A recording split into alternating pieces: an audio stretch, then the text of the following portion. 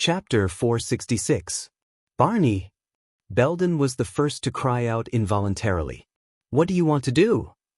While everyone was in disbelief, Barney Jr. laughed bitterly. He looked at everyone as if he had been freed and resigned to his fate. What do I want to do? Nothing. Barney Jr.'s gaze slowly calmed down, and he looked even more ominous. My father, you and all of you, Barney Jr. snorted and shook his head slowly. Samuel was right. Everything we did was meaningless. Samuel lowered his head in anguish. Nalji was also right. We already belong here. We can't leave. Nalji snorted coldly. Even Zacriel was right. Some things should never be mentioned. Zacriel's expression was complicated.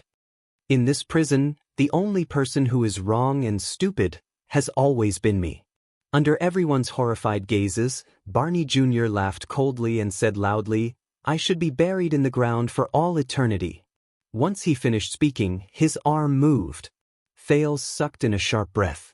However, before everyone could cry out in surprise, a figure pounced on him and seized Barney Jr.'s sword-wielding wrist. No. Under Thales' astonished gaze, Nair, the former second logistics officer, grabbed Barney Jr.'s chest and wrestled with him while his arm trembled. No, Barney. Nair pursed his lips and shook his head fiercely. He struggled to speak through gritted teeth. Barney Jr. pushed against Nair, who refused to budge an inch. Let go, Nair. I don't want to hurt you. Belden gritted his teeth and took the chance to sneak behind Barney Jr. I am the logistics officer of the guards, you know. Nair seemed to be trying to be humorous, but his gaze was almost pleading. Non-combat casualties are my responsibility. Many people reacted to his words. Barney Jr. was stunned for a moment before he chuckled. Logistics officer, what? You don't even care about what little dignity I have left. In the next second, Barney Jr.'s expression changed, and he shouted angrily, Are you going to take it all away? With hell senses, Thales saw Barney Jr.'s power of eradication surge. Nair's hand was instantly released, and his opponent turned around and threw him away. Don't. Nair crashed into Belden, who intended to seize the opportunity to launch a sneak attack and snatch the sword. He coughed up a mouthful of blood and grunted in pain. But the moment Barney Jr. grabbed his sword again, a third figure pounced on him and pressed down on his arm. This time, Barney Jr. stared at the person who stopped him in surprise. It's not that simple, Barney. Nalji sneered before Barney Jr.'s eyes. He seized Barney Jr.'s right arm from an ingenious angle. After such a long period of torture, you want to escape just like that? Like your coward father? Nalji said hatefully, No way. Barney Jr. furrowed his eyebrows at first, then his anger surged. But Nalji interrupted him. At least, not in front of me. In the next second, against everyone's expectations, Nalji raised Barney Jr.'s arm with a cold smile. He faced the edge of the sword himself. There was a ripping sound. It was the sound of steel tearing through flesh, a sound that Thales had heard countless times. Thales cried out in surprise with his eyes wide open. It shouldn't be like this. It shouldn't be. He was not the only one who reacted this way. Most of the royal guards cried out in surprise. Asterisk clang. Asterisk the long sword fell to the ground. Asterisk thud. Asterisk with a languid smile that he had not shown for a long time, Nalji slowly let go of Barney Jr.'s arm. Endless blood gushed out from his neck. It reflected the light from the fire, and it looked like lava in a volcano. The blood made the stunned Barney Jr.'s face turn scarlet. It was as if he wanted to vent all the grievances and resentment he had felt for the past 18 years. Nalji. Cannon, who was in the same cell as Nalji, rushed forward with a roar and grabbed Barney's body. Bruley pounced on him right after. Both of them were panicking. Cannon held Nalji, who was bleeding profusely from his neck. He pressed his palm against the terrifying wound in vain, and he began to mutter in fear. Help me, Bruley. No, this is an artery. I can't stop the bleeding, I can't. As he stared at Nalji on the ground, Barney Jr. first froze on the spot like an ice sculpture. He then raised his bright red hands and wiped his cheeks, which were also covered in blood. His face was filled with disbelief. What is this? What is this? Barney Jr. started to tremble. Nalji flashed a pale smile, as if he had succeeded. He seemed to want to say something, but when he opened his mouth, he could only gurgle as blood gushed out of his mouth. In the end, with his life that was about to disappear, he shook his head slowly at the stunned Barney Jr. The sudden accident frightened everyone. Quick Rope, who was frightened, pulled Thales back with him. F***CK, is this your plan? You want to turn them into dangerous lunatics? Thales widened his eyes and stared at the scene in front of him. He stared at the blood that was slowly spreading on the ground. He remembered a long time ago when he was in an abandoned house. The blood on Quide's neck was also the same. It was bright red, surging, and did not seem real at all. It was like bright paint. It was all over his head and face. Or maybe they had been crazy for a long time, and you just dug out their madness. This. Quick Rope stared at Nalji in disbelief, who only wanted to die. Thales trembled. No, this isn't what I want. But, they want to commit suicide?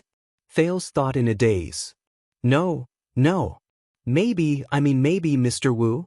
She took you for a ride that day. Maybe she went to, at that moment, the terrifying red blood seemed to have surpassed the ground. It rose like a tidal wave and surged towards him. It swallowed him whole. In the dark dungeon, Samuel, Tardan, and even Zakriel were shocked. They stood dumbfounded on the spot, not knowing how to react. Then, another panicked shout attracted their attention. Naya, what's wrong with you? Belden cried out in terror. Everyone turned their gazes. Nair, who was thrown over by Barney Jr. earlier, was lying in Belden's arms and coughing in pain.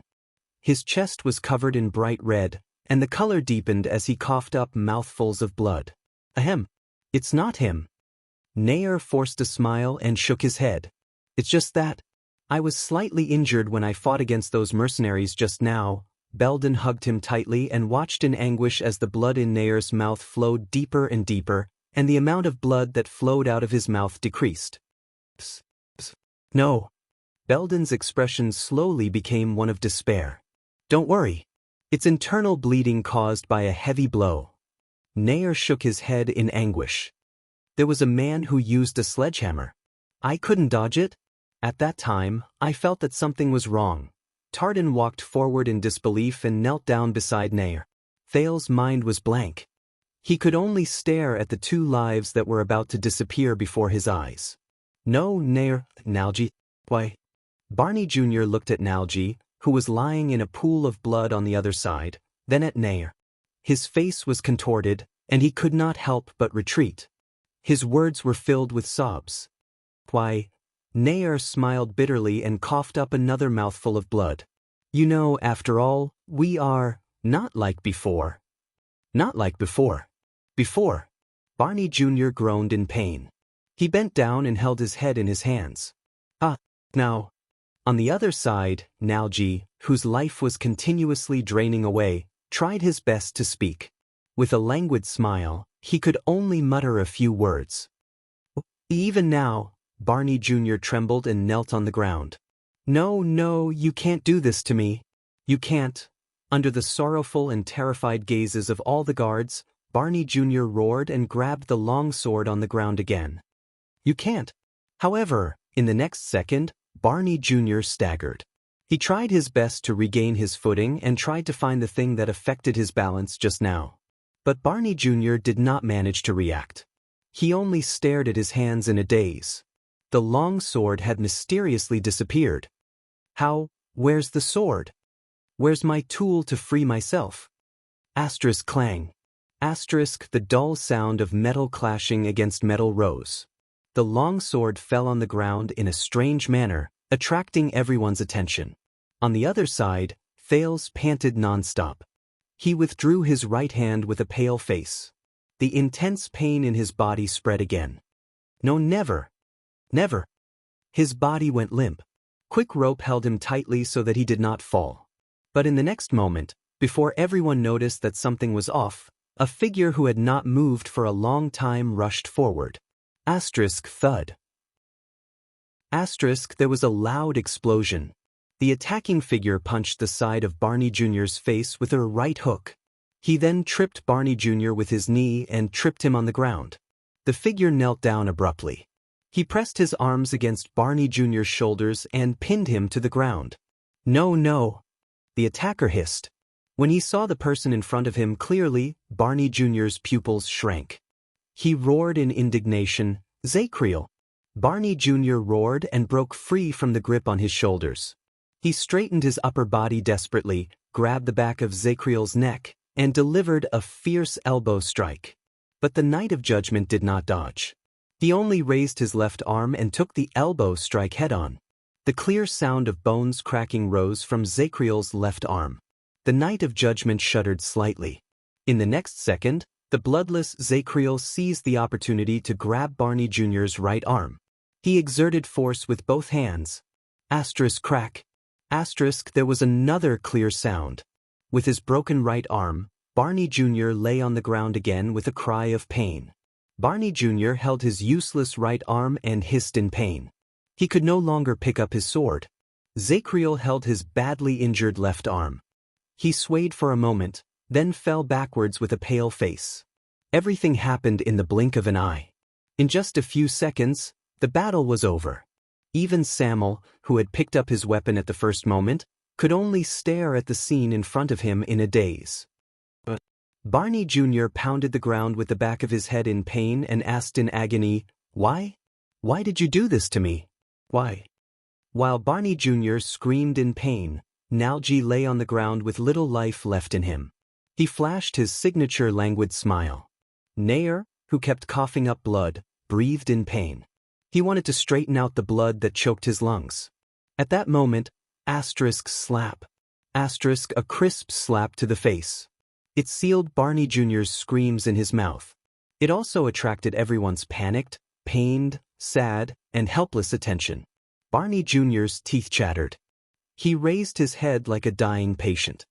11 times, no, it was Zacriel. With wounds all over his body, he lay beside Barney Jr. He gritted his teeth and squeezed out a few words. 11 times, no more, his words trembled and his tone was sorrowful. Barney Jr. seemed to have sobered up a little. He stared blankly at Zacriel, who was convulsing. "What, 11 times? Zacriel inhaled laboriously and exhaled even more laboriously. Then he slowly raised his head. He exposed his face to the light of the fire. Drip. A tear rolled down from his wrinkled eye socket. It was silent, but it could not be ignored. Zacriel knelt on the ground and raised his empty hands. His face was covered in tears. "Enough," he said in a daze. At that moment, the dying Thales, who was tortured by the aftereffects of mystic energy, was stunned. Zacriel, the Knight of Judgment. Strong. Steady. Determined. Callous. Unparalleled. Unstoppable. Unshakable. That was his impression of Zacriel. But now, he had never seen Zacriel like this. A weeping Knight of Judgment. Everyone fell silent. They stared at their watchman in disbelief. 11 times. Zacriel sobbed and trembled like a child who had done something wrong. He was filled with remorse and pain. Year 86 of the calendar of eradication, John I passed away on his journey. The 3 stars under him fought for the throne, and internal strife lasted for years. His tear-filled eyes stared into the air. From then on, the royal guards served their masters. Their comrades fought against each other with swords. Nalji's breathing quickened uncontrollably. Nair's coughing grew softer and softer. No one knows that in the Watchman's records, the royal guards of Constellation have already experienced 11 divisions and internal strife in the past 600 years. Zacriel closed his eyes in pain again. His hands trembled as if he was holding a huge rock weighing 10,000 kilograms, but at the same time, it felt as if he was holding nothing at all. The royal guards, 11 times in total, fratricide. Thales's gaze froze. "I beg you, enough." Zacriel turned his head around. With a sobbing tone, he begged everyone in front of him like a broken patient. "Don't, I'm bleeding." The dungeon was getting darker and darker. There was only one torch left, and it was still burning as if it didn't have much time left. It was waiting for the darkness that would eventually come. Samuel stared at him in a daze, Belden stared at him in shock, Tardin stared at him in grief, and Bruley stared at him in grief. Barney Jr. stared at him with an incredibly conflicted look. Thales struggled. He supported Quick Rope and used all his strength to stand up. Compared to my predecessors, I am the worst, the weakest, the most useless, the worst, and the most unbearable watchman in the history of the Royal Guards. Zacriel's confession continued. His tone was filled with remorse and self-blame that could not be dispelled for the rest of his life. I can't protect you, I can't lead you, I can't protect you. I can't even make my own choices. I can only watch everything happen, powerless and helpless. With tears in his eyes, he swept his gaze over his wounded teammates in a daze. In the end, his gaze stopped in the air, and he stared at the non-existent people.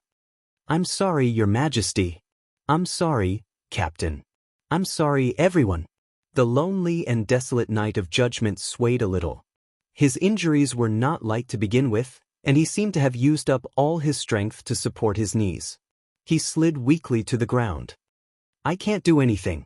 Zacriel's tear-filled gaze was fixed on Thales. It was as if he was looking at another person. He was sad and in despair. Anything. Chapter 467. Asterisk thump. Asterisk another heartbeat sounded like a heavy hammer.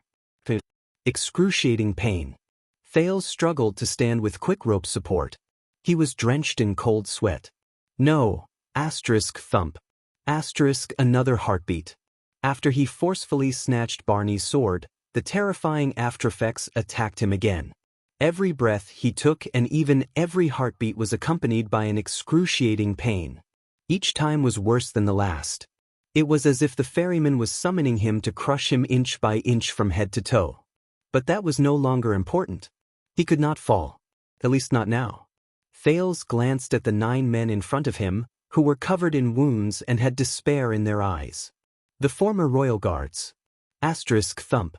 Asterisk after the next heartbeat, the nearly exhausted sin of Hell's River surged again, as if it had been saved from a desperate situation. It filled his limbs and surged towards his heart, which could not bear the heavy burden, and his body, which was on the verge of collapse. An unfamiliar yet familiar fluctuation attacked him, and the scene of him fighting against the Star Killer on the night of Dragon's Blood appeared again. The sin of Hell's River began to consume a large amount of energy to speed up the regeneration and recovery of the damaged tissues in his body. It was accompanied by an infinitely magnified pain. Thales began to tremble uncontrollably. But unlike before, when he listened to Zacriel's confession, Barney Jr.'s sobs, the sound of Nalji gulping down blood, and Nayer's increasingly chaotic breathing, Thales suddenly realized that he could ignore the pain that had once made him wish he was dead. Zacriel's words rang in his ears like it was a lifetime ago, but they were incredibly clear. The royal guards served their masters and comrades fought each other with swords. A total of 11 times, they fought against each other. Asterisk thump. Asterisk the night of judgment stared blankly into the darkness in Thales' increasingly dim vision. I can only watch as everything happens, powerless and helpless. I'm sorry, Zacriel said emptily. I can't do anything. Thales subconsciously tightened his grip on Quick Rope's arm and closed his eyes. The sin of Hell's River was like a beast that had found its prey. It continued to roar in his body. But at that moment, Thales seemed to have returned to that night in the abandoned house. He lay powerlessly on the dilapidated floor. He heard Quide's maniacal laughter.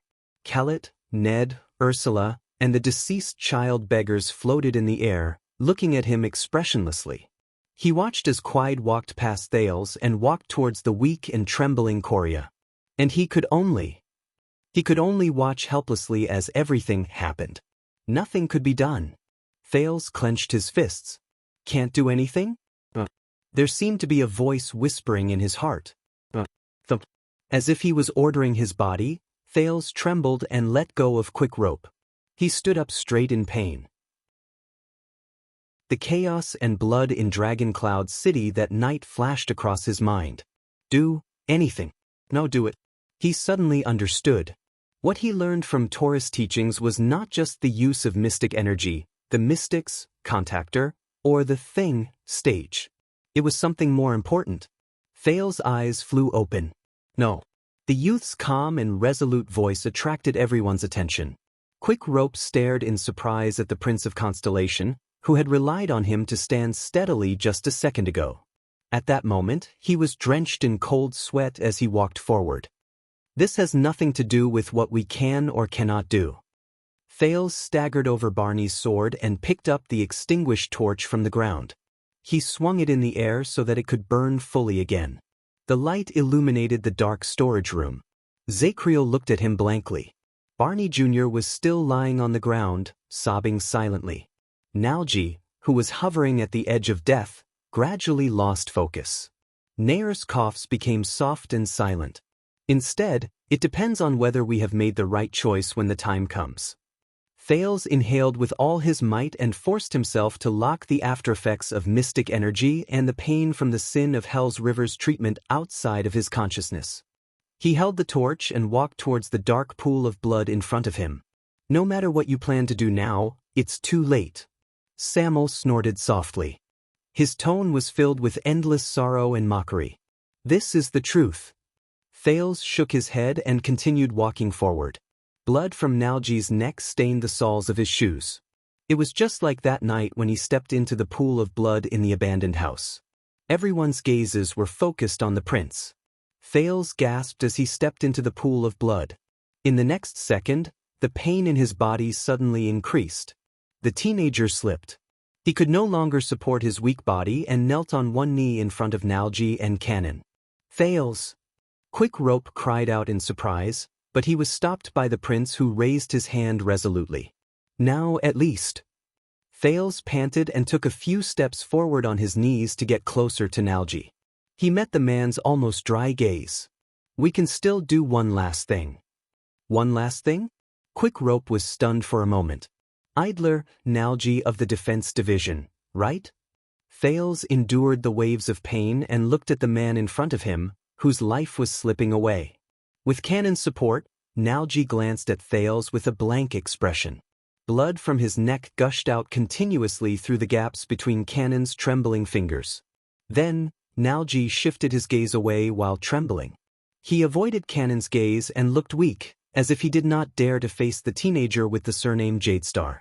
I know what you've done. Nalji shuddered slightly. The light from the fire illuminated Nalji's face, which was about to leave. His face was sallow and dry, and it was wrinkled with despair and pain. Thales gritted his teeth and squeezed out a calm smile as he watched Nalji's neck bleed profusely. He tried his best to make his words sound calmer. You participated in the conspiracy and civil strife. During the chaotic era, you wavered between your family and the royal power. In the end, you chose to deny the late king and pledge your loyalty to another Jadestar. You chose the future he represented.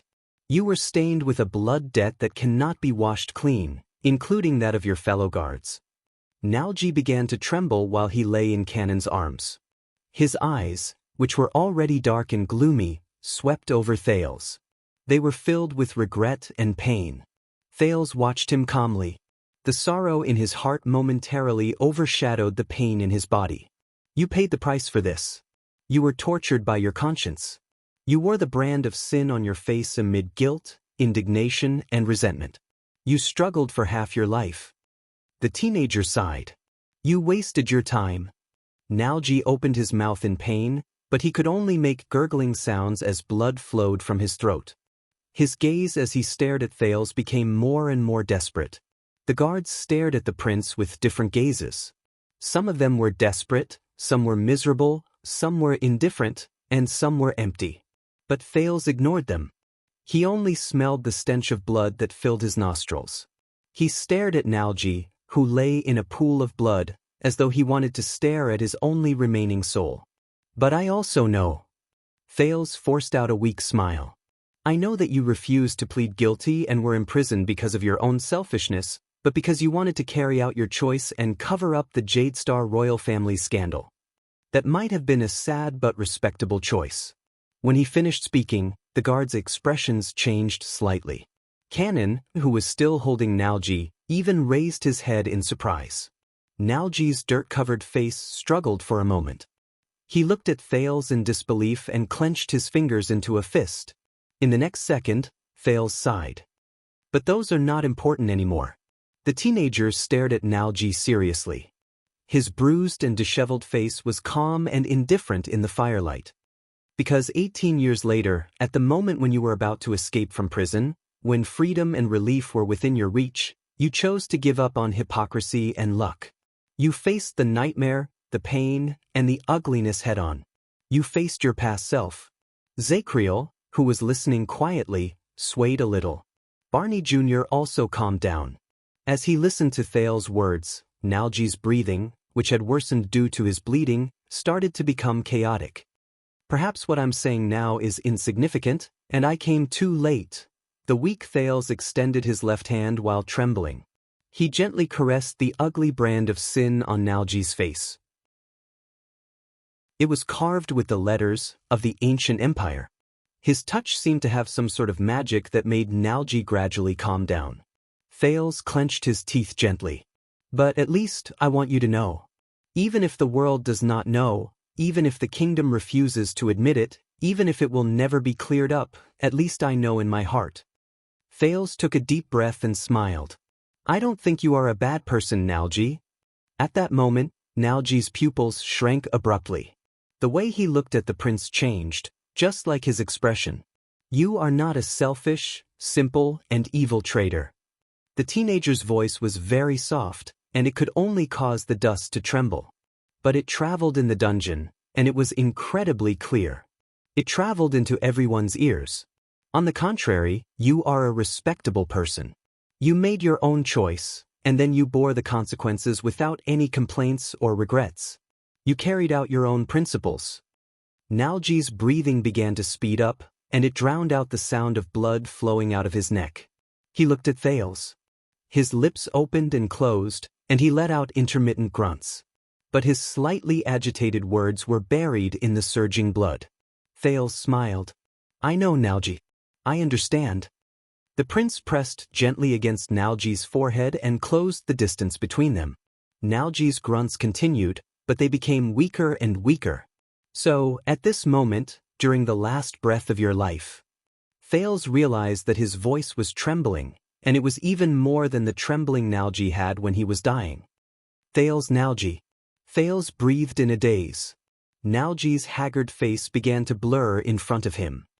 In the name of the second prince, Thales Jadestar, the legitimate descendant of the Jadestar family, the only heir to the 9-pointed star crown.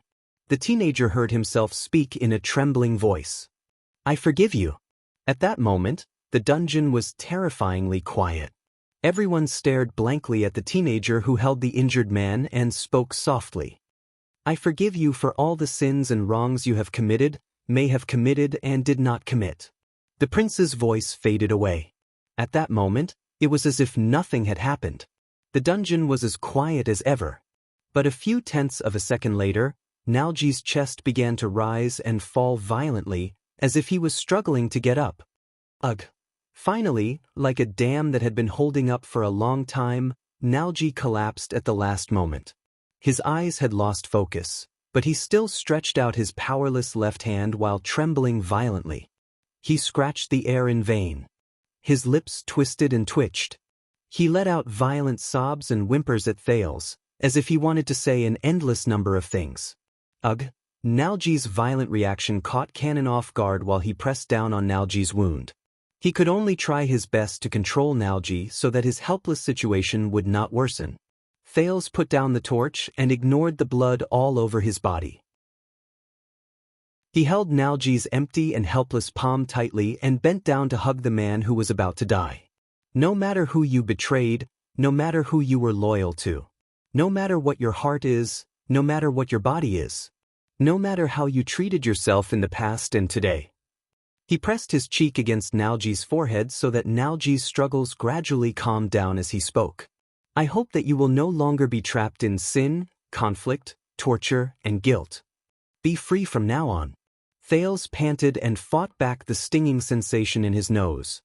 I hope that your past will vanish into thin air and that your nightmare will end now. Rest in peace from now on. No one made a sound. At that moment, the only sound in the dungeon was Nalji's slowly calming and weakening breathing. 1 second, 2 seconds, 3 seconds. After an unknown amount of time, Nalji's struggles finally calmed down. Thales exhaled, patted the frozen cannon, and let go of Nalji. He lowered his head in a daze. At some point in time, the person in his arms had already closed his eyes. He no longer moved. He's gone, Thales said to himself bitterly. After 18 years of torture, he's gone. But Thales immediately moved. An endless amount of crystalline tears slid down Nalji's lifeless face. Tears gushed out of his eyes, and they surpassed the blood flowing from his neck. Thales felt his heart ache. Thank you, Your Highness. Cannon sobbed while still holding his comrade's body. Thank you, Your Highness. Nalji, Thales raised his head and stared at him in a daze. Nalji's tear-stained face was contorted into an arc. He seemed to be suffering from intense pain. But Thales knew. It was not pain. It was something that Nalji had not shown for 18 years. A smile. Thales froze for a moment in his bewilderment. Then he staggered to his feet and raised the torch again. It was only then that he realized that at some point in time, everyone in the dungeon was staring at him. They were either surprised, excited, worried, or sad. It was as if the teenager was the main character on the stage at that moment. Even Zakriel stared at Thales in a daze. He did not move. Quick Rope was silent. There was a hint of meaning in his gaze as he stared at Thales. Thales took a deep breath and moved his gaze away from Nalji. He walked to the other side. He did not know whether the aftereffects of his mystic energy had let him go, or whether the sin of Hell's River had finally recovered. The pain in his body began to become numb, and it was not worth mentioning in his current state. With weak steps, Thales approached Belden, who was still holding Nair. Nair coughed in pain. As he stared at Thales, his eyes reflected the light from the fire and brightened. Your Highness, we... As he watched Nalji, who was no longer breathing, Belden suppressed the emotions in his chest. He was just about to speak when Thales raised his right hand and stopped him. Wait. The teenager shook his head. Belden immediately closed his lips. He did not show any objection. It was as if this was his duty. Perhaps they were affected by what happened just now, but no one wanted to interrupt Thales. Just like before, Thales knelt on one knee in front of Nair. He stared at the man who was still smiling at that moment and coughed continuously. A large amount of internal bleeding after a blunt blow. As a logistics officer, I know this very well, Nair said with difficulty. His face was pale and he was drenched in cold sweat. Belden, who was beside him, could not bear to watch.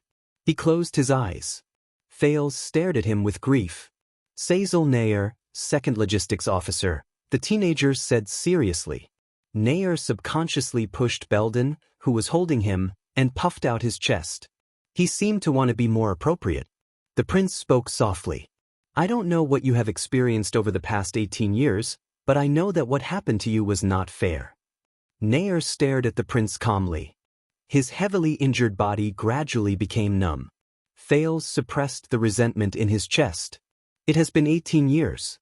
You have suffered injustice and pain, and you have borne the consequences that are not commensurate with what you have done. I know that you have nowhere to complain about the injustice you have suffered, that you cannot speak of your pain, and that the justice and innocence you deserve may never come. As he listened to the prince's words, Nair's gaze gradually became unfocused and grief filled his eyes. But Thales held his palm. Nair's palm was very cold, as if his blood had never flowed through it. But you, logistics officer, please do not worry. Thales' tone fluctuated slightly. Because at least I will remember your innocence and righteousness. Nair's cold palm began to tremble. I will remember that there was a person who, no matter how much pain and injustice he suffered, whether it was in the past or now, whether he was alive or dead, believed and cherished his comrades from the beginning until the end, and never wavered. Nair's vision was already very blurry, but he tried his best to smile at the prince. This made Thales feel rather gratified, and it made his heavy heart slightly ease after he experienced Nalji's death. Thales took a deep breath and suppressed the sadness at the bottom of his heart. Sazel Nair. As Thales spoke, he pressed his forehead against Nair's. May Hell's river have a smooth journey. Thales said softly, may you rest in peace. Nair's body trembled slightly, even though he did not have much vitality left. The dungeon was still very quiet. But at that moment, no, your highness. Thales let go of Nair and stared in surprise at Nair, whose face was covered in tears, but he still spoke up to refute him. We swore an oath. Nair shuddered. His lifeless eyes stared at the empty ceiling, but there was a tearful smile on his face as he spoke laboriously. As the Emperor's Praetorian guards, our souls will not enter heaven, nor will they descend to hell. Instead, they will be forged in the mighty empire. Souls? Thales was slightly stunned. Nair's smile became even brighter as tears fell from his eyes. Thales felt a pang in his heart. Just like my brothers in the past, Nair could no longer see the scene in front of him clearly, but he still used what little strength he had left to turn in everyone's direction while trembling. Sazel Nair, second logistics officer of the Royal Guards. Thud. He laboriously clenched his right fist and punched his chest. He did not care about the heavy burden and pain this action brought to him. Thales looked at him in surprise. He suddenly realized that the guards around him, be it Zakriel, Barney Jr., Belden, or Samuel, had subconsciously puffed out their chests and put on stern expressions. It was as if they were attending the most solemn occasion. Everyone. Nair widened his eyes, which only served to reflect the darkness, and spoke hoarsely. My sword is broken. My mission is complete. He seemed to be forcing his weak lungs to breathe as he tried his best to squeeze these words out of his mouth. His words were articulate, and his tone was firm. Every word caused the guards to tremble. Nair sucked in a deep breath. I have fulfilled my duty, I have fulfilled my duty. Halfway through his sentence, Nair's breathing stopped, and he panted a few times. But Nair recovered and quickly continued. I will rest by the Emperor's side. The dying Nair's words came to a halt, and he released his fist from his chest. Nair shook his head. He trembled as he touched Thales's disheveled face. Thales lowered his head slightly and placed his cheek on Nair's palm. Nair touched the prince's face and cast a profound glance in Thales's direction. In the next second, Nair put on his palest and most gentle smile. He said firmly, I will rest by the Emperor's side. My sword is broken. My mission is complete. I have fulfilled my duty. I will rest by the Emperor's side. The prisoners listened to his last words in a daze. They were either touched or sighed. Nair stared at the air and tried his best to hold his breath, as if he was waiting for something. Finally, as rustling sounds rose, the ashen-faced Barney Jr. looked as if he had just woken up from a nightmare. He hugged his aching right arm, pressed it against his chest, and leaned against the wall. Second Logistics Officer, Sazel Nair. You have fulfilled your duty. Barney Jr. suppressed the change in his voice as he spoke in a hoarse voice. You will rest by the Emperor's side. Finally, Thales saw Nair's pale smile relax, as if he had let go of a burden. Thales raised his head and saw all the guards pressing their hands against their chests at the same time. They spoke solemnly, sorrowfully, or agitatedly in unison as they recited the royal guard's funeral oration. Only the inheritance shall continue. Witness eternity. The moment he finished speaking, in the next moment, Nair's hand, which was supporting the teenager's face, loosened. It fell abruptly and powerlessly, and Thales caught it. Thales lowered his head and saw that Nair's pupils had completely lost their luster. He's gone. One more time, Thales whispered to himself. Belden whimpered painfully in his throat, and Cannon sobbed softly. Barney Jr. shut his eyes and spoke in a trembling voice. 38th, he paused for a moment and glanced at Nalji's body across from him. In the end, Barney Jr. still lowered his head and shook it in despair. 39th. Zakriel pressed his face into his hands again. His shoulders trembled. After sending off their two brothers, the guards were exceptionally quiet at that moment. The silence lasted for a few seconds before Thales gently let go of Nayer's body. "It's not over yet," he said to himself as he dragged his weak body along. "Not yet." Thales turned his head and swept his gaze over the figures. Chief Penal Officer, Lieutenant Belden. Second Flag Bearer, Colin Samuel. Belden bit his lip tightly. Samuel had a complicated expression on his face. The prince swayed and stood up with the torch in his hand. His figure was very clear in the firelight. "I understand all of you, and I understand all of you." Thales spoke in a hoarse voice. "But I don't have my father's power, and I don't have his status. I can't absolve you, clear your names, or plead for you." As he spoke, he swept his gaze over Barney Jr., who was completely disheartened and silent. "I also know my father's personality. Even if I return to Eternal Star City, I will still have no power or influence. What I say is worthless and even meaningless."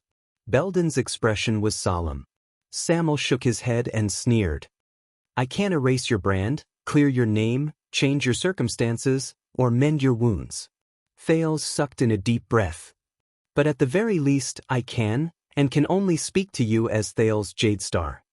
He lowered his head and said quietly, "I'm sorry." Belden and Samuel moved at the same time. "Just like Nayer, I know of your grievances, I know of your pasts, and I know of your innocence." Thales tried his best to make his tone sound calm and sincere. "I also know of your persistence. And I will remember it for the rest of my life. No matter what others are like." At that moment, Belden tried his best to squeeze out a miserable smile and shook his head. Samuel's eyes sparkled, and he stared at the prince with an indescribable gaze. "Just like Nayer, your names have long since been cleared from my heart." Thales tried his best to get rid of the sadness in his heart and curled up the corners of his lips. "You are excellent royal guards." "Thank you." Belden's voice froze, and he could not speak. "Your Highness." Samuel turned his head away and sank into the darkness. His expression could not be seen. Thales forced himself to smile, and with his weak body, he turned to the other three people again. The cavalry scout of the Vanguard Division, Jonah Cannon. The guard of the Defense Division, Sol Bruley. And you, Gutty Tardin, who comes from a noble family. When his name was called, Cannon shuddered while he held Nalji's body. He did not dare to raise his head. The huge Bruley whimpered in pain. Tardin even turned his head away in shame. "You were involved in the conspiracy and chaos that year. You even participated in it. You participated in the blood war that year, and caused the royal family to suffer an unexpected disaster. The kingdom suffered a great disaster, and your sins cannot be erased." The three of them became even more dejected. Cannon buried his face in Nalji's body, and he sobbed nonstop. Bruley knelt on the ground with a dazed look on his face. Tardin bit down on his lip, and he seemed to be prepared. Thales looked at the three people. The emotions in his heart were incredibly complicated, and they were difficult to describe. But in the end, he still took a deep breath and shook his head. "But," Thales put on a faint smile, "I forgive all of you." There was a deathly silence. Belden widened his eyes. Even Samuel furrowed his eyebrows. The three people involved, be it Tardin, Bruley, or Cannon, were completely stunned at that moment. "Your Highness," Tardin said subconsciously. Thales did not let him continue. Instead, he looked at Nalji and Nayer's bodies and said faintly, "Just like Nalji, you made your own choices among the many paths you took. And today, things remain the same, but people have changed. It is no longer important to look back on the rights and wrongs of the past." When Thales finished speaking, Tardin shuddered a little. The prince spoke calmly without a hint of resentment or disdain in his tone. "More importantly, you have already paid the price, be it the death of your brothers and sisters, the punishment of your conscience, or the guilt and nightmares that will accompany you for eternity." The three of them still stared at Thales in disbelief. "And I have also seen what kind of people you are. No matter what choice you made in the past, today, you did not let Zacriel bear the sin alone. Instead, you faced your past, stood up, and admitted what happened in the past." Quite a number of people looked at Zacriel, But the heavily injured Knight of Judgment still did not say a word. Thales sighed. And today you saved my life. Even though you know the truth, unlike Barney, you know very well that this will not allow you to be pardoned. As he spoke, Thales felt the pain in his body disappear completely. He did not know whether it was because time was up or because the power of eradication took effect. Only weakness, absent-mindedness, emptiness, and an unprecedented sense of relief, as if a heavy burden had been lifted. Thales looked up and tried his best to smile. His voice was hoarse. So, I forgive all of you. I forgive all of you. I forgive all of you. I forgive all of you from the torture of the past, and I forgive all of you from eternal guilt. I hope that all of you will be reborn at this moment. This is my choice. The voice in Thales' heart whispered. Compared to power and status, this is what I should truly cherish, care about, and hold on to. This is my true anchor. Silence. The silence lasted for a few seconds. Only sparks and breathing could be heard. Finally, Cannon was the first among the three of them to break down. He placed his hands on the pool of blood on the ground and cried bitterly. Cannon's reaction seemed to have opened up something. Then, Tardan knelt on the ground and covered his face in pain and regret. Your Highness. He sobbed uncontrollably. Bruley's lips quivered, but he did not make a sound. He only shut his eyes deeply and lowered his body and head as low as possible in Thales' direction. Samuel sighed. Belden put down Nayer's body and stared at Thales. Thales smiled at them. I'm sorry, I can only say these words in my own name. After all, I'm not the king. This is all I can do. He added dejectedly. Belden shook his head and met the prince's smile with his most grateful and restrained one. But what you did was far more than that. More than that. Once he finished speaking, Thales sucked in a breath and looked at Barney Jr. on the other side. Quick Rope, who stood by the side, watched everything in a daze. Two bodies lay peacefully on the ground in the dark dungeon. Zacriel knelt on the ground in a daze and stared at Thales. Barney Jr. leaned against the wall indifferently and did not move. The other 5 prisoners were in a sorry state. They were either agitated, sad, weeping with their hands on their heads, or sighing while kneeling on the ground. Only the teenager who held the torch stood among the crowd with a relieved smile on his face. His thin and weak figure, under the illumination of the fire, seemed tall and strong. What is he doing? Samuel, who stood by the side, mumbled to himself in a daze. Belden heard what he said. He did nothing. The penal officer watched Thales walk towards Barney Jr. He spoke softly, and at the same time, there was anguish and hope in his voice. He just raised the torch. Then, Belden stared at Thales from afar and said quietly in his heart, "Light up the darkness around us." In the next moment, Belden could no longer control himself. The warrior, who was tough and fierce on the battlefield, turned his head around abruptly. He covered the tears that gushed out of his eyes. End of this chapter. Chapter 468. Thales did not feel good. Very bad. The rising and falling soreness in his body, the cold that caused his joints to tremble, the hunger that seemed to burn through his stomach, the pain and numbness from his old and new wounds, and the dizziness and fatigue that caused him to use up all his energy, all sorts of negative feelings assaulted him like a flood. The royal guard's sobs and gasps seemed to echo faintly in his ears. It was so stimulating that Thales' vision began to fluctuate. The sin of Hell's River, which had always been restless and unruly, was now lying dormant like a seriously ill beast, refusing to give him any more help. Thales knew that this might be the side effect of the sin of Hell's River's recovery ability, or the side effect of abusing mystic energy, or even the alchemy ball exploding. He had already tortured this young body too much. But he had no choice. Under Quick Rope's worried voice and Belden's nervous gaze, the teenager used all his strength to stand firm. But he could not fall down. In his daze, Thales, whose body and mind were equally heavy, waved his hand and rejected the other's help. Not yet. He bit down hard on the tip of his tongue a few times, causing himself to shiver. It was as if he could absorb enough strength from the almost numb pain and focus his mind. In a different kind of silence, Thales turned around laboriously with the torch in his hand. He looked at the man who sat against the wall with a desolate and dejected look on his face while he held his injured arm. Following Thales' gaze, the others also turned to the pitiful man who did not say a word and only stared blankly at the two corpses. Belden's bloodshot eyes were fixed on the man, as if he was expecting something. Cannon and Tardan's expressions were filled with shame, as if they did not dare face the man.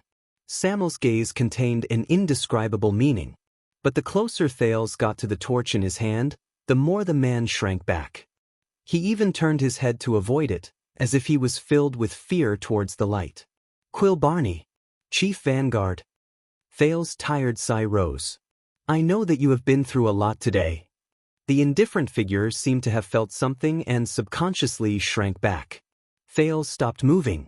In the teenager's blurry vision, Barney Jr.'s figure gradually became clear. Not long ago, it was this man who extended his rough, calloused palm to him. But at this moment, the vigor in his eyes was long gone. Instead, it was replaced by darkness. It was filled with despair, self-blame, pain, and perplexity. No, Your Highness. Barney Jr.'s head was pressed against his shoulder and the wall. Half of his face was immersed in the darkness and could not be seen clearly. No. His words were filled with hatred, which made the brand on his face even more obvious. Don't use those emotional tricks on me, don't comfort me, and don't forgive me, Barney Jr. did not continue. He hugged his injured arm and curled up in the corner, hiding from the light. He was like a trapped beast that had lost its vitality. It was a dead end. Only the walking dead remained. What took him away? What took this man away from her? The warrior who resolutely and fiercely brandished his sword and shield and charged into the enemy's formation? The limiter who had never changed his expression even when he was in a desperate situation, drenched in blood? Thales inhaled softly and threw away the torch in his hand. The dim and blurry light and shadow flickered. Without the stimulation from the torch, Barney Jr. finally turned his head slightly. Of course not. The teenager had a gentle smile on his face. And I am not prepared to do that. Thales stared at Barney Jr., and his tone became steady. Because you did nothing wrong. The trembling Barney Jr. was stunned for a while. The underground prison became quiet. Then, Thales continued to speak. Since 18 years ago, as the loyal vanguard of the Royal Guards, Barney, your path has always been clear, straight, one-way, and unique. You live in the purest world. You only need to be yourself and protect your companions. You never need to choose between two difficult choices. Barney Jr.'s gaze slowly froze, but he did not move. The teenager turned to the other people in the underground prison. His tone was deep and he seemed to sigh. Unlike them, Zacriel stared at the two corpses on the ground. His gaze was unreadable. Samuel lowered his head deeply, as if he was indignant. Unlike Nalji, who was filled with remorse and guilt. He yearned for peace in his heart, but could not find it. Cannon, Bruley, and Tardan each had a troubled look on their faces. Unlike Nair, who felt like there was a fishbone stuck in his throat when he learned the truth. He was tormented by hesitation and could not speak. Thales stared at Barney Jr.'s expressionless face. In the end he sighed. Unlike your father. Father. The moment that word left his mouth, Thales saw Barney Jr. shudder violently.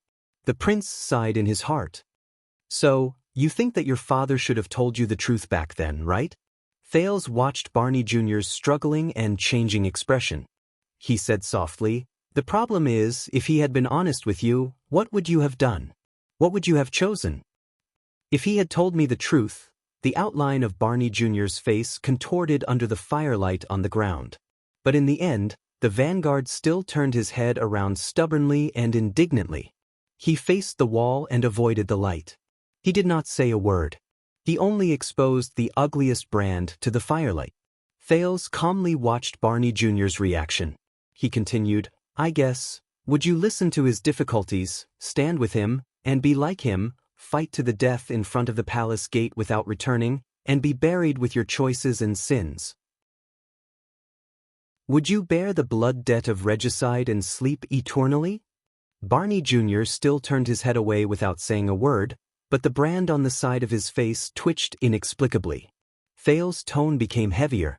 Or would you be loyal to the late king and stand against him?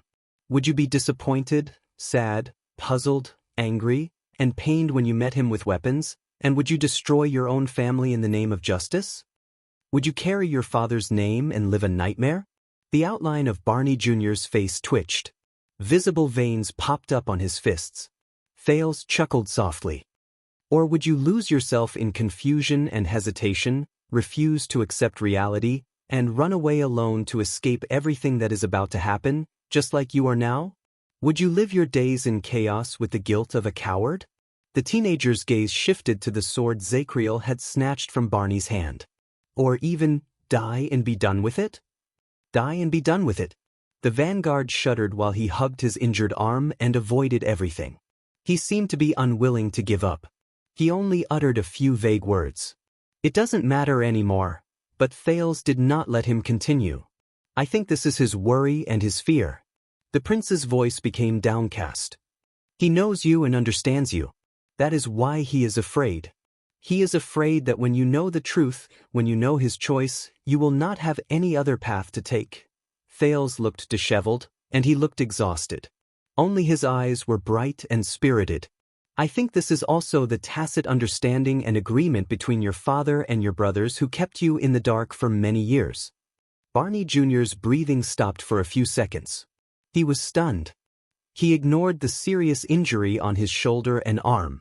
He turned his head around again and looked at Tardin and the others. But they all lowered their heads and avoided his gaze. Thales ignored Barney's confused and pained expression. Instead, he stared into the distance, which did not exist, and sighed softly. Your father did not intentionally betray and deceive you, Vanguard Barney. He did not place bets on both sides and curry favor with you in the middle, as Nalji said. There was regret and sorrow in the teenager's voice. The truth is he loved you. He wanted to protect you. Thales paused for a moment, and Barney's breathing became increasingly erratic. I don't know how to express it. The prince's voice was steady, but there was a profound meaning to it. There was an indescribable emotion in it. So, he made the choice for you. No one knew that at that moment. Thales clenched his fists tightly. The choice you made. Barney Jr.'s thoughts stopped for a moment. The vanguard was in a daze. In his distant memories, the familiar figure that often visited his nightmares for the past 18 years appeared again. That sturdy, tough, stubborn figure that he thought would never fall. And the voice that used to be there. Solemn, forceful, and earnest. Your grandmother wrote. She wants you to go back. I think it should be your choice. Barney Jr.'s gaze was unfocused in the firelight. Make a trip back. The choice is yours. Barney Jr. subconsciously hugged himself tightly and shuddered. An inexplicable fear rose in his heart. But in the next second, what he heard was a voice that was rarely heard from the other party. It was not so forceful, and it even sounded a little weak and helpless. No, we can't escape. My son. The voice became more and more indistinct, but the face became clearer and clearer. Let me choose, though. Barney Jr.'s expression slowly twisted. He hugged his injured arm in pain. His breathing was intermittent.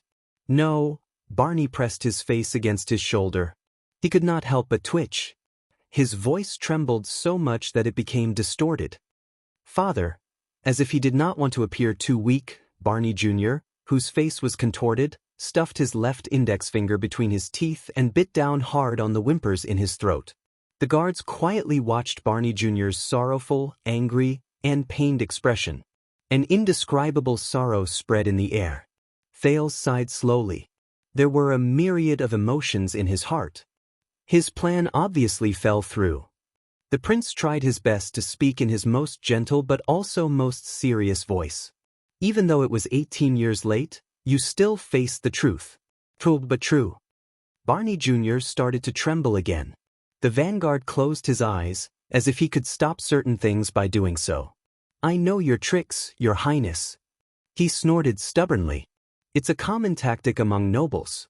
Just like how you dealt with the others just now, you took advantage of their weakness and gave them conditions they could not refuse in exchange for what you wanted the most. On the other side, the expressions of Canon, Bruley, Tardin, and even Belden and the others changed slightly. Barney Jr. snorted and said to Thales, "Right now, you are taking advantage of my feelings towards my father." Thales paused for a moment, as if he could not bear to do so. But in the end, he still took a deep breath and slowly enunciated his words. "So that's your weakness? Your father? When he deprived you of the chance to make your own choice, so that you could avoid making a painful choice, and even avoid the consequences of your choice." "Father." Barney Jr.'s arms began to tighten. He felt the pain from the fracture gradually increase. "No." He loosened his teeth as cold sweat broke out. He opened his bloodshot eyes and stared at the prince indignantly. He wanted to say something but did not. "Do his actions mean anything to you?" But Thales shook his head. "Don't answer me," the prince said softly. "Answer yourself." Barney Jr. froze for a moment. Thales turned his head and swept his gaze over Samuel, who had a complicated expression on his face, Belden, who had hope in his eyes, Tardin and the other two, who had an indecipherable expression on their faces, and Zacriel, who had gone through a huge change and was in a daze. The prince took a deep breath to relieve his dizziness. "For example, will you be like what you were doing just now?" Thales turned around, stretched out his hand with great difficulty, and picked up the long sword on the ground. "Just like what your father envisioned, worried, and feared? Will you become that cowardly veteran, Quill Barney, who lost his life, sank into despair, and only wished for death after he learned the truth?" Barney Jr.'s gaze was fixed on the long sword in Thales' hand. His whimpers gradually became softer, and his trembling stopped. Thales sighed softly. "Will you?" The prince lowered his head. His voice was low, and there was sadness in his voice. "If you do that, then it will only mean one thing, that your father is right." Barney Jr. shuddered violently. "Because regardless of whether you admit it or not, you have confirmed your father's worries and confirmed his judgment. You will not be able to withstand everything he faces." Thales took a step forward. He endured his dizziness, inhaled, and spoke. "You have acknowledged your father's idea, agreed to the choice he made for you, and followed the path he paved for you." The vanguard gritted his teeth. His expression became more pained, and his face became more contorted. His gaze moved back and forth between the prince, who was determined and could not be refuted, and the long sword on the ground, which was covered in blood. "You used your actions to prove that your father should never have told you the truth, that he should never have shared his choice with you, and that you, who are weak, should never have known this secret." Thales' words were tough, and his gaze was fierce. Belden and the others behind him looked at each other at a loss for words. But Thales continued speaking, and his tone became stronger. "Because of you, Vanguard Quill Barney, because you cannot endure that kind of pain, and you cannot bear the consequences. You do not have the right to make your own choice." Barney Jr. clenched his fists subconsciously, and his breathing quickened. The vanguard and the prince stared at each other in silence. One of them struggled and hesitated, while the other was firm and cold. Unexpectedly, in the next second, the prince's tone became softer, and he became tired again. "But, are you?" Thales sucked in a deep breath, turned the long sword upside down, and handed the hilt to Barney Jr. while trembling. "Are you?" Barney Jr. froze. "Your grandmother sent you a letter. She wants you to go back." A familiar voice echoed in his ears. "Very well, then I will not go back." His gaze, which was fixed on the sword, changed back and forth between confusion, pain, and indignation. Then, Thales gently lowered the hilt that no one took from him. The underground prison became quiet again. Only the sound of breathing could be heard. It felt as if a century had passed. Finally, Barney Jr. opened his mouth and took a deep breath in the dull underground prison. He tried his best to calm down. "But what if?" Barney Jr.'s next sentence was filled with sarcasm and disappointment. "What if I am the one? The one who cannot bear the truth after it was shattered?" Barney Jr.'s voice was nasal, dull, and hoarse. What if I am that kind of coward and do not have the right to choose for myself? But Thales smiled. He gently threw the long sword away and let it whine on the ground. You said it before, Barney. The prince's voice was gentle and hoarse, as if he was afraid of waking up a person who was asleep. Those brothers that you cherish, they are the reason why you have been struggling in the darkness and persisting until now, aren't they? When they heard this, the breathing of the guards became disorderly. Barney Jr.'s body trembled slightly under the firelight. The man followed Thales' gaze and swept his gaze past the two corpses of his comrades in a dazed and numb manner. The prince looked at Xianxia and Xianxia's bodies, which were gradually turning cold, with sorrow. Thales sighed softly. But I feel that it is the exact opposite. Barney Jr.'s fingers tightened slightly, and his breathing became more erratic. Thales raised his gaze and glanced at the underground storage room in the prison of bones. It was covered in dust and a mess. The guards noticed that the prince's expression became unfocused and perplexed. Xianxia said that in this dark, bottomless dungeon, everyone has been tortured. But there is one and only one person. He lives in the only place where light shines. Barney Jr.'s gaze froze for a moment. All the royal guards were stunned. Thales' voice was very soft and careful. In there, he has what they have lost, and what they desire the most. The disheveled teenager with a bruised and swollen face lowered his head and flashed a relaxed and light smile at Barney. Barney Jr. was stunned. Compared to the others who have a tacit understanding or have their own secrets, you are able to maintain the purest persistence, the purest loyalty, and the purest sincerity. Belden lowered his eyes in a daze, Tardin lowered his head in pain, Samuel placed his hand on the hilt of his sword, and Cannon and Bruley did not say a word. Thales spoke in his brightest and most regretful voice. This is what they have lost a long time ago. This is what they envy the most, are jealous of the most, look up to the most, desire the most, but are unable to touch the most, and the most precious thing. This is what your father saved for you at the cost of his own downfall, and it is what your brothers and sisters paid the price of eternal guilt. It is what makes them feel ashamed of their inferiority, what they yearn for the most, and what they dare not look at directly. His enunciation was clear, and his voice lingered for a long time. Barney Jr. did not speak anymore. He just stood there in a daze. The remaining royal guards had different expressions on their faces. Some were confused, some were indignant. Thales glanced at Xianxia and Xianxia, who had their eyes closed on the ground, and smiled. The truth is, Quill Barney, before I came here, you were the light in the dark for your brothers and sisters. You were bright, hot, painful, and piercing to the eyes. You represented the brightest and most beautiful side of you that they could not accept, did not dare to think about, and did not dare to destroy. Every word Thales said made Barney Jr.'s chest heave. The others lowered their heads and sighed. Even Zacriel was no exception. Do you admit it or not, Quill Barney Jr.? Thales bent down with great difficulty.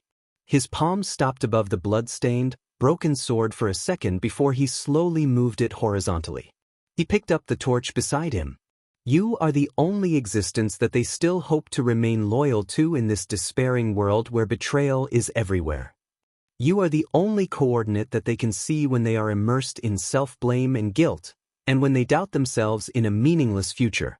You are the only light that they can see when they raise their heads and are covered in wounds while they struggle in the darkness that reeks of blood. You are the only existence that they can respect, love, envy, and be jealous of. You are the only existence that they can look up to without reservation or apprehension. You are the last bit of comfort that they have when they look back at the past in the bitter, cold, and lightless lives. Thales could be heard sighing. For 18 years, you were the reason that kept them alive. And after all that happened, are you? But Barney Jr. interrupted the prince. It's fake. He was a little embarrassed and angry, but his limbs and expression showed that he was at a loss. It's fake. It's all an illusion. It's something they created through despicable and betrayal. Barney Jr. shook his head absent-mindedly and clenched his fists, as if he could clear his mind by doing so. It never existed. He growled in a hoarse and weak voice. It doesn't matter whether it's my father or the others. Back then, They didn't give me a choice at all. Barney Jr. was a little agitated. His words made most of the guards avert their gazes in shame. They did not dare to look him in the eye. At this moment, Thales suddenly took a step forward. He raised the torch in his hand high. The light from the torch approached him and flickered continuously, causing Barney Jr. to subconsciously raise his hand to avoid it. "No, they didn't give you a choice," the teenager said airily. "But your life was given to you." Thales spoke very slowly, and the agitated Barney Jr. subconsciously calmed down as well. Thales sighed softly again. "However, compared to the others, your choice came later, but it was more crucial and important than theirs. At this moment, right here. 18 years later." Thales turned around and looked at everyone, including Zacriel, who was also immersed in darkness. "Yes, Barney, when the truth comes to light, when all pretenses are torn apart, and when a brutal confrontation occurs," Thales said faintly, "you will understand that everything you've experienced before is for today, and what kind of choice you will make." Thales turned his head around and stared resolutely at Barney, who was dodging his attacks. "And this choice is," he said softly, "when you face all the darkness in this world, when you are angry because of betrayal, resentment because of deception, pain because of hatred, despair because of failure, when everything you have fought for has left you. What kind of person will you choose to become?" No one spoke. Another indescribable silence ensued. But Barney Jr.'s gaze was no longer ethereal. He just stared at the prince with a complicated expression. His meaning was difficult to understand. He sneered through his nose, desolate and helpless. "That's easy for you to say." Barney Jr. gritted his teeth and leaned his chest forward, as though he was resisting something with all his might. "Because you weren't there." He gritted his teeth fiercely. "If it was you, if you had experienced all this, betrayal, deception, hatred, failure," Barney Jr. raised his voice and said to the prince resentfully, "What kind of choice can you make? What kind of choice can you make? What kind of person can you become?" But he was quickly interrupted. "It's simple." Thales sighed. "The teacher who taught me swordsmanship in Constellation told me on the first day." The next moment, Thales moved his arm. Barney Jr. was startled, but he reacted quickly and caught the thing Thales threw at him. It was a torch. It was the torch Thales picked up from the ground. The flame burned stubbornly in front of Barney Jr.'s eyes. It illuminated his entire body, from the bleeding, scars, holes, to the marks and brands. It chased away the darkness. "She said to me, 'Raise your shield.'" Thales was calm, but his words left no room for doubt. "There are only two situations in which you can put it down." At that moment, Barney Jr. shuddered as he held the torch. The flame flickered violently in his hand and swayed back and forth. But in the end it did not fall. "No matter how *ket up this world is, Barney, no matter what kind of facts they try to use to convince you, deceive you, tempt you to open up to hatred, to fight hatred with an eye for an eye, to surrender to anger, to bow down to despair, to become a captive and slave under their rules." Quick Rope, who had been watching quietly from the side, was the first to sense Thales' emotions change.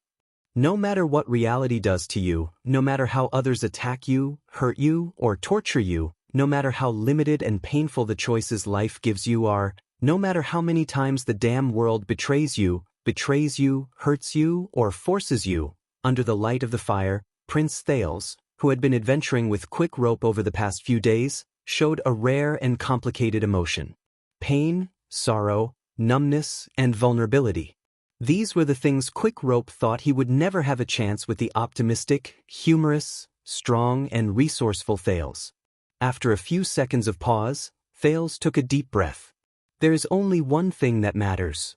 Before Barney Jr.'s dazed expression, Thales flashed a faint smile, but it was hard to tell if it was more of resignation or melancholy.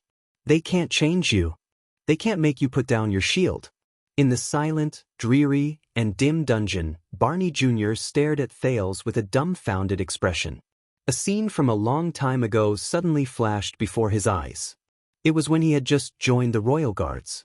At that time, he was young, complacent, proud, and confident. On that day, he swung the wooden sword in his hand at the country girl, who was in a sorry state after falling on the sand, and whose face was filled with pain. She was a vain girl who he once thought had climbed up the royal family's high branch and obtained the crown prince's favor, which was why His Highness jokingly shoved her into his hands to learn some martial arts. Believe me, my lady, I hate this mission as much as you hate me right now.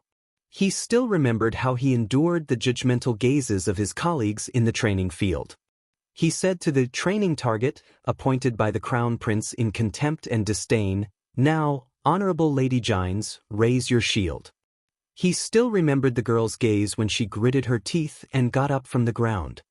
There are only two situations where you can put it down. He remembered the sweat on her face, which was mixed with dust and blood. He also remembered that no matter how badly the girl was beaten up by him, she still held the shield tightly in her hands and never let go. You die or the enemy dies. Barney Jr.'s vision became blurry. You don't need comfort or forgiveness, Vanguard. Thales raised his voice. You only need to face yourself. A few seconds later, Barney Jr. seemed to be unable to withstand the prince's bright and hopeful gaze. He subconsciously lowered his head and avoided Thales' gaze. At that moment, his heart was in a mess, and he did not know what to do. Is that possible? Barney Jr. turned his head and looked at the two corpses on the ground. There was doubt and sorrow in his eyes, and his tone became a little hesitant. Thales looked at Barney Jr., who was gritting his teeth and holding the torch. He smiled faintly. Of course, because that is what I did. Thales slowly turned around, leaving the vanguard with a swaying back, who was struggling to move forward. From the first day, under everyone's gaze, the teenager took a step forward, smiled, and raised his head. Until the last day. Chapter 469. The remaining torches grew weaker, and the prison grew darker. However, he felt that the dungeon was experiencing an unprecedented peace and brightness. Even though Barney Jr. was still in a daze behind him, Thales knew that he no longer needed to worry about the former vanguard's condition. And the only problem he had left was... Thales shook his head. He endured the pain and walked towards the last figure. It was the long-faced man who had been kneeling on the ground. His body was covered in wounds, and there was despair on his face, as if he had lost his soul. The Knight of Judgment's silhouette slowly appeared in his dim vision. His left arm, which had been badly injured by Barney, hung stiffly and powerlessly on his shoulder like a snake shedding its skin. "So, you're the only one left," Thales said softly.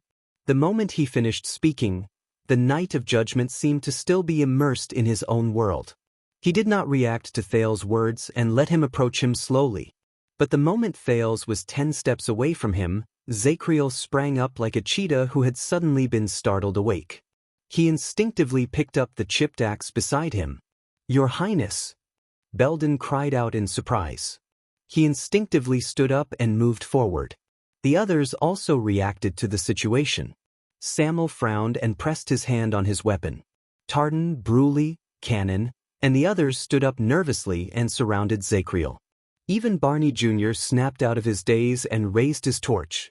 But at that moment, Thales suddenly raised his hand behind him. "Wait!" The prince's voice was hoarse and weak, but everyone subconsciously stopped moving. In the extreme silence, Thales quietly observed the long-faced man in front of him. Zacriel did not move. He only breathed in a daze and in a daze. The weapon in his hand was pointed at Thales from a distance. It was as if it was instinctive. The air froze again. Quick Rope asked with an awkward expression from behind. "Hey, Thales?" Belden cast a glance at Zacriel, who looked dazed but still instinctively vigilant. He spoke hesitantly. "Your Highness, you'd better..." Before he could finish speaking, Tardan interrupted nervously. "You can't go any further." It's dangerous," said the slightly neurotic Cannon. Everyone reacted differently, but they all stared warily at Zacriel, who seemed to have just woken up from his ravings. But Thales laughed. "Thank you, Belden, and all of you," Tardan Cannon. The teenager endured the discomfort in his body. "But I need you to wait for me a little longer." Thales turned around and flashed a tired smile. He raised his index finger. In a while.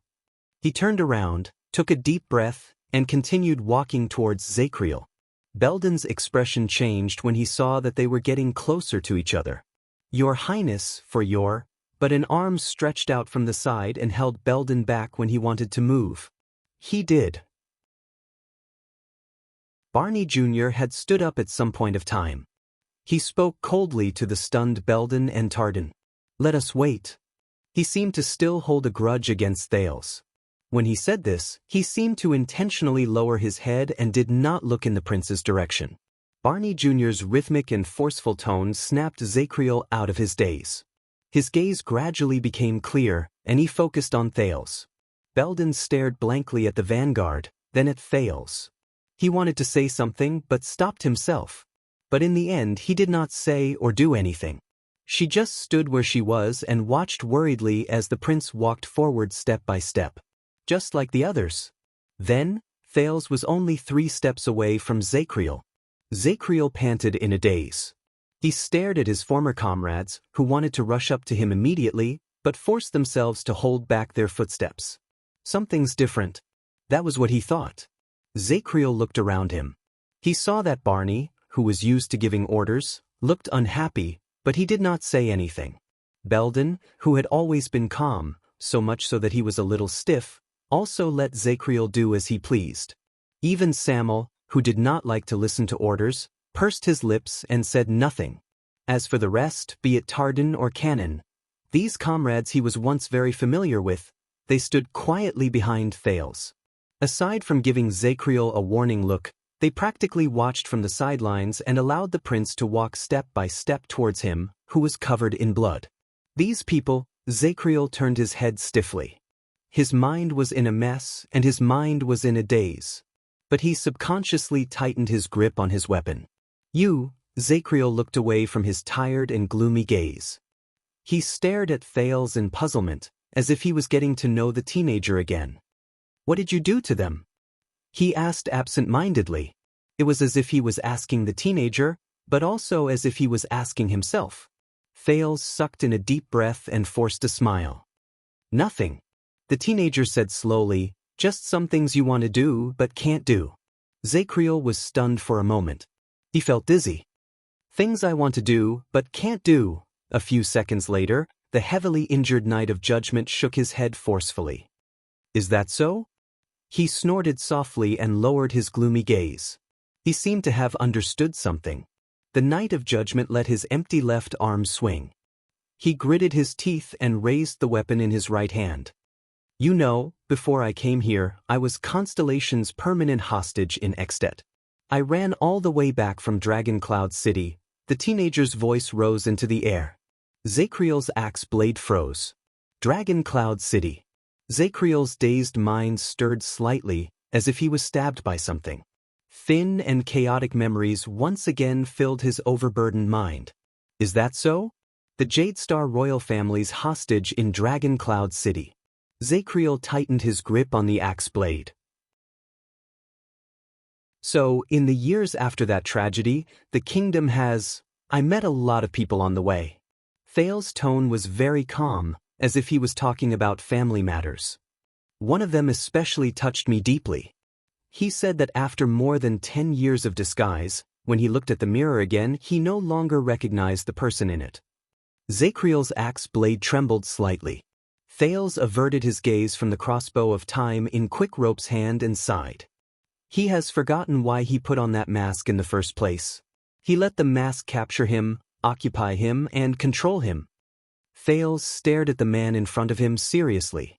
Just like a warrior who forgot his duty to protect and became a slave to victory. Just like a king who forgot his duty to rule and succumbed to the vanity of achievements. The Knight of Judgment's body began to sway slightly.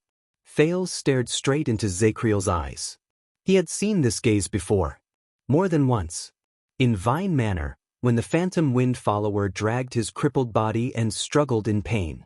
In Renaissance Palace, when Valarund shook his head desolately and revealed the conspiracy. In the Hall of Heroes, when Administrator Merc picked up his daughter's body absent-mindedly. In the land of barren rocks, when the dying raven of death laughed madly and admitted everything. They were equally gloomy, equally despairing, and equally.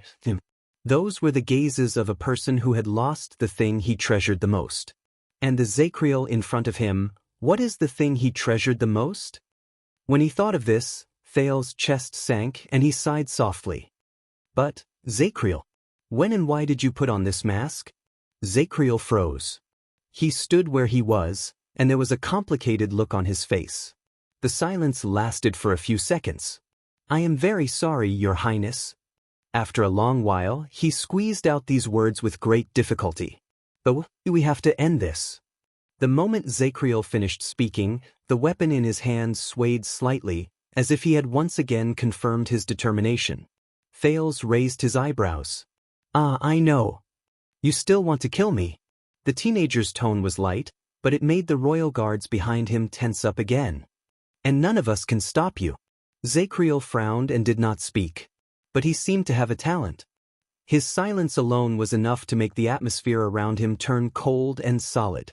However, the prince immediately broke into a smile. I have to admit, when you were still the heinous traitor who hunted me down, I could at least feel at ease when I faced you. But now, Thales sighed. The stories you told me, you discovered the truth, so you were dissatisfied with the late king, so you planned the rebellion in the palace alone, and framed everyone. You were the traitor and the culprit for 18 years, he sneered and shook his head. At least half of it was fake. The Knight of Judgment's cheeks twitched slightly. Thales looked straight at him. That was the mask you wore for others to see. Zacriel pursed his lips tightly. His face was stiff and gloomy. You made it up to hide the truth, to protect both the dead and the living. So that your royal guards would no longer have internal strife and division, so that the survivors would no longer have to suffer, and so that your old friends who sleep underground would no longer be unable to rest in peace. For this, you are willing to be the sinner and traitor who created something out of nothing, and bear the resentment that should not be directed at you.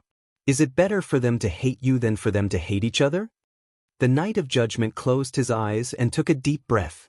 Barney Jr. stared at Zacriel. His gaze was a mixture of hatred, resentment, confusion, and helplessness. The others sighed one after another. Only Samuel shook his head in disdain. Thales curled up the corners of his lips and continued. It was only when I saw what you did that I finally understood that this is the real Zacriel. Zacriel's eyebrows twitched violently. But Thales continued.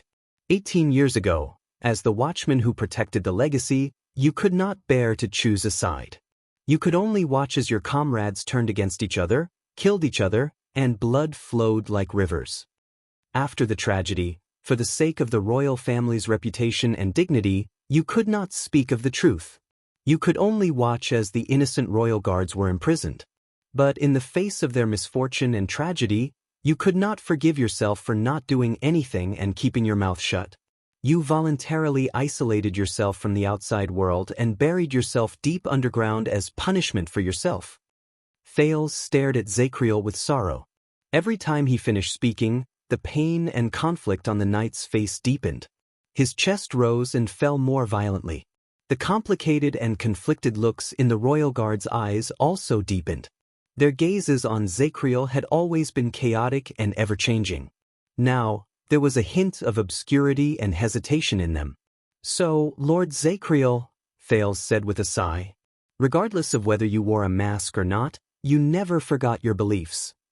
Zacriel suddenly opened his eyes. Are you done? His right hand, which held his weapon, trembled as much as his voice. I can't help you, Thales interrupted him. Soon. But before that, Thales exhaled softly. Before you do anything, I want you to know, and I also want them to know.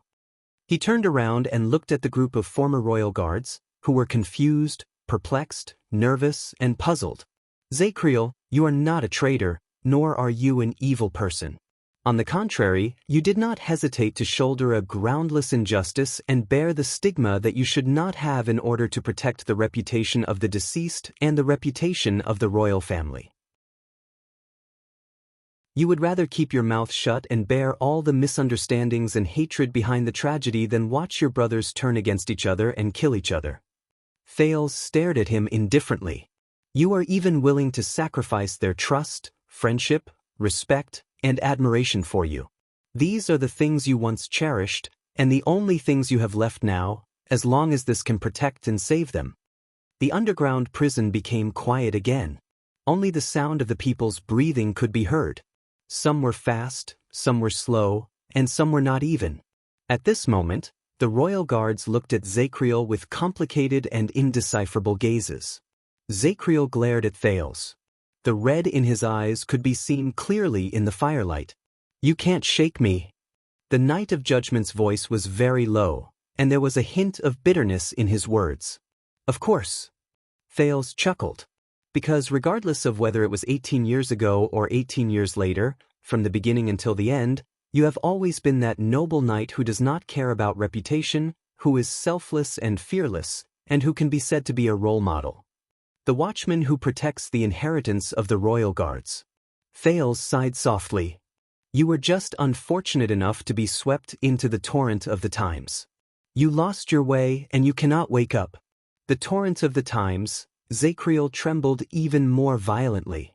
Terrifying memories surged into him like a tidal wave. Zacriel gritted his teeth and forced himself not to look at the other people's expressions. Because he was afraid. Afraid, but just when Zacriel's thoughts were still surging endlessly, everyone here, Thales turned his head around and glanced at the people around him. He took a deep breath and let out a long sigh. He seemed to have made up his mind about something. He knew what to do. Everyone looked at the prince in unison. Thales lowered his eyes and said softly, All of you know why Zacriel wants to kill me. Do you know why Zacriel wants to kill me? At that moment, Zacriel's erratic thoughts were instantly cut off. He was completely stunned. He was not the only one who had such an expression on his face. Everyone in the room was also stunned. From the still awkward Barney Jr., to the worried Belden, to the vigilant Samuel, as well as Tardan, Cannon, and Bruley. Confusion, puzzlement, doubt, and all sorts of other emotions filled everyone's hearts. Only Quick Rope's expression changed drastically when he realized something. Thales calmly adjusted his breathing and raised the corners of his lips. Because he knows. Because Zacriel knows what I am. What I am. The prince was very calm and at ease, as if this was an extremely ordinary answer. The silence in the underground prison lasted for a few seconds. But Zacriel's expression slowly melted. He stared at Thales, who looked extremely ordinary, and an indescribable surprise appeared on his face. He wants, I don't understand. Samuel narrowed his eyes as he watched from the side. What do you mean by, what I am? Soon, while everyone was puzzled, the incredulous Quick Rope was the first to open his mouth wide in shock. He subconsciously extended his arm. Hey, about that? I mean Thales? But Quick Rope soon noticed his surroundings. Under the suspicious gazes of the people around him, he did not even manage to finish saying Thales' name. He awkwardly withdrew his arm, and his voice also became weaker. Thales' expression was indifferent. He did not care at all. Zacriel stared at Thales in shock and bewilderment. He could no longer suppress his reaction. You can't. Are you crazy? Many people did not understand what Zacriel and Tardan were saying. They exchanged puzzled gazes back and forth between Zacriel and Thales. Barney Jr. stared at Zacriel's expression and Thales back. He sensed something different. Something's wrong. What other secrets does the prince have? Thales curled up the corners of his lips slightly. He shook his head and smiled at the Knight of Judgment. I already understand you, Watchman. Thales smiled. But you don't understand me. You don't know what I've been through since I came to this world. Thales raised his right hand and slowly opened his palm. He looked at the bloody wound at the center of his palm, which had not healed yet. It was just like what he did before he came to the prison of bones. Zacriel stared at the current Thales. He was so shocked that he could not speak. In front of him, the teenager's expression was very calm, very relaxed, and even very pleasant. Quick Rope frowned as he observed Thales. No. He suddenly realized that this was not one of Thales' schemes or tactics. No. He's really going to... Quick Rope suddenly felt an incomparable sense of panic. Death might make me unhappy, but it no longer terrifies me. There was a rare sense of relief in Thales' tone. And what truly terrifies me is, as Thales spoke, his gaze became perplexed. Asda's arrogant face and Giza's crazed expression flashed before his eyes. Thales, in this world, they don't hate us. They are afraid of us. What they are unwilling to forgive and find difficult to accept is not our actions, but our very existence. Taurus, mysterious figure. Thales sighed softly. What terrifies me is the fear, anxiety I cannot shake off when I carry that secret. Even my nightmares are filled with its shadow, and I cannot escape from it. I'm terrified of the moment when this secret is discovered. I'm nervous about the fate and the unknown that I'm about to face. I'm nervous about how the world will treat me. I'm terrified that everything I'm familiar with might leave me. Thales slowly raised his head. His gaze slowly focused. Today, that moment has arrived. Thales turned around and found Quick Rope staring at him in a daze. The young man smiled back at him, and then let out a long sigh. Thank you. And that is not that bad. As he stared at Quick Rope's dazed expression, Thales clenched his fists tightly and felt the pain in his palms. On the contrary, the moment I truly face it and face the consequences, I truly understand. Thales turned around and calmly raised his gaze. The only thing that is pestering me, torturing me, punishing me, and refusing to let me go is not that secret, not my impending fate, not the unknown that I cannot grasp, and not anything else. And it is me. What I need is not to trap myself in shackles. Thales clenched his fists and pressed them against the spot on his chest that was once burned by the silver coin. I need to let go of my past self. To be reborn from the ashes. Zacriel was completely dumbfounded. Your Highness? Belden seemed to have realized that something was wrong. His face was filled with worry and puzzlement. He spoke as a reminder and a warning at the same time. In the face of the group's puzzlement, Thales only smiled in relief. That's right, everyone. He closed his eyes and tried not to look at the reactions of the people around him. The prince's voice echoed in the dungeon, accompanied by Zacriel's almost frozen expression and Quick Rope's uncontrollable breathing. I, Thales Jadestar, am one of the greatest taboos in this world, which has been passed down by word of mouth for generations. I am the same as the culprit who Zacriel believes caused trouble in the kingdom in the past.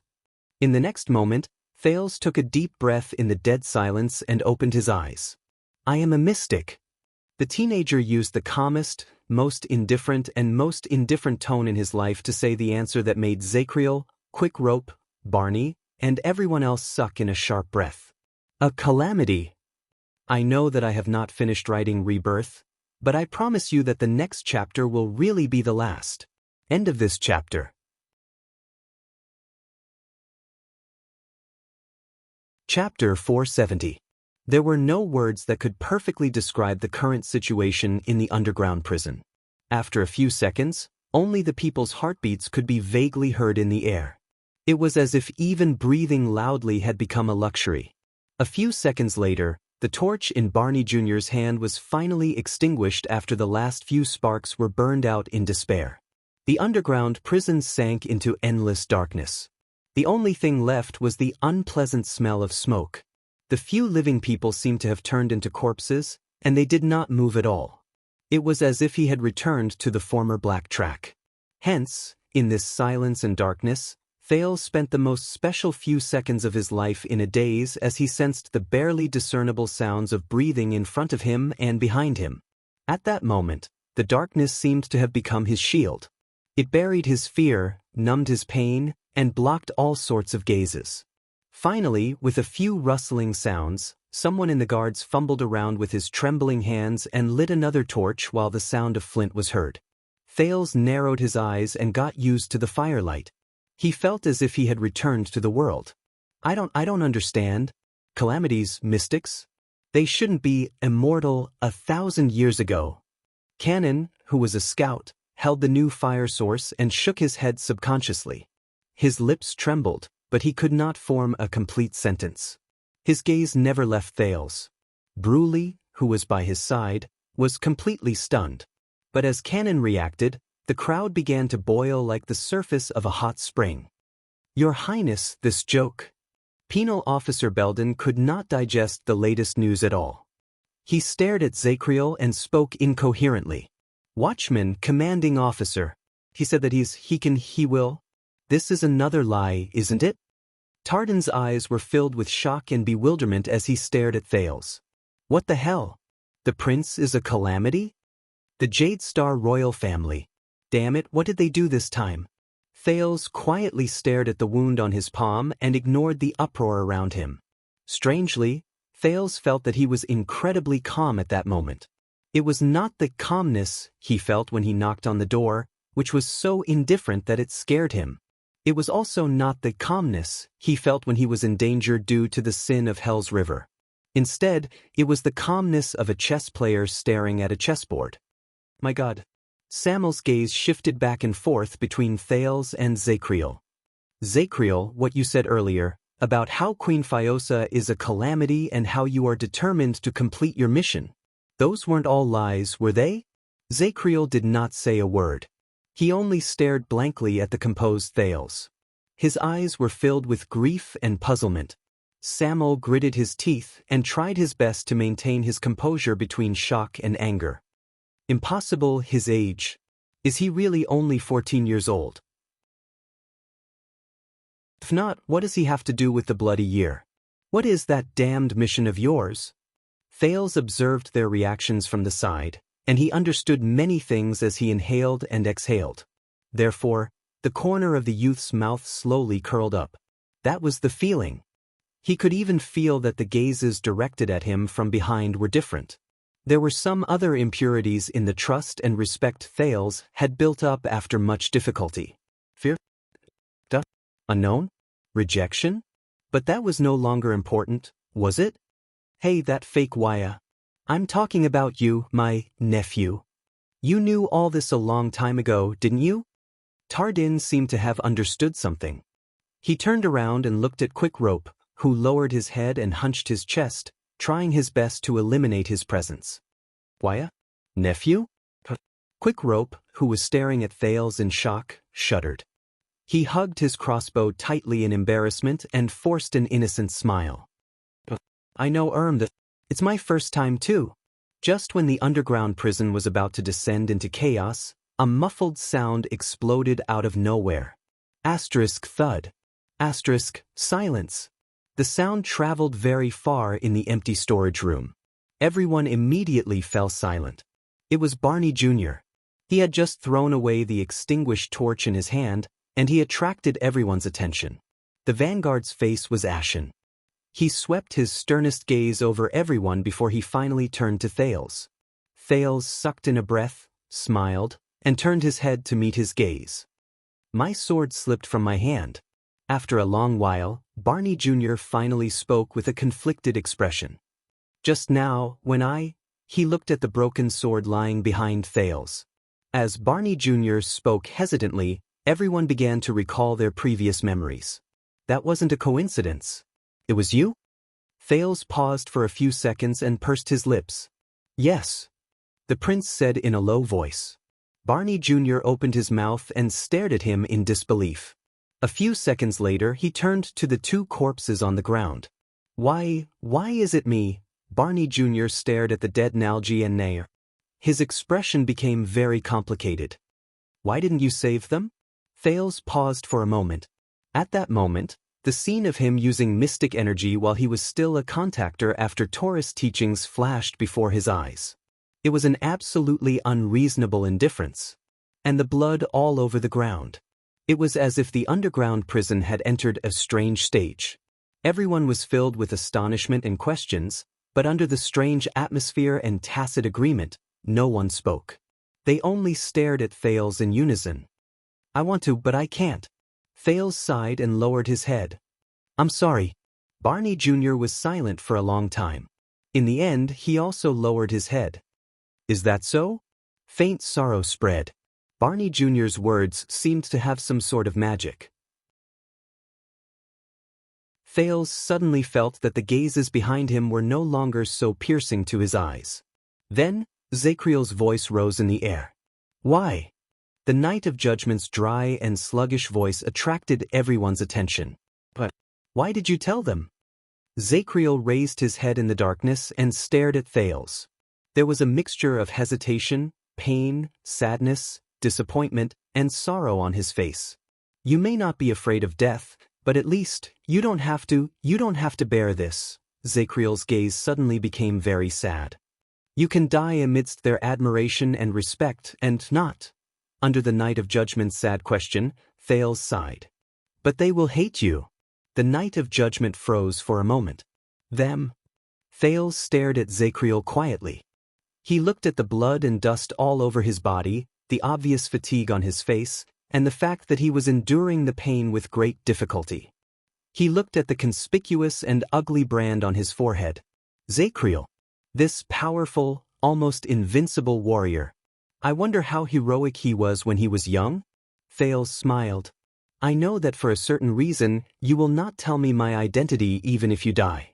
And you are already prepared to keep your mouth shut after this, and then willingly die in their hands. Thales turned his head and glanced at the royal guards behind him. Many of them were still immersed in shock and doubt. Barney Jr. was stunned. Thus, Thales ignored him. Instead, he turned around and sighed at the night. They respect me. So yes, they will hate you. One more time. Zacriel was stunned. If I don't tell you, then after I die, the misunderstanding that you solved after much difficulty will deepen again. Thales' expression was a little gloomy when he said this. Once again, you will be abandoned by the companions you once valued the most. You will hate them, and you will be seen as a madman and a traitor. You will die with their hatred. Barney Jr. and the others watched the conversation between the two in shock and bewilderment. Zacriel was completely frozen on the spot. After a while, he panted and said, I don't understand. Thales snorted softly as if he had figured something out. Zacriel, in order to serve the kingdom, protect the royal family, protect your companions, and protect your beliefs, Thales said sadly with a heavy heart. Over the past 18 years, you have shouldered so many things in the past and paid such a heavy price. Thales raised his head and stared at the air. A dazzling silver figure seemed to appear in front of him. The hero that was forgotten by the world. There was also a voice that seemed to echo in his heart. I have been dead for a long, long time, so long that I don't even remember how long it has been. Thales was a little absent-minded. The silver figure stood in the bottomless darkness and faced countless souls of the deceased alone. The scene of him shining with a light that was both great and small seemed to appear in front of him again. That figure was alone for countless years. He sacrificed himself and shouldered the greatest and most selfless mission to protect the people and things he once loved the most. But no one knew about it and no one understood it. But he still smiled. He held no grudges, did not ask for help, and remained calm. May the mountains tolerate your footsteps, and may the earth bless your journey. Thales took a deep breath and pulled his spirit out of the empty past. He tried his best to return to the present. He returned to the Night of Judgment. But you have never been understood. Never. It has been 18 years. From the beginning to the end, you can only bear the burden alone and face the price alone. Thales' heart sank, and his expression became a little gloomy. He was just like that lone hero who no one knew about.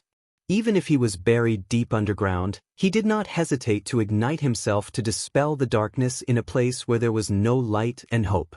Even if he could not get up, he tried his best to reach upwards and help those who fell and drowned to see the light again. Even if the past was gone, he was still stubborn and persistent. He kept to his initial promise to the past. No one knew. No one cared. There was no end. There was no forgiveness.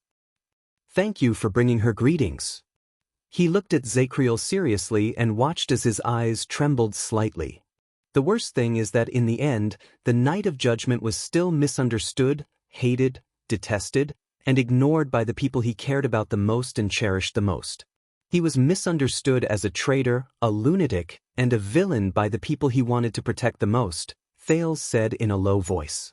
As Thales spoke in a low voice, the royal guards behind him reacted one after another, and their expressions varied. But all of them fixed their dazed gazes on Zacriel. Zacriel breathed in a daze. The story of your life is about other people, Zacriel, the kingdom, the royal guards, your brothers and sisters, responsibility, mission. You carry everything on your shoulders. When Thales said this, he paused for a moment.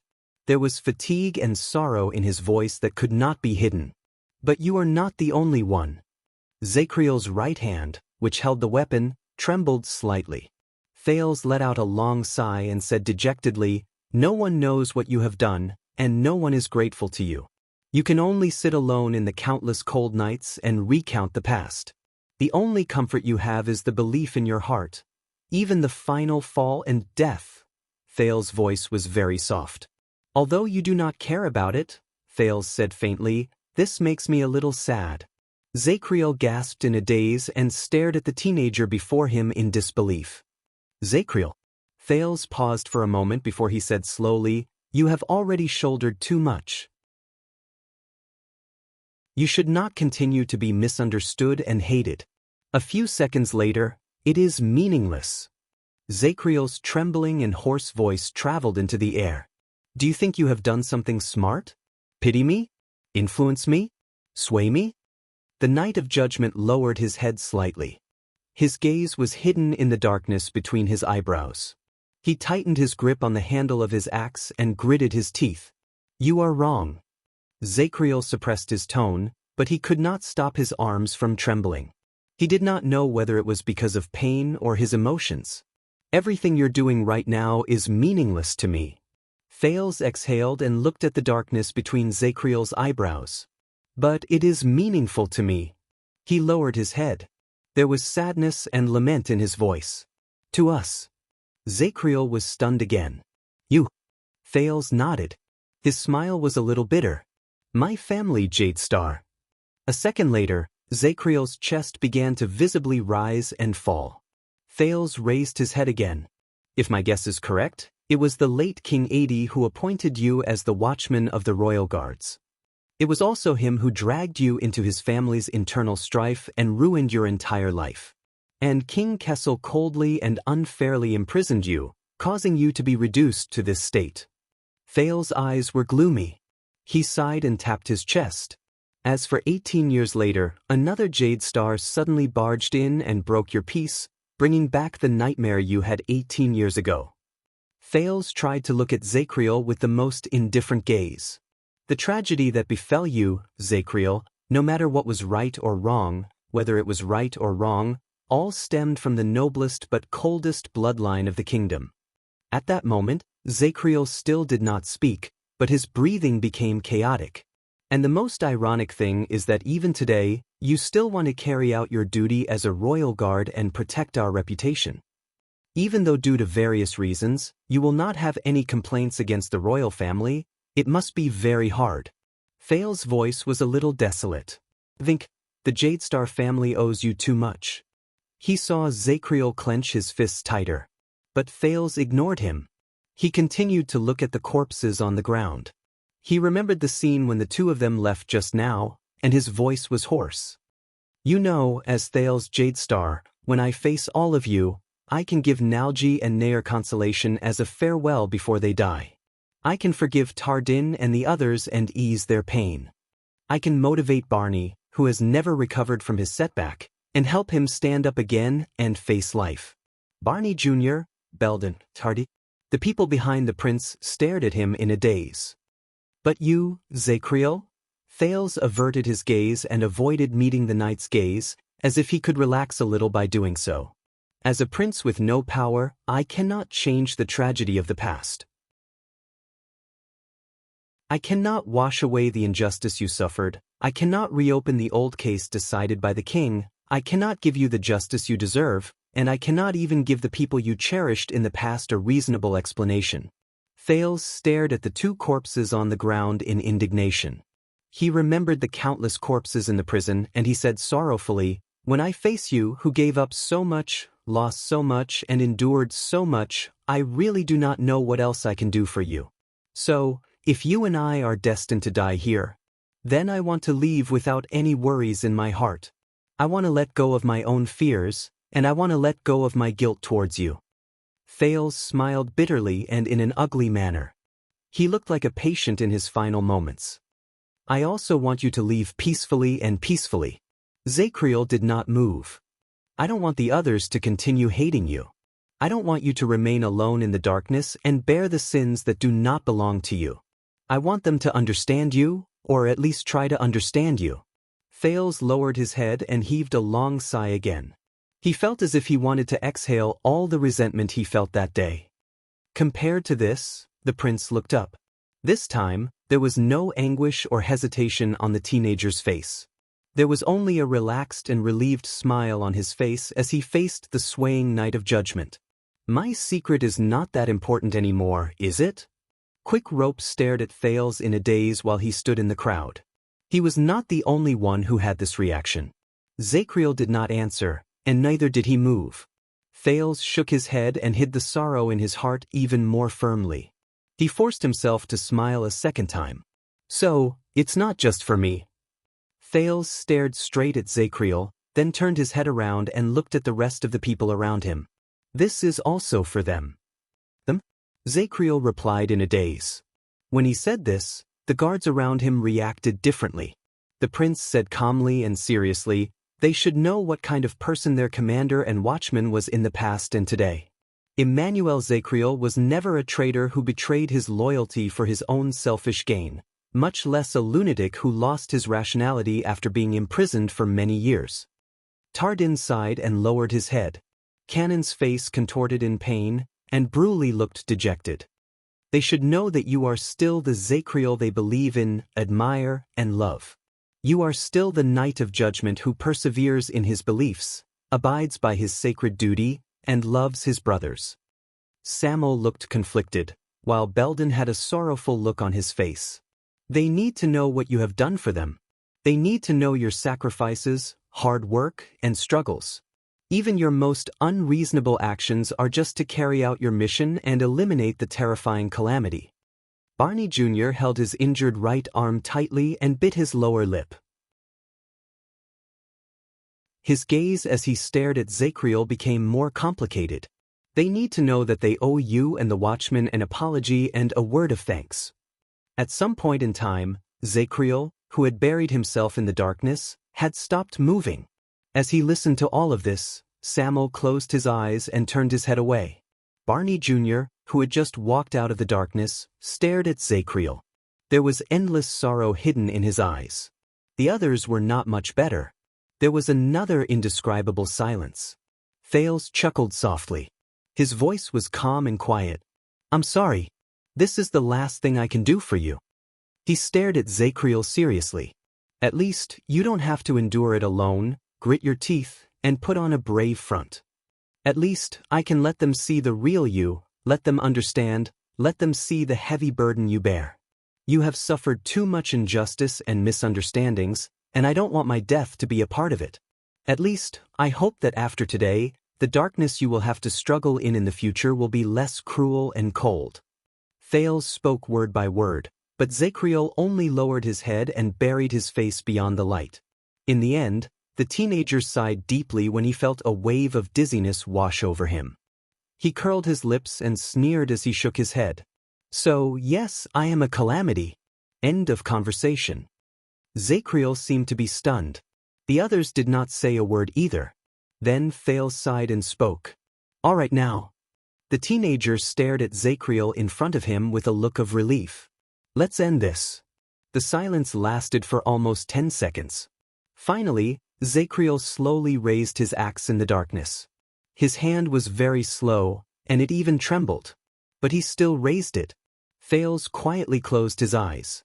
He waited for that moment. And he did not have to wait long. Asterisk clang. Asterisk a muffled sound of metal clashing against metal rose.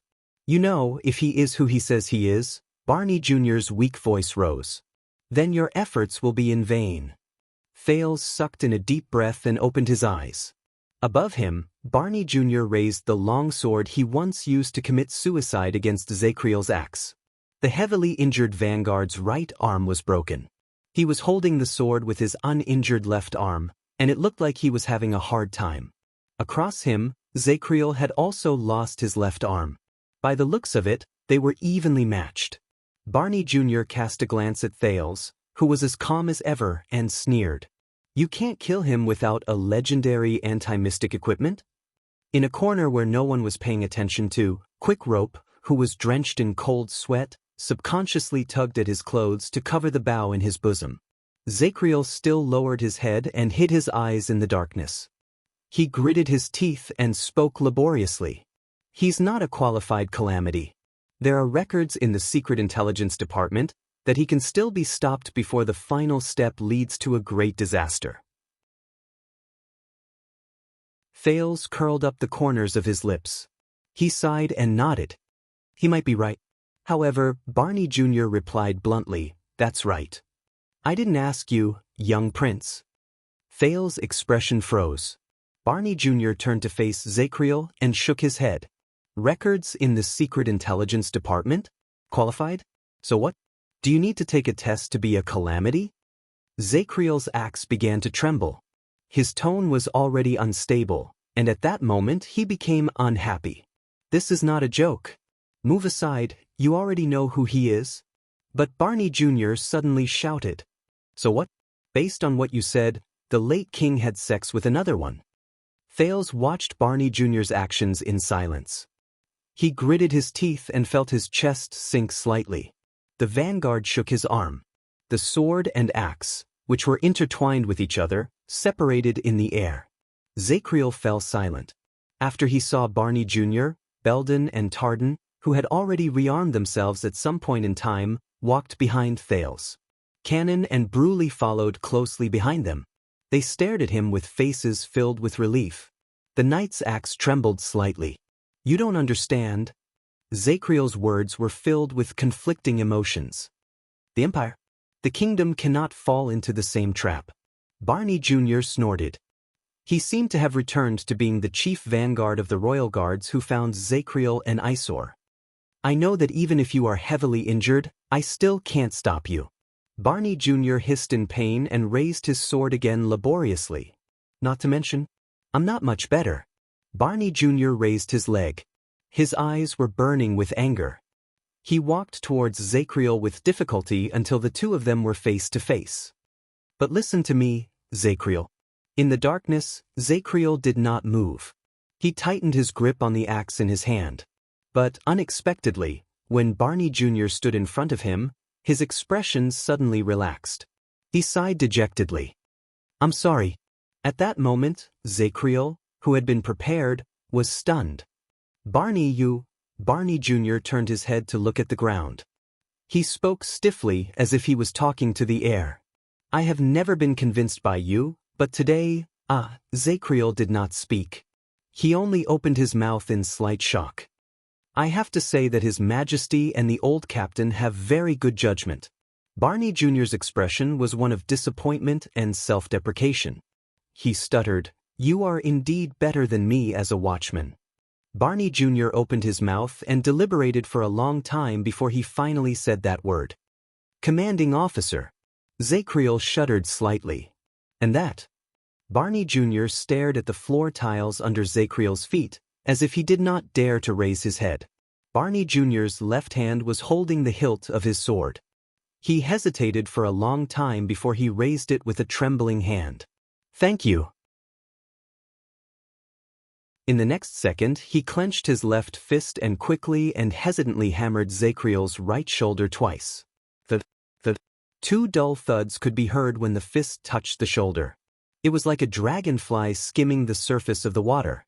No, it was a little venomous, because it was as if he would die if he touched it a little more.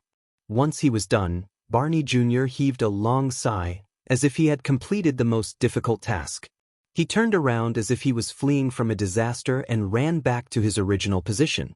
The corners of Thales' lips curled up slightly. All right, the debt has been repaid.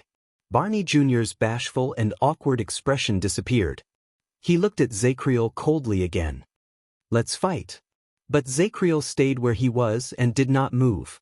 His working face, which was hidden in the darkness, still could not be seen clearly. Then, another figure moved past Barney Jr. and walked towards Zacriel. What was surprising was that this person actually pressed his body against Zacriel's right shoulder, extended his left hand, and gently grabbed Zacriel's back. This might be the last time we hug, commanding officer. The blade of Zacriel's axe swayed slightly. Belden pressed his body against Zacriel's right shoulder and patted his back gently. He said in a choked voice, "Sunset, I really missed the time when I was under you in the punishment division." At that moment, Zacriel's shoulders trembled slightly. He took a deep breath and exhaled. The knight's breathing grew louder. "You shouldn't have made me the penal officer." Belden laughed brokenly. His voice trembled as he turned his head away. He tried his best not to look at Zacriel. I'm terrible. I've never done a good job." He patted Zacriel's back forcefully, and the latter swayed even more violently.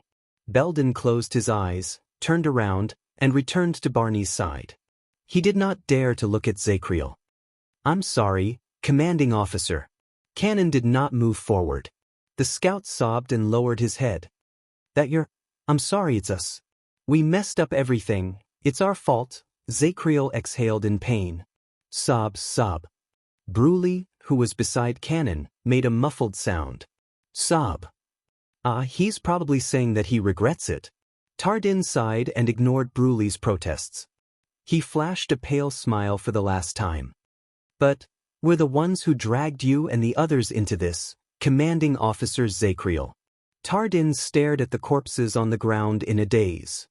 "But at least we can rest at the Emperor's side in peace, just like those 30 or so idiots.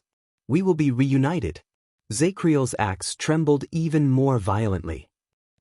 "It was Sam'l. Even though I'm no longer a guard. But I owe you a word of thanks, commanding officer." The disaster sword snorted softly as if he did not care, but he did not realize that his attitude was exactly the same as Barney Jr.'s. "It was all thanks to you that I escaped." For the first time, Zacriel opened his mouth. He wanted to say something, but he hesitated. Sam'l sighed, and his voice became softer. "And if I hadn't escaped, you wouldn't have had to suffer the punishment of solitary confinement. In any case, I still owe you an apology." Sam'l looked elsewhere, gritted his teeth, closed his eyes, and said, "I'm sorry. I don't have any sense of duty as a guard anymore, but this child can't die, so." Sam'l shrugged and did not say anything else. Zacriel did not react, but the veins on his hands twitched slightly. As Sam'l's voice faded, the guards sighed in unison as though they had accomplished a great task. But Zacriel remained silent. The corners of Barney Jr.'s lips curled up. He stared at Zacriel and said in a tone of relief, "Let's fight to the death." However, wait. A rather discordant sob rose faintly. "I'm sorry too." Thales turned his head around. He saw Quick Rope wiping his eyes and speaking in a dejected manner. A second later, under the strange gazes of the people asking, "Why are you crying?" Quick Rope suddenly reacted, and his expression froze. His mournful expression disappeared in an instant. He subconsciously took a step back and smiled awkwardly. The atmosphere. But this time, no one scolded him, no one rolled their eyes at him, and no one stopped him. On the contrary, Barney Jr., Tardin, and Belden turned around at the same time. They dragged their weakest bodies and stood beside Thales with the deepest resolution. They raised their weapons at Zacriel. They faced their final battle head-on. "I know that I was wrong. I haven't even finished writing Rebirth, and the word count has already exceeded the limit. It's fine. There's still the next chapter. After midnight, it will be published next year." End of chapter.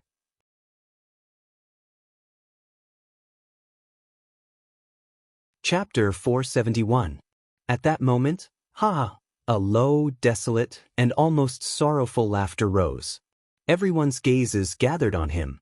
Zacriel raised his head, took a step forward, and walked into the area illuminated by the firelight. However, it was also at this moment that everyone was stunned. The former watchman of the royal guards, the terrifying Knight of Judgment, Zacriel laughed softly and staggered towards them. But this was not a reason for them to be surprised. At some point in time, Zacriel, who was tough and difficult to fight against, had tears streaming down his face. "You are very smart, Your Highness." Zacriel's voice was choked and hoarse. His chest trembled non-stop, and he stared at Thales with bloodshot eyes. "You are even too smart." He slowly raised his axe. This made the rest of the people instinctively get ready for battle. "You knew that you would not be lucky if I targeted you in this gloomy dungeon, so you gave up on using force, stopped running, and stopped using your forbidden power. Instead, you resorted to political tactics." Thales was slightly shocked. Zacriel's voice was very hoarse. It was filled with despair and sorrow, like a wounded person who had lost his last hope. "You knew my relationship with these people, so you deliberately let them out and had them confront me. You observed them, gathered information, and looked for opportunities while you lay low and made preparations." He swept his gaze over them one by one. He saw that every guard's gaze was filled with pain and conflicting emotions. "From the moment we met until now, you seemed to be fleeing in a pathetic manner and appeared weak. But in truth, you had a plan in mind, and you pressed on. From Samuel Barney to Nalji, your indirect attacks and incitement made you get closer to the truth of what happened in the past, until you found my weakness and the things I care about." As Zacriel spoke, he looked around him and laughed bitterly with traces of tears on his face. Thales opened his mouth to speak, but found that he could not. Clang. A crisp sound rose. Zacriel's axe fell to the ground. At that moment, under everyone's surprised gazes, Zacriel finally showed signs of fatigue and old age, which was rarely seen on him. Just like before, he was still alone, and he stood against everyone else. 1 against 8. But now, Zacriel raised his gaze. The numerous figures in front of him gradually blurred, and finally focused on the young and disheveled figure at the very front, but inexplicably steady. Zacriel stared at Thales quietly. Through his tears, there was a hint of bitterness and melancholy in his smile. He did not know when it started, it had become a one-on-one battle. Zacriel sighed softly in his heart and averted his gaze from his former colleague. They were no longer criminals who had lived in prison for a long time or were on the run. Instead, he became the proudest existence in the world again. Constellations, Royal Guard. At that moment, Zacriel did not know why he could not hold back the tears in his eyes. He also did not know why he could not fill the hole in his heart. He only stared at Thales in a daze. If he wasn't such a taboo existence, that's good. Zacriel's figure swayed in the air, but he did his best to stabilize himself. "You interrogated them for the truth sincerely and mercilessly, forcing them to reveal their true nature and dig out the details that were most valuable to you." The more Zacriel spoke, the more anxious he became. His expression became more solemn and desperate.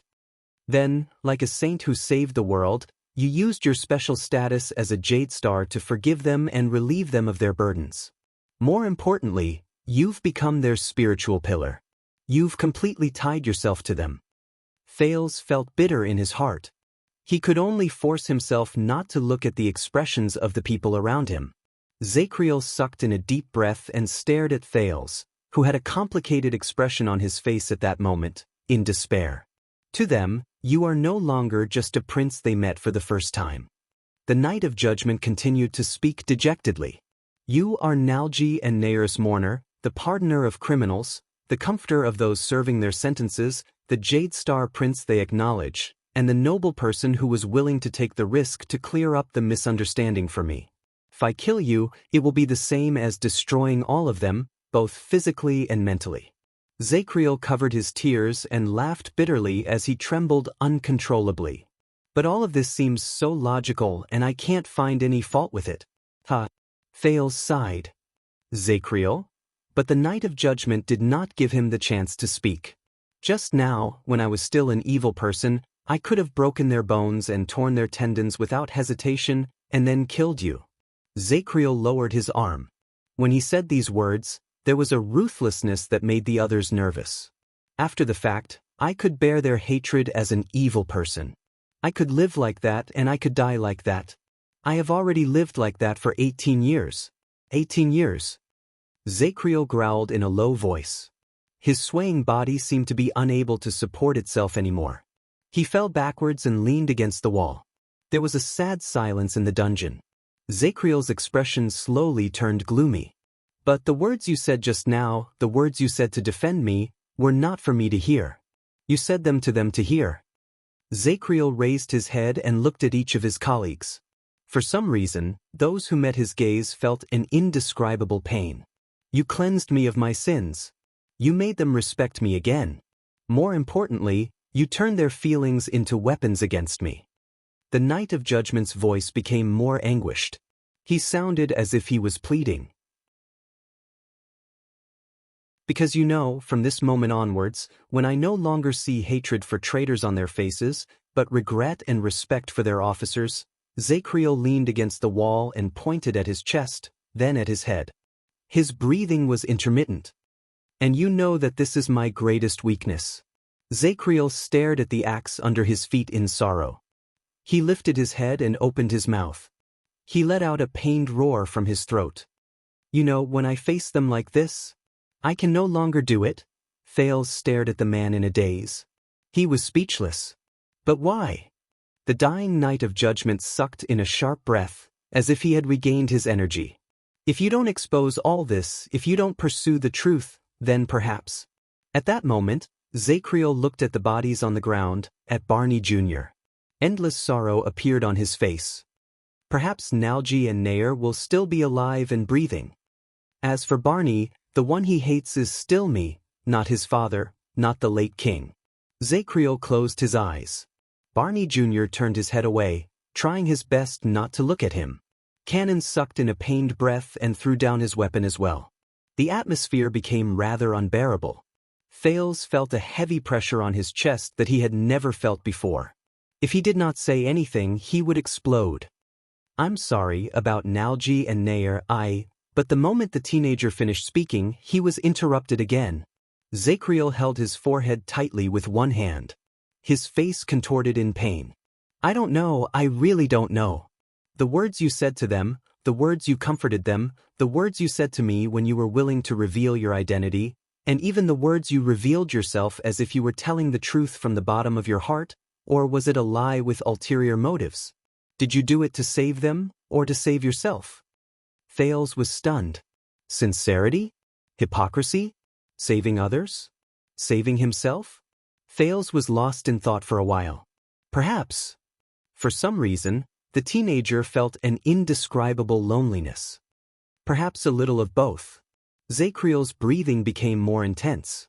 It was as if he was having an attack again.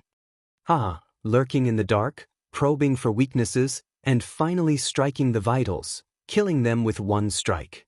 The Knight of Judgment's laughter became faster.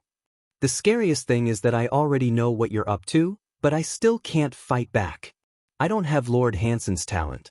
I can't even tell whether your words are sincere or not. Sincere? Thales stared at him, conflicted. He opened his mouth a few times, but in the end, he could only say in a desolate manner. A long time ago, I heard something from a one-eyed man. Thales sighed. If it's beneficial to Constellation, what's the difference between sincerity and hypocrisy? Zachriel shuddered slightly and froze for a few seconds. But soon his tear-stained face contorted. Beneficial to Constellation.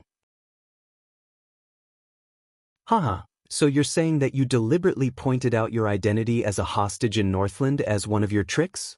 Are you trying to remind me that Ekstedt is currently on the offensive and has the upper hand, and that once you die, the kingdom will be in trouble? Zachriel mumbled to himself almost maniacally. Thales was silent for a while before he spoke. Actually, I didn't think that much. I just felt.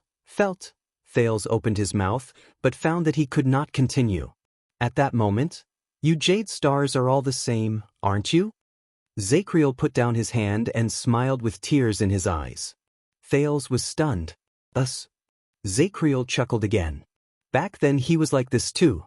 He looked at me sincerely and calmly, showed me the truth without hiding it, and admitted his goal without hesitation. He even admitted his hypocrisy, his apology, and the fact that he had no choice but to do what he wanted. This time, the Knight of Judgment looked in one direction in a daze and slowly extended his finger. Look, he's sitting there, smiling sincerely and innocently, and he's asking me to choose. Just like now. Thales looked in the direction he was pointing, but he only saw a dark void. He turned his head worriedly and found that the guards around him were looking at the deranged Zacriel with sorrowful expressions. Their gazes were sorrowful. He melted his true feelings and hypocrisy together and carved out a chessboard that others have no choice but to walk on. At that moment, Zacriel looked like a withered old man. He no longer had the grace of a warrior. This made Thales' heart ache. Zacriel's voice gradually became softer, and he spoke in a heartbreaking rhythm. I hate all of you, but I hate that I don't hate all of you even more, and I hate that I can't hate all of you even more, Jade Star. All of you are equally cruel. Cruel. Thales shut his eyes tightly. I'm sorry, he said with great difficulty.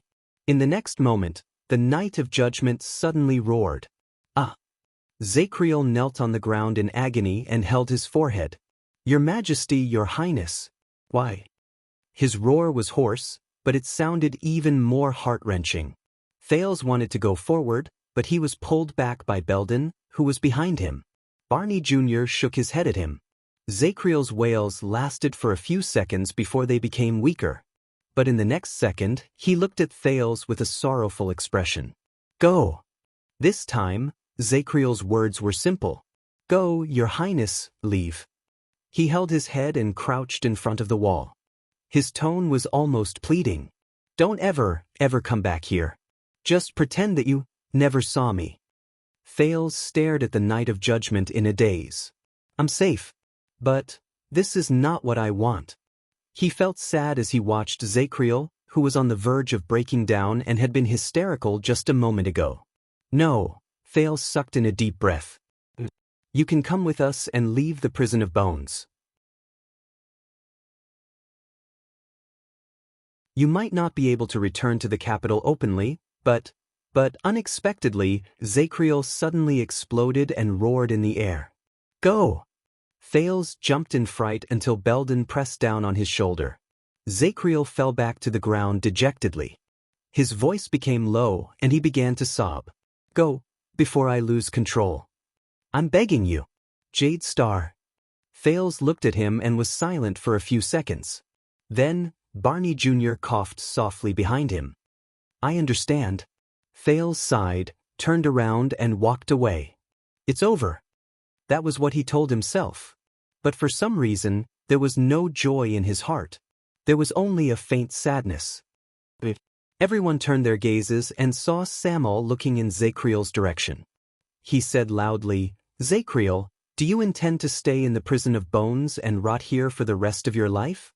The Knight of Judgment did not answer. Samuel frowned. All right, if you like it here, you can live and die on your own. But before that, you have to tell me. Samuel gritted his teeth. Who was it? Who was the Jade Star who tried to usurp the throne 18 years ago? This sensitive question made everyone tense up again. But Zacriel only chuckled in a daze and shook his head nervously. It's not important anymore. It's not important anymore. Samuel's frown deepened. He was obviously indignant. He took a step forward. But another hand held him down. He's right, Samuel. Barney Jr. exhaled. His tone was filled with disgust towards the past and lies. No matter who did it, the result can no longer be changed. Samuel was silent for a while. In the end, he snorted angrily and flung Barney Jr.'s arm away. He no longer looked at Zacriel. Very well, then now we... Barney Jr. sighed. But just when everyone breathed a sigh of relief, Thales exhaled deeply. As if he had made up his mind about something, he suddenly turned around and walked back. Without turning back, he walked towards Zacriel again. Barney Jr., who only had one arm left, could not catch him in time. His expression immediately changed. Your Highness. Belden even instinctively wanted to stop Thales. But Thales calmly raised a hand and stopped everyone from moving. I know what I'm doing. The teenager exhaled and slowly walked towards Zacriel, who was trembling non-stop with his hands over his head and mumbling to himself. He then squatted down. Do you know Knight? Thales revealed a friendly but sad smile. During my journey, there was a period of darkness that made people despair the most. Zacriel stopped trembling. He put down his arm and stared at the teenager in a daze and perplexity. At that time, there was a lonely and selfless hero behind the scenes who gave me the most generous and sincere blessing. In the next moment, Thales did something that caused everyone to turn pale with fright. He extended his hand and gently held Zacriel's head. And now, in the name of Thales Jadestar, Thales said the most sincere words in his calmest and softest voice. I pass on his blessing to you. Blessing? Zacriel seemed to be stunned. He stared at Thales and did not move. Thales leaned forward and leaned against the knight's forehead. May darkness cleanse your soul, and may the torch guide your way. Thales' voice was hoarse, but there was an inexplicable emptiness to it. It made the onlooker's anxiety subconsciously disappear. The lonely watchman, Zacriel. Thales closed his eyes and used his forehead to lean against the ugly brand on the man's forehead. May you never lose your way. At the moment of contact, Zacriel trembled slightly. Thales was incredibly calm. After doing all this, he had a feeling that he had become different. But, he suddenly heard the people behind him exclaim in unison. But Thales ignored them. He knew that they were worried, but he also knew that he was safe now. This is, however, Quick Rope opened his mouth at an angle that Thales could not see. He stared at the faint silver light that shone from Thales' body.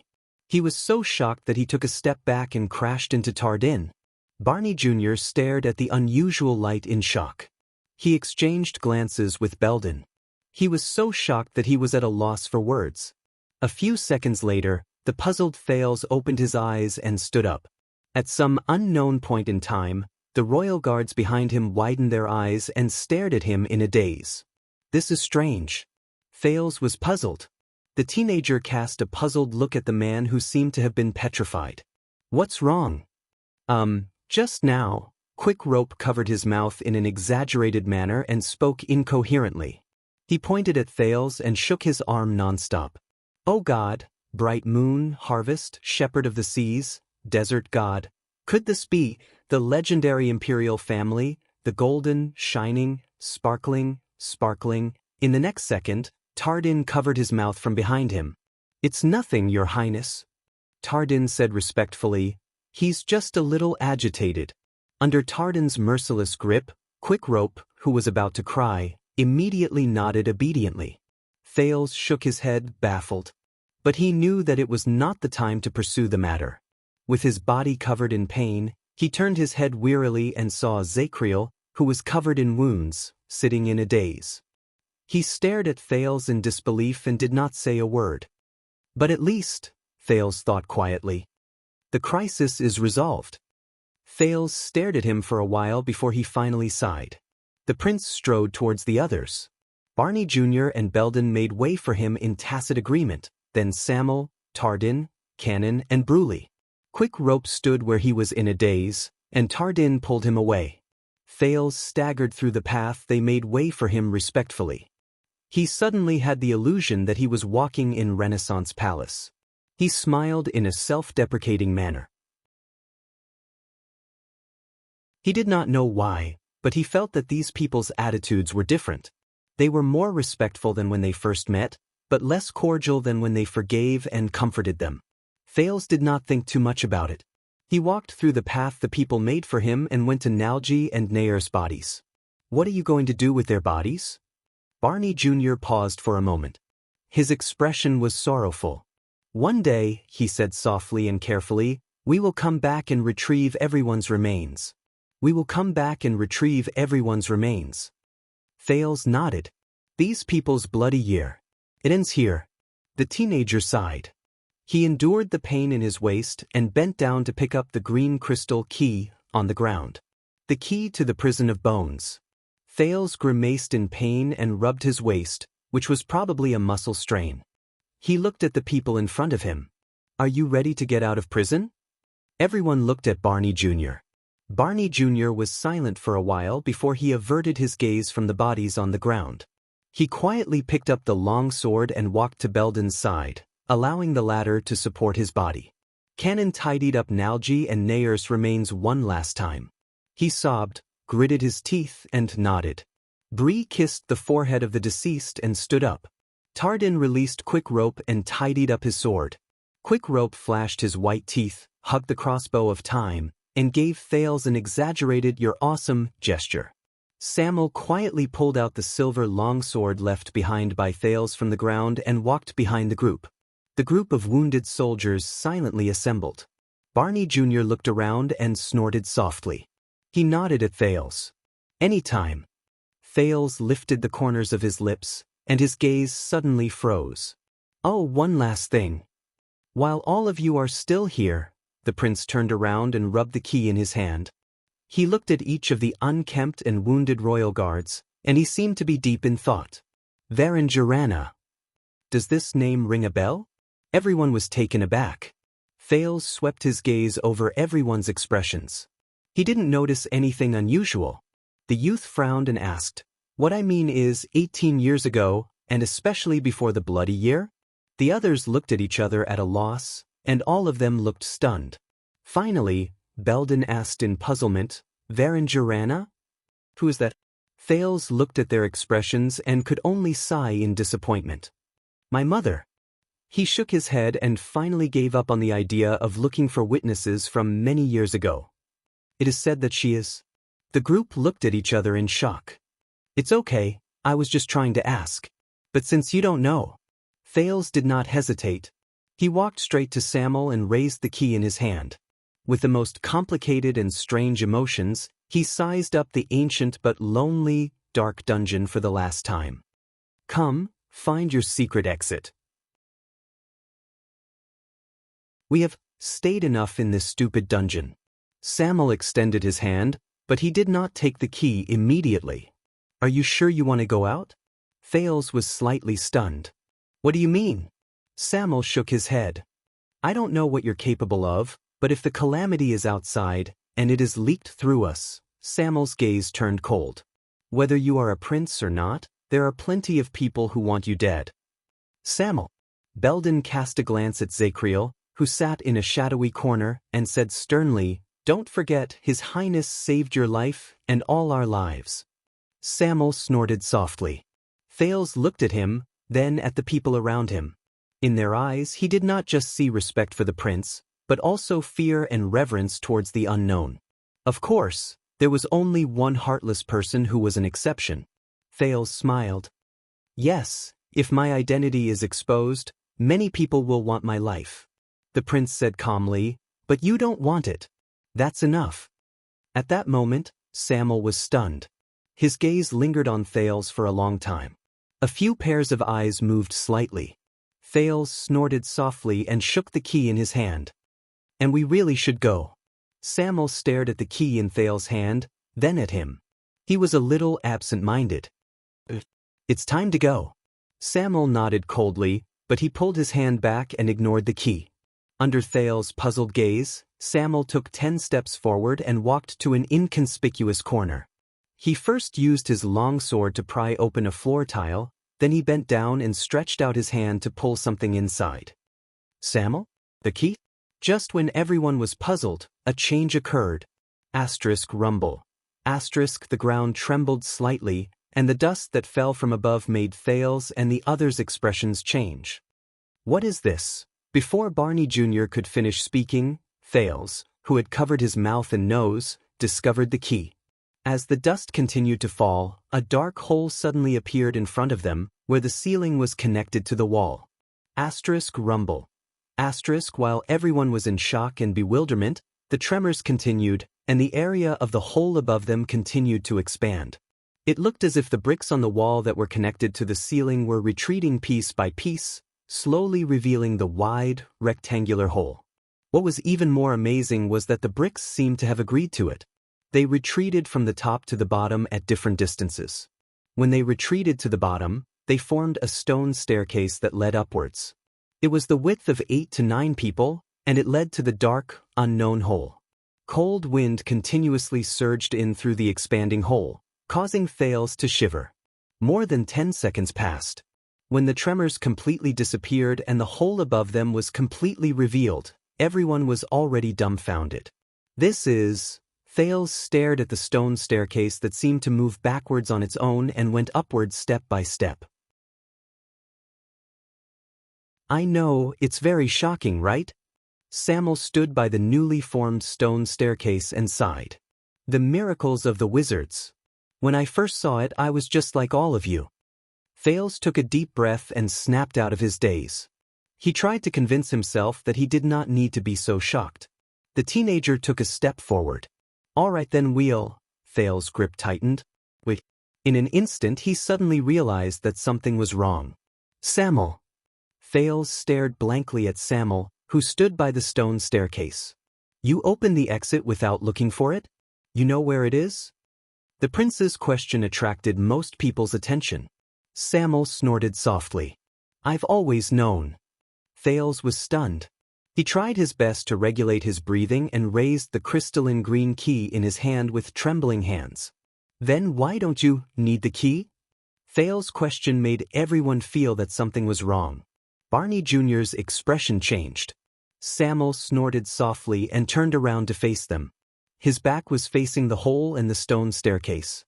Because this exit was opened an hour ago, Samuel said expressionlessly. Before the key fell into your hands. Thales felt dizzy. He tried hard to make sense of the strange logic in this place.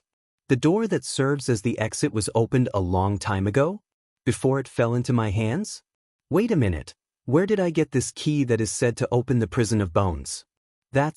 When he thought of this, Thales could not help but turn pale. Samuel stared at the darkness in the hole and frowned slightly. They seem to be a little late. They need some reminders. Samuel held the silver longsword in his hand and tapped it against the stone bricks a few times. The blade immediately let out a clear clang, and it spread through the empty darkness behind the hole. Asterisk at that moment, Barney Jr. and Belden's expressions changed at the same time. Samuel? Samuel turned his head and snorted softly. He did not say anything. But soon, there was an unusual change in the field. Asterisk thud. Asterisk footsteps. Asterisk mysterious footsteps came from the darkness at the hole. They traveled into Thales' ears. They came from behind Samuel. Barney Jr. instinctively took a step forward and formed the truth formation with Belden. They protected the surprised and bewildered Thales behind them while they faced Samuel, who did not look quite right. Asterisk thud, thud, thud. Asterisk multiple footsteps could be heard. More and more footsteps could be heard. They grew from weak to strong, from soft to loud, and from far to near. They could be heard faintly, but they became clear. Everyone became nervous. Samuel, what did you do? Barney Jr. stared at his former colleague in disbelief. But Samuel only stared at him coldly. Asterisk thud, thud, thud. Asterisk finally, a pair of sand boots appeared at the top of the stone stairs. With a leisurely rhythm, they walked out of the darkness and went down. Well done, Samuel. A voice so unfamiliar that Thales had almost forgotten it, but immediately remembered it the moment he heard it came from above his boots. I waited for so long, I almost thought you were dead. The voice was calm, but cold and indifferent. Samuel snorted coldly and did not answer. Barney Jr. and the others looked at each other in puzzlement. They did not get an answer. But they noticed that Prince Thales' expression suddenly became unpleasant. He was incredibly shocked. Impossible. So, all of our troubles. The pair of sand boots slowly walked down the stone stairs, and their owner's figure was gradually revealed. The calm voice continued to rise. Shadow Shield, Northlanders, the kingdom's secret intelligence department, your prisoner friends, and that damn mask. You've almost killed each other, right? Samuel nodded. He did not care about the others' puzzled and disappointed gazes. Of course, everyone here is basically injured. They are no longer a threat. Samuel swept his gaze over his fellow guards and said coldly, of course. But Sonny didn't survive. The owner of the desert boots froze for a moment. Oh, what a pity! But we will remember him. Barney Jr. held his sword with one arm and raised his guard to the highest. Belden protected Thales' flank with all his might, while the others solemnly rearranged their formation. But Thales was completely frozen on the spot. Impossible! The owner of the sand boots finally stepped down the stone stairs and revealed himself in the firelight. No. Thales stared blankly at the newcomer. I saw it with my own eyes. You were clearly pierced through, the person in sand boots sighed slowly. He did not seem to be in a good mood. Yes, I know. He was like a librarian who had explained the library rules to people countless times but still encountered violations every day. His words were filled with laziness and impatience. You saw it with your own eyes, I died. While the guards were in shock and bewilderment, Thales glared at the person who should not be here. Impossible. So, why don't you take a guess, Prince Thales? The person spread his arms in a relaxed manner. With the same polite smile as before, he revealed his undamaged neck and chin to Thales. Just what kind of existence is there in the world? The person paused for a moment, as if he enjoyed Thales' reaction. Unkillable, he chuckled and continued. Every time you are reborn? The person's laughter seemed to contain magic, and it brought out the deepest fear in Thales' heart. Unkillable. Every time you are reborn. Thales stared at the person on the stone stairs stiffly. He felt as if his thoughts were about to come to a halt. In this world, an existence that cannot be killed, that is, by the way, thank you for keeping everlasting truth safe for me. Under Thales' shocked gaze, which was almost frozen, the person calmly and politely took the silver longsword from Samuel. But I remember that you did not understand the inscription on it. It's Ricky, Thales said to himself in a daze. It's him. The person who should have died under Yodel's sword a long time ago, the leader of Blood Whistle's mercenary group, Disaster Swords Crassus.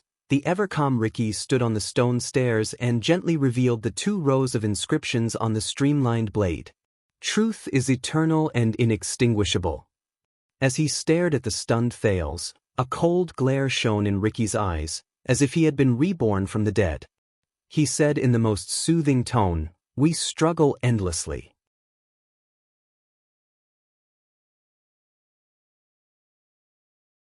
Chapter 472.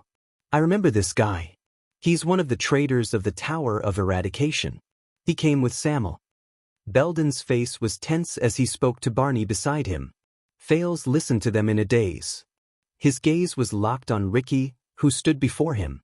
The huge shock not only drained his spirit, but even the pain in his body seemed to have deepened a little.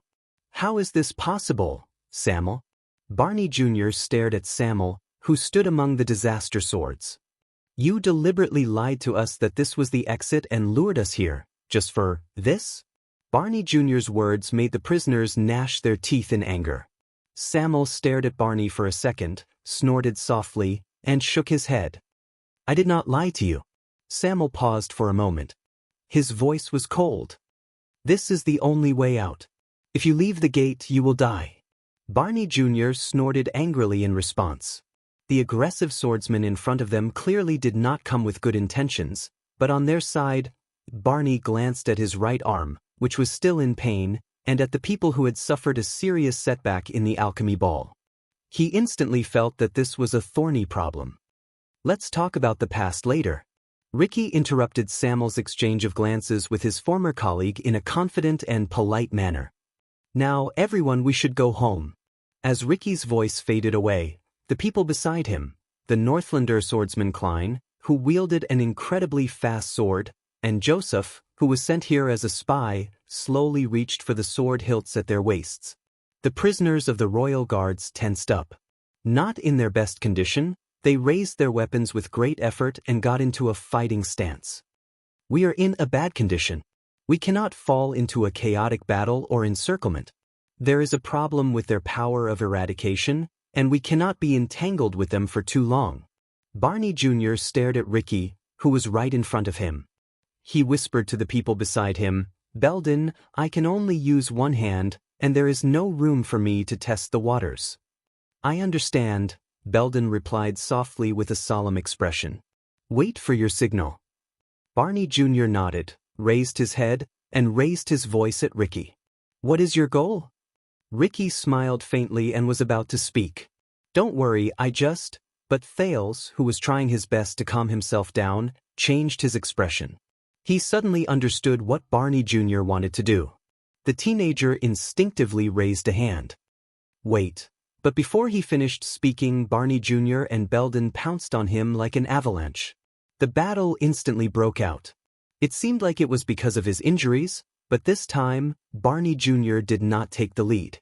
Instead, Belden roared and took the lead. The two of them stood in front of Ricky, one at the back, and the other at the front with an axe and a sword.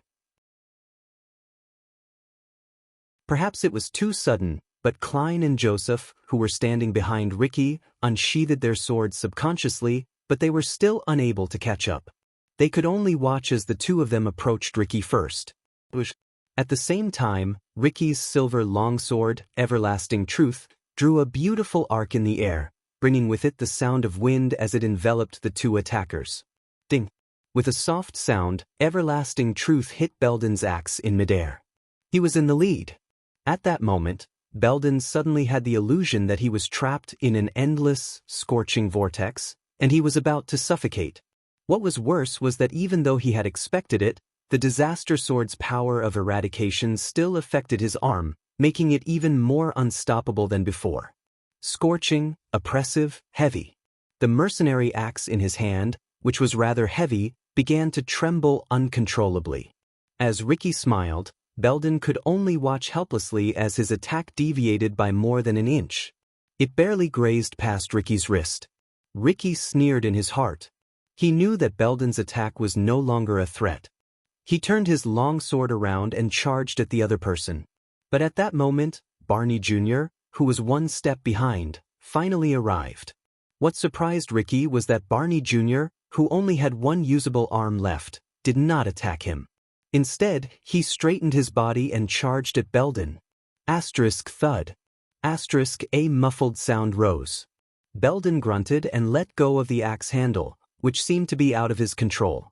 He used Barney Jr.'s charge to change his direction. He wrapped his fist in his palm, bent his elbow, and charged at Ricky. Ricky, who had been calm and composed, finally changed his expression. The axe is just bait? But Belden, who seemed to have lost control, had already arrived in front of Thales. Thales suddenly came to a realization. This was a variant of the Northland military sword style. Countered. However, Barney Jr. used his comrade as a shield. He was secretly shocked.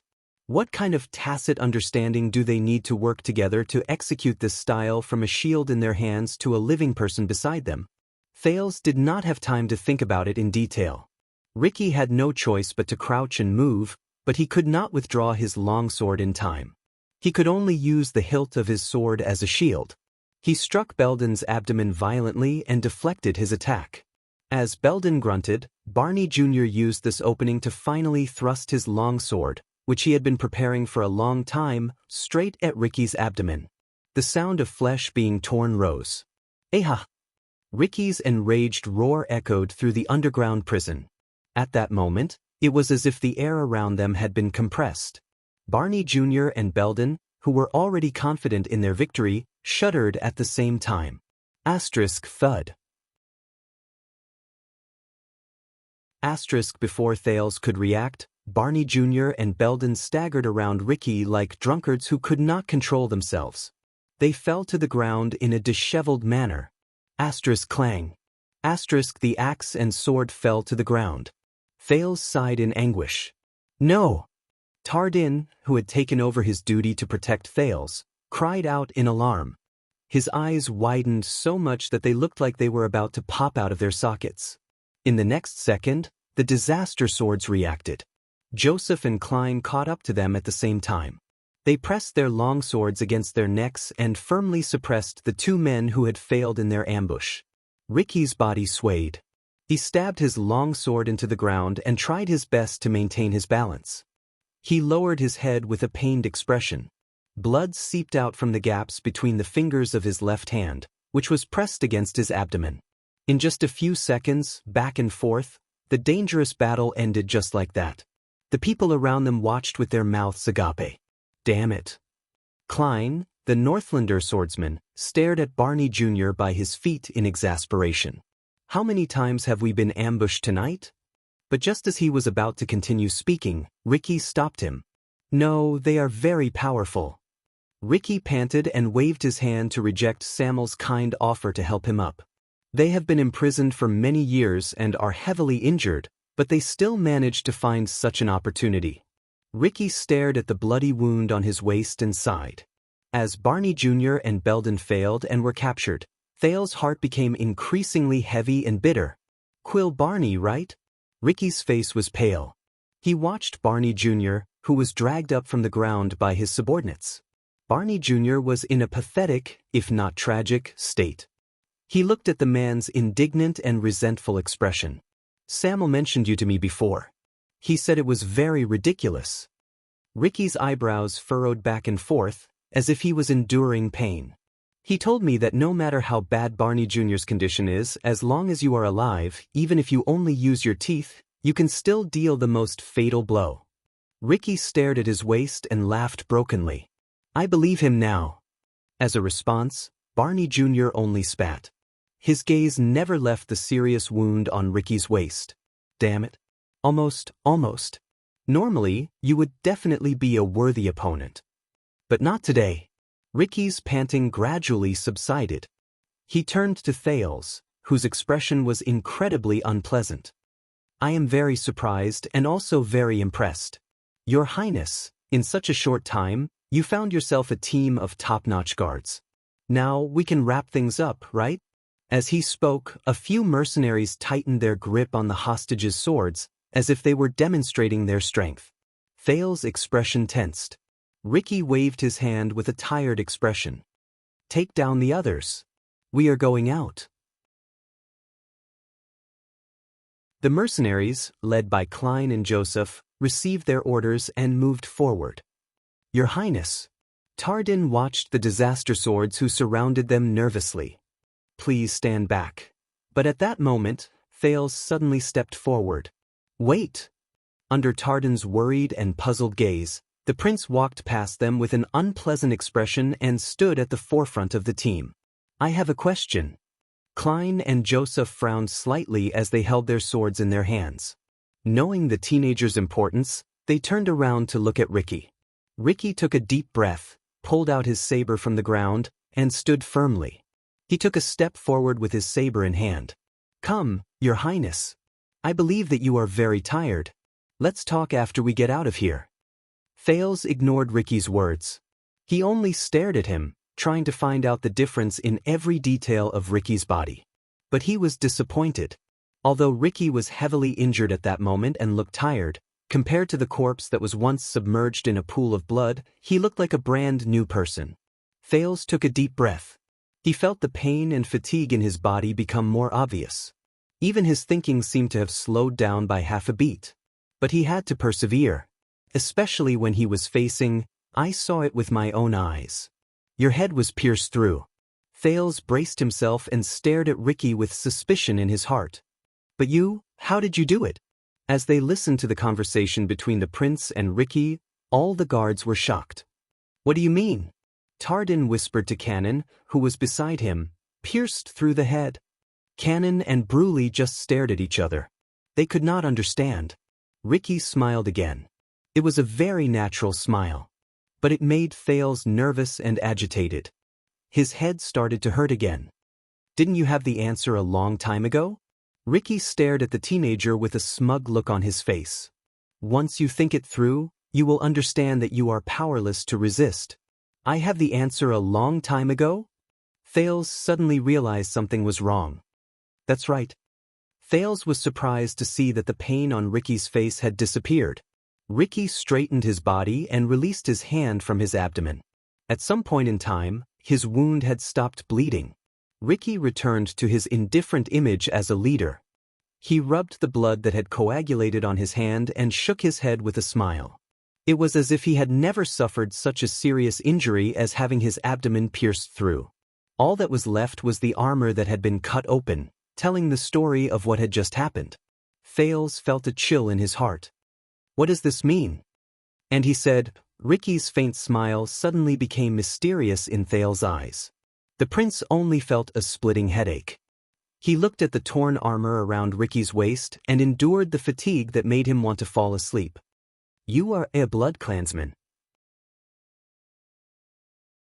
Ricky paused for a moment before he burst into laughter and shook his head. I told you, you have the answer a long time ago, but you are unwilling to admit it. Not a blood clansman. No? The teenager stared at the subdued Barney Jr. and Belden. The inexplicable fear in the depths of his heart surged again. Did you just say that those who cannot be killed will be reborn every time? Thales gritted his teeth and carefully asked the question that worried him the most. Are you one of them? Ricky continued to smile. He did not answer. His smile made Thales' spirit, which had already been tortured to the point of death, feel even worse. When he saw Ricky's almost tacit admission, Thales' heart turned incredibly cold. He could be vigilant against assassins. He could negotiate with Northlanders. He could find other ways to deal with Zakriel. But Thales' face was dark. The subdued Barney Jr. seemed to have understood something. His expression changed slightly. Wait, do you mean that this person? Thales shook his head. His gaze never left Ricky. Damn it. If this person is really what I think he is, if he is, no, this is too bad. First it was Zakriel. Now it's this. The teenager's tired gaze circled the area and stopped at the silver longsword he once held. If he is really, then there is no hope in fighting him head-on. Unless, Thales felt like his head was about to explode. He had to think about a way out. He thought about Asda, Giza, and even Taurus. He thought about what he should do when he faced them. Thales sucked in a deep breath and said with a trembling voice, if that's the case, then Disaster Sword is indeed an organization of calamities, just as its name implies? Just like Blood Bottle Gang, they exist for you and serve you? Everyone was stunned, including the people from the Disaster Swords. Ricky raised an eyebrow. When he saw his expression, Thales thought of something. You said that your sword is called the Everlasting Truth. This isn't a coincidence, right? Thales made up his mind and gritted his teeth. So, your leader is the Truth Brother? Against Thales' expectations, his tactic of stalling for time and finding an opportunity worked. The Truth Brother. In that second, Ricky's expression changed. He was originally smiling, but when he heard this, his face instantly turned as cold as ice. Thales' legs were sore. He saw hope, and he had to support Barney Jr. by his side to stand firmly. Or are you the Truth Brother, B? Should I call you the Truth Sword from now on? The prince's words stunned almost everyone present, except for one person. Standing in front of everyone, Ricky's expression became extremely cold. There was a murderous glint in his eyes, and Thales could not help but tremble. Ricky stared at Thales coldly, as if he wanted to find some secret from the teenager. You say that again.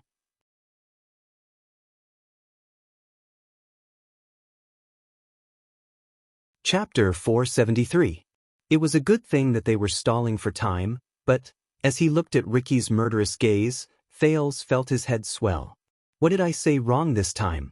However, if he was a mystic, Thales rubbed his head and remembered the reason why the Disaster Swords came here. He was right. Dragon Breaker. But what could he do now? However, a dry voice suddenly sounded from the darkness behind him. Steady! Thales, whose thoughts were in a mess, immediately snapped out of it. Calm down. Barney Jr. and Belden were shocked. They turned around and looked behind them. The more disadvantageous the situation is, the stronger the enemy is. When he saw the person behind him clearly, Thales was stunned. Even Ricky's gaze tensed up. He no longer stared at Thales with a murderous look. That's even more important. It was him. It was Zakriel, the Knight of Judgment, who had lost his mind just now and was left in the dark corner, limped into the firelight with his left arm tied tightly with a wooden board. His face was cold and his eyes were bleak. The appearance of the knight made many people nervous. It was especially so for the disaster swords. Klein and Joseph's expressions changed drastically, and they raised their weapons at the same time. Thales tensed up as well, but when he looked at the situation before him, he probably could no longer care about Zakriel's threat. "And you, Vanguard Barney, Penal Officer Belden." Zakriel's body swayed, but his words were extremely stern. "You guys really disappoint me." Belden looked ashamed, while Barney Jr. turned his head away awkwardly. "Sir?" Tardin asked in bewilderment. But Zakriel ignored him. He only stared straight at Thales, who had an unpleasant expression on his face. As for you, at that moment, the Knight of Judgment's gaze was fierce and resolute, as if he had the power to see through people's hearts. Thales could not help but feel his heart skip a beat when he thought of the man's previous record of trying to kill him. "Think about it carefully," Zakriel said. "How exactly did he die? How did he die? How did he die?" Thales was confused. "Zakriel." Ricky raised his voice. He appeared very surprised and amazed. At the same time, he did not forget to give Samuel a questioning look. But Samuel just shook his head with a complicated expression. "You look much better than you did when you were in prison." Thales looked at Zakriel, whose face was covered in bruises and bloodstains. He also had a sickly expression. Thales could not find any evidence to prove that Zakriel's complexion was much better. "Why don't you reconsider my offer?" The surprise and wariness on Ricky's face disappeared in a flash. His words became steady and confident again. "We should be able to get along, for example, when it comes to attacking the Tower of Eradication." But Zakriel did not even look at him. He only stared at Thales. The teenager panicked under Zakriel's gaze. He quickly turned his head away and forced himself not to look into Zakriel's eyes, who had returned. At that moment, Thales had a flash of inspiration. He understood Zakriel's words. It was Ricky. He was talking about Ricky. "Ricky, how did he just die?" "Yes, I remember now. He was in Zakriel's cell, Yodel." At that moment, the distraught Thales immediately snapped out of his daze. He was right. Thales shook his head with all his might.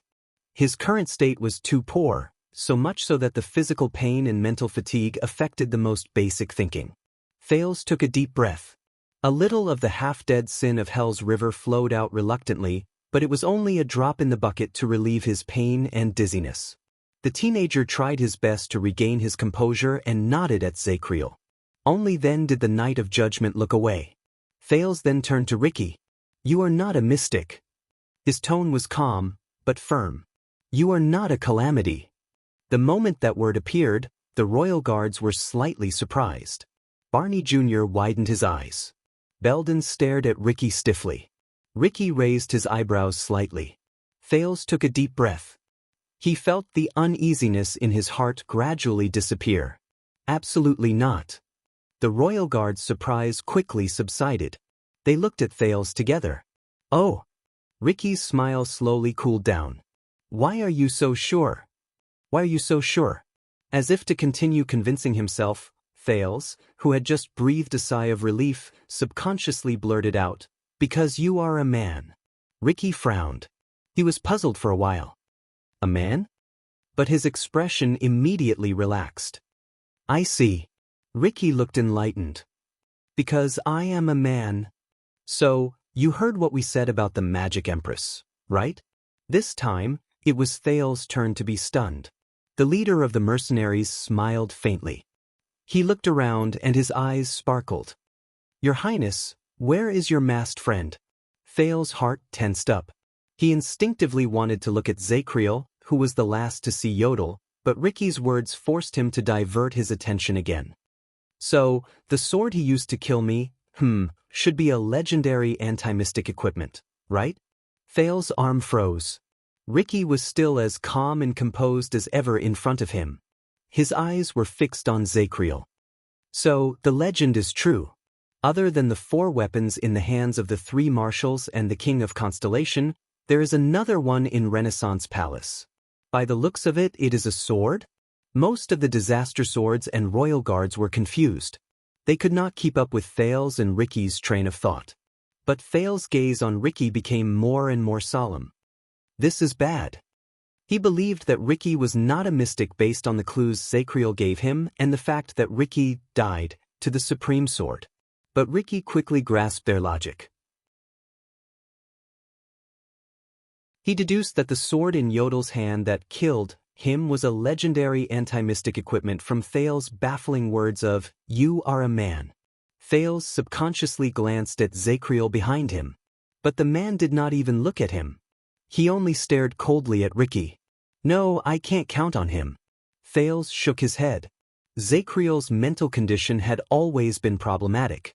Besides, after going through a series of battles and being baptized by the alchemy ball, Thales did not think that it would be a good idea to place all his bets on Zacriel, who had returned after leaving for a while. Zacriel looked like he was limping and could not even walk steadily.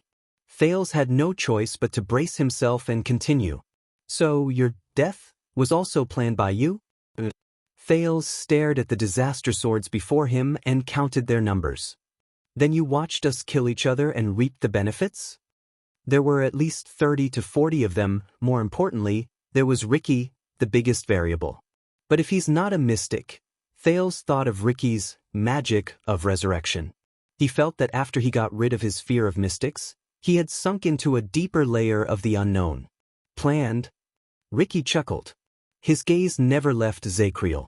"Your Highness, you have to understand that this world is very complicated. Nothing is planned. Like tonight, isn't it? Nothing is planned." Thales clenched his fists. The mysterious and terrifying Shadow Shield, the Northlanders with terrifying backgrounds, the famous kingdom's secret intelligence department, the Northland secret room, the former prisoners of the royal guards, and even the Constellatiate nobles in the camp. About half of the people in Blade Fang's camp are involved. Ricky clicked his tongue and shook his head. "Of course, there's also us and you, Your Highness. When they are intertwined, all preset plans will be broken. Only accidents will be the main theme." Ricky narrowed his eyes, and a vigilant look appeared in his eyes. "We never planned anything. Or rather, the only reliable plan we have is to act according to the situation." Act according to the situation? Thales recounted everything that happened that night in one go. From the tavern to the dungeon, from the mercenaries to the assassins, from the prisoners to Zacriel. His expression changed slightly. Ricky could be said to be the culprit of everything that happened tonight. From the beginning, it was his disaster swords who planned to break into the prison of bones and obtain the information they wanted. He was also the connection between many parties. Shadow Shield, who wanted to take advantage of the situation, the Northlanders who were interested in the prince, the innocent and neutral tavern owner, the secret room with ulterior motives, and Thales himself. All of them were gathered here by Ricky. He was also the trigger of the conflict. He was the one who brought Samuel to meet the former royal guards and stirred up the old matter from 18 years ago. He was the one who led his subordinates to fight against Shadow Shield and dragged everyone in the dungeon into the vortex. And he was about to become the terminator of the game. When he had almost achieved all his goals and everything was almost settled, he lured them here through Samuel to witness the final outcome. Thales felt his heart become heavier. He suddenly realized that he had severely underestimated Ricky. He was able to stand here safely after going through countless chaos and accidents. Of course, he was not a small fry. Coupled with his strange and mysterious method of resurrection, in the suffocating silence, Ricky chuckled. "Now, can you come home with me?" But once again, to everyone's surprise, a figure burst forth at this moment. Asterisk whoosh. Asterisk before Thales could sort out his thoughts, his nerves twitched. He heard the sound of wind by his ears, and he saw a limping figure move past him to attack Ricky, who had just finished speaking. It was Zacriel. The former watchman's expression did not change. He did not move quickly, but with great determination he moved his legs, which were no longer agile due to his injuries, and charged forward. Thales was completely dumbfounded. What happened to the promised steadiness and calmness? This time, the disaster swords, who had been prepared for this a long time ago, no longer reacted passively. Instead, They roared and launched a counterattack to block the attacker. At least 5 or 6 people went up to Zacriel. Only Samuel's expression changed drastically, and he spoke up to stop them. No, not so many people. But it was too late. In the next 6 seconds, Thales felt as if he was watching a comical acrobatic performance. In the first second, a mercenary swung his hammer fiercely. He was pulled away by the Knight of Judgment, but he inexplicably bumped into his companion on his left. The two of them scrambled to avoid being accidentally injured, and they rolled into a ball. In the second and third seconds, Joseph clashed head-on with Zacriel's axe. Then, when he retreated and moved, he found himself standing in the path of his companions, who came to his aid. He tripped 2 people in succession. In the 3.5 seconds, Klein thrust his unparalleled sword accurately, and it miraculously helped Zacriel, who had his head lowered, block another attack.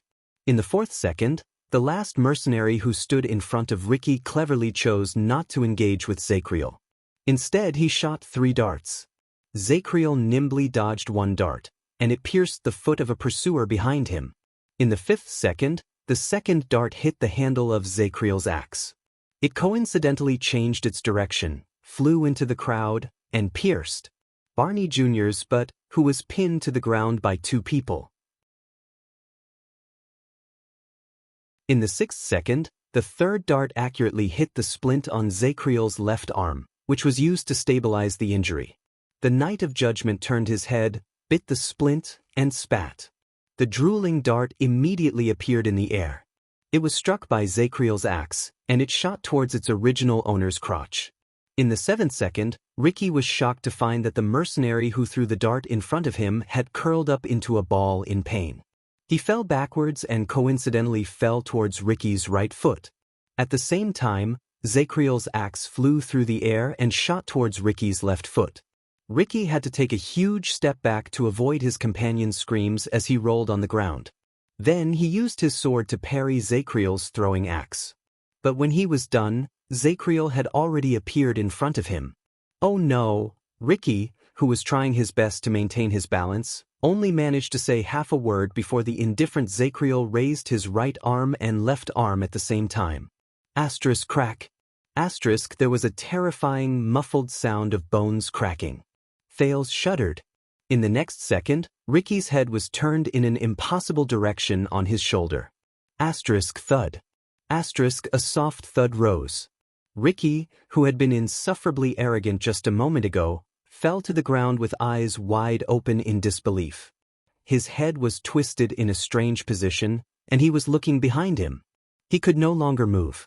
The battle ended while many disaster swords cried out in pain or in pain. Aside from the wailing wounded, everyone else was stunned. But Zacriel was not done. He extended his hand coldly and caught Ricky's falling everlasting truth in midair. It looked as if the fallen Ricky had thrown the sword to him of his own accord. Everyone's hearts trembled. Thales turned his head subconsciously. Asterisk swoosh. Asterisk, there was another sound of flesh being torn apart. This time, amid the gushing blood, Ricky's head was separated from his body. It rolled limply on the ground. 1 second. 2 seconds. 3 seconds. Under everyone's almost shocked gazes, Zacriel stood up. With a clang, the long sword fell to the ground. Ricky's body lay on the ground, unmoving. His head was not far from his left shoulder. His eyes were wide open, and he stared at his neck. Once he was done, Zacriel grunted. He covered his chest and hunched his back. Obviously, he was not unscathed. The mercenaries around him reacted and were about to step forward. But Zacriel only took a deep breath, turned his head, and swept his gaze around him. The mercenaries all froze and retreated one after another. They retreated like a tide, or a flock of sheep that ran into hungry wolves. On the disaster sword side, Klein supported Joseph, who was coughing. He stared at the ghost-like warrior in front of him in shock and fear. Damn it. It wasn't a coincidence that we were in the prison. This guy can really... The people on Thales' side were also dumbfounded by what they saw. 40. Quick Rope looked at the wounded and Ricky's corpse on the ground. He mumbled in horror, "What the F***, CK?" F***ck, could it be true? The Knight of Judgment ignored the others. He only turned his head around and stared at the headless corpse on the ground with a grave expression. It felt like a long time had passed.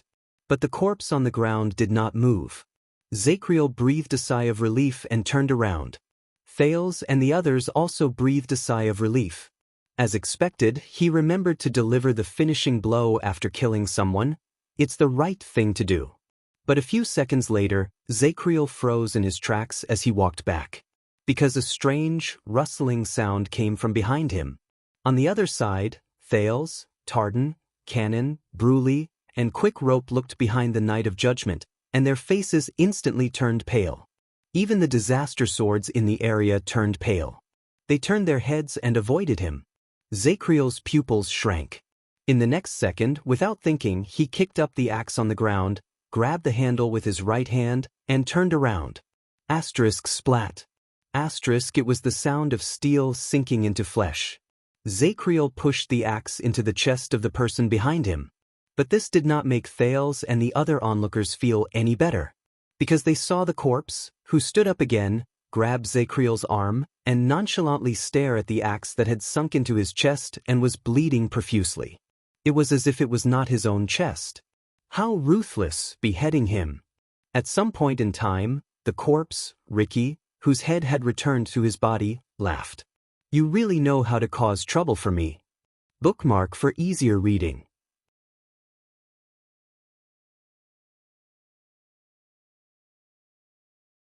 Chapter 474. Ricky's voice was hoarse. It sounded as if his vocal cords had been cut off and had just been reattached. Ricky's head reappeared on his neck. Thales watched all of this with his skin crawling. The terrifying fracture between the head and the neck was still vivid in his eyes. Above the fracture was a pale face that was devoid of blood, and below the fracture was the bright red skin of the neck. It looked like a head that had been sewn back into a corpse's body. But the stitches could not be seen. What exactly are you? Zacriel could not believe his eyes. He glared at Ricky, who was wrestling with him, and refused to give up on trying to cut him open with the axe. What exactly are you? But Ricky did not answer him directly. Crassus of the disaster swords only chuckled with a smile as pale as a corpse's and the terrifying fracture on his neck. This made many of the mercenaries under him nervous. Joseph even closed his eyes and turned his head away. I have to admit, between the two of us, Ricky's voice was weak, but it made his laughter sound even stranger. You are still stronger. In the next second, the dead came back to life. Ricky, who was so strange that everyone was stunned, suddenly exerted strength in his arms, lifted Zacriel up, and slammed him down. Asterisk bang. Asterisk, a loud noise was heard. Commanding officer. As Tardan roared at the top of his lungs, Zacriel fell to the ground like a lifeless sandbag. He twitched in pain and vomited blood. Ricky sneered and shook his head. He pulled out the axe embedded in Zacriel's chest and threw it on the ground. Asterisk clang. Asterisk Thales was stunned. That person, what exactly is he? The terrifying scene of Giza putting his head back on his body appeared in his mind, and he shuddered. Is he really not a mystic? As the axe fell to the ground, Zacriel trembled and tried to get up. But he did not know whether it was because he was too heavily injured or because he no longer had any stamina, but his arm only supported itself on the ground for a few seconds before it bent again. He fell to the ground again. Thales breathed in a daze. He had never seen Zacriel so powerless before. But what chilled his heart was, Thales lifted his head in horror and saw Ricky twisting his neck without a care in the world. With a rustling sound, the terrifying fault on his neck gradually disappeared and was filled with new skin. The color of the skin on both sides also gradually became the same. Crackling sounds came from his chest. It sounded like the bones that had been broken by the blade of an axe were being reset. He's healing. But fortunately, I'm always better than my opponents. Ricky extended his hand. Under the fearful gazes of his subordinates and enemies, he quietly tidied up his collar and armor. One more life. An extra life? Thales stared at Ricky in a daze. Oh, sunset. Barney Jr., who had always been tough, watched this scene and lost his composure. I know it's not fair, right? Ricky shrugged with a smile and pulled out an axe shard from his chest as he recovered at a speed visible to the naked eye. Welcome to the real world. Ricky took a deep breath, as if he was learning to breathe again. He walked towards the dying Zacriel. Tardin and Bruley roared as they charged forward. Only Cannon, whose eyes were bloodshot, was left to guard the incredulous Thales. Ricky chuckled and picked up his long sword. The disaster sword surrounded him as well. Zacriel, who was lying on the ground, suddenly shouted angrily. Stuff. As if they were born to obey this voice, even though Tardin and Bruley's emotions were surging, they instinctively stopped moving. Zacriel coughed up blood in pain as he spoke to them. Do your duty. Tardin and Bruley froze. They looked at their heavily injured officer with conflicting expressions, then at Thales, who was so furious that his eyes were about to pop out of their sockets. Ricky, who was standing beside him, looked at them with interest. Ricky. Samuel walked up and glanced at the others as though he didn't care. They are all excellent warriors. They will be very useful. And we are short on manpower. Ricky's eyes flashed as he looked at Samir. Samuel did not dodge. His expression remained the same. Finally, Ricky snorted softly and nodded. Of course.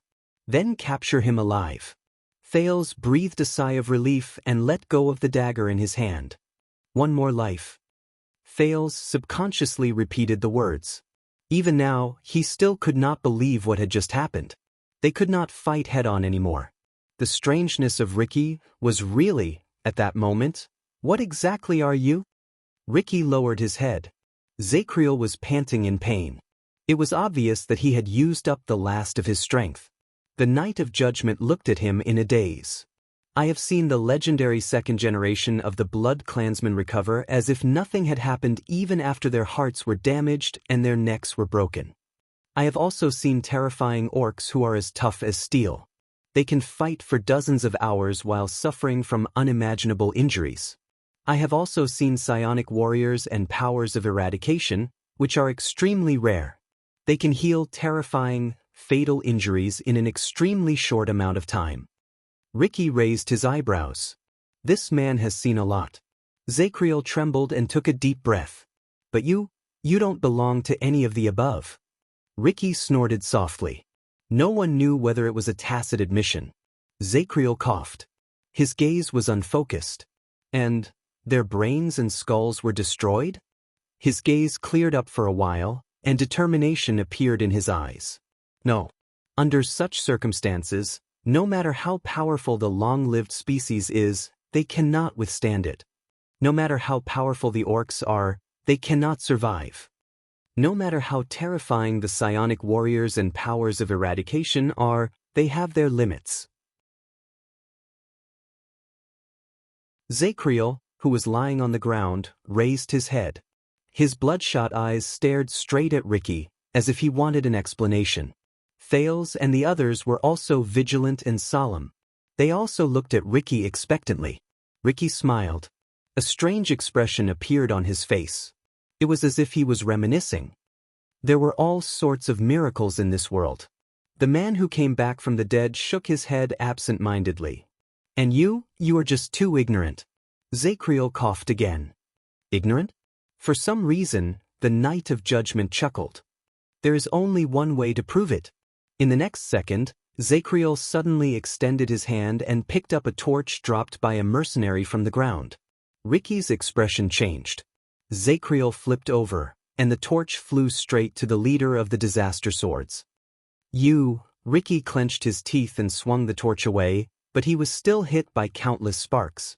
A few mercenaries had already pounced on Zacriel, who was at the end of his tether, and firmly suppressed him.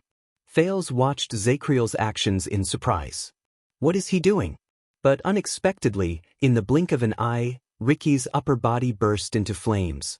It was as if he was the torch that was lit on fire. Ah! Ricky roared and slapped away the flames on his body with all his might. What is this? Zacriel chuckled under the suppression of a few people. This is oilcloth I removed from the torch. The Knight of Judgment suffered a heavy kick from a mercenary, but he still insisted on finishing his sentence. I stuffed some in your clothes. A little bit will set you on fire. After a few seconds, Ricky slapped away the flames on his body and lowered his hands. The smoke dissipated from his body. But at that moment, when Thales saw Ricky's face clearly, he cried out in surprise and took a step back. He was not the only one who reacted this way. The prisoners of the royal guards and even many of the disaster swords were shocked. Ricky was different. Even though it was only for a few seconds, the skin on the parts of his body that were burned by the flames peeled off inch by inch, like the paint peeling off a wall. It was especially so for the left side of his face. Thales stared at the person in front of him in horror. The skin on the left side of Ricky's face was gone. In its place were layers of dark folds that overlapped with each other. They looked like muscles but also like the veins of leaves. As Ricky gritted his teeth, they trembled from time to time. The skin on his left eye had also peeled off, leaving only the same dark muscle lines and a terrifying eye that shone with a strange yellow light. It was not just the left side of his face. His left shoulder, left abdomen, right hand, all the places that were touched by the sparks or flames revealed layers of dark muscles that squirmed as if they had a mind of their own. The other parts of his body were still intact, like a perfectly normal human being. However, the combination of human skin and pitch-black muscles, human and inhuman, made everything seem even more bizarre. Thales was stunned. What is this? What the F***ck is this? The Ricky in front of him was like a human whose skin had been removed, and there was a strange yellow-eyed monster with dark black muscles that could even squirm. It had an incredibly terrifying and hateful face. Oh my God, Quick Rope was dumbfounded. Am I living in a horror story? Tardin subconsciously grabbed him and did not let him continue speaking, even though Tardin himself was almost scared out of his wits. Ricky trembled. The human part of him showed anger. Of course, Thales could not tell what emotion the non-human part of him was feeling. The black and white monster cast a glance at the prince in the distance. Its strange and terrifying face shocked Thales so much that he shuddered. By Ricky's side, Joseph handed him a hooded jacket in a practiced motion. Thales could tell that Ricky had done so while suppressing great fear or disgust. The disaster swords around Ricky also instinctively moved away from him. Ricky put on the coat and used the hood to cover his half-human, half-ghost appearance. He spoke slowly. I know. In that second, Thales' hair stood on end. He only felt that the moment Ricky opened his mouth, what came out of his throat was a rough, hoarse, and sharp noise that sounded like grinding stones. It was like someone scratching a steel plate with their fingernails. It was a sound that could only be heard in everyone's worst nightmares. He was not the only one who felt that way. Quick Rope's face even turned pale. He subconsciously covered his ears. Thales did not know whether the nightmarish voice had negative magic, but as the voice spread, everyone in the area became nervous and uneasy. The mercenaries who were close to Ricky moved away nervously. They wanted nothing more than to be further away from their leader. So much so that they even forgot to be on guard against the enemy. I know that I don't look good right now, Ricky said coldly. Every syllable gave people goosebumps. Thales even felt his entire body tremble. I need some time to recover. The moment he stopped speaking, Thales breathed a sigh of relief. Ricky stared coldly at Zacriel on the ground with his terrifying yellow left eye and normal human right eye. And you? The moment Ricky opened his mouth again, Thales truly felt as if he was tormented in a horror story. But when the Knight of Judgment saw Ricky's face, even though he was shocked and puzzled, he was the first to speak. As expected, the flames, they made you reveal your true form. Thales breathed a sigh of relief. He was very grateful that Zacriel interrupted Ricky. The repulsive Ricky shuddered a little and clenched his fists. Zacriel stared straight at him, gritted his teeth, and spoke in an aggressive manner. Tell me, which of the 7 sovereigns do you serve? Under the hood, Ricky's exposed human pupils shrank. At that moment, many people were stunned, including Thales. 7 great kings? Wait, little rascal. Ahem, Saroma seems to have mentioned this to me before, 7 kings. But before Ricky could answer, Zacriel continued to speak loudly.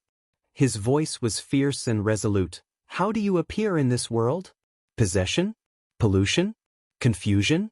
Or a crude and direct invasion? Everyone was dumbfounded. The strange and unfamiliar term interrupted Thales's train of thought and added to his puzzlement.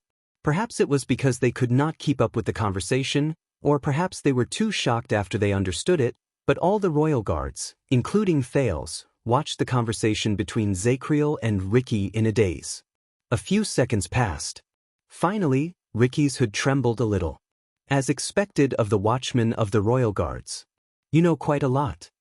That trembling voice that could tug at people's heartstrings was heard again. Thales subconsciously shuddered. Zacriel stared at him for a long time. I see, the Knight of Judgment finally spoke again. This time, his tone was no longer aggressive and stern. Instead, it was solemnity mixed with respect, surprise, and wariness. I know what you are now. Ricky was slightly taken aback.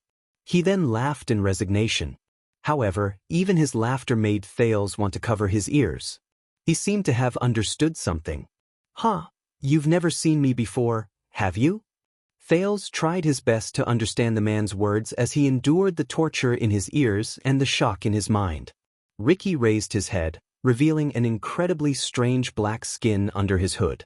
Thales instinctively turned his head away to avoid it. So, you were just testing me just now? Zacriel closed his eyes and nodded as if he had accepted his fate. But I am certain now. Ricky stared at him for a long time before he finally nodded. There was admiration in his human eyes. On the other side, Barney Jr. could not help but look at Ricky in horror, then at the Knight of Judgment. Zacriel? What is going on? Zacriel exhaled and turned to Thales and his former colleagues. All of you, put down your weapons. When he said this, everyone on Thales' side was shocked. Sea commanding officer? Tardin asked tentatively. Zacriel shook his head. We can't defeat him. At least, we can't do it without the corresponding weapons and methods. Ricky snorted softly. His terrifying voice made Thales restless again. Thales hesitated.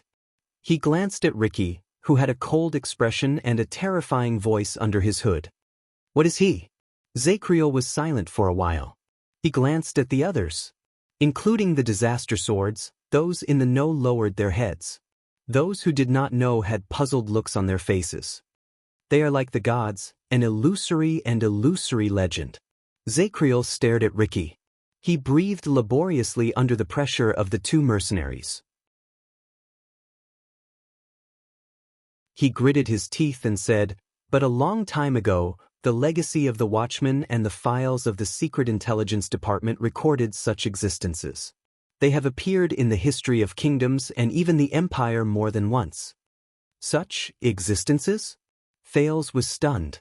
Zacriel sighed softly. He recited a description in a cadence. They feed on flesh and blood and hunt for souls.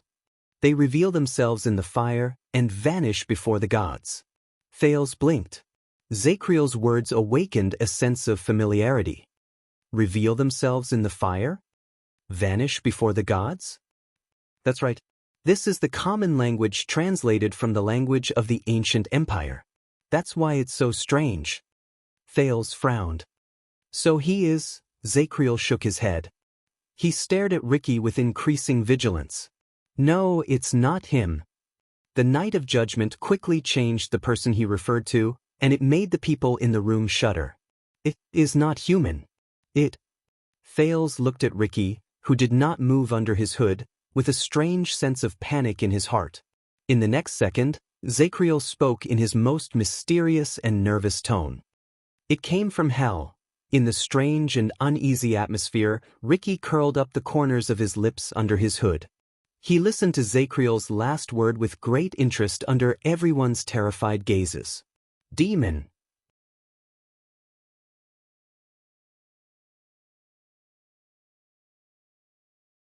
Chapter 475. Under the light of the fire, Thales stepped onto the stone stairs in the storage room while being guarded by Klein and Joseph vigilantly. There was an indescribably strange stench in the air, causing Thales to frown repeatedly. He could not believe it. A few hours ago he was escorted into the prison of bones by the disaster swords, and a few hours later he was still forced to leave with them under the watchful eyes of the disaster swords. It was an unconventional way to have a beginning and an end. The heavily injured Zacriel was supported by Cannon and Bruley as he staggered in front of Thales to his left. The security around them was even more exaggerated than Thales. Ricky, with his hood on, walked beside them. He did not move an inch away from them. Not far behind the prince, Tardin and Quick Rope returned to being tied up. They endured the wary gazes of the people around them with gloomy expressions. Barney Jr. and Belden, who had injured Ricky before, were probably considered dangerous.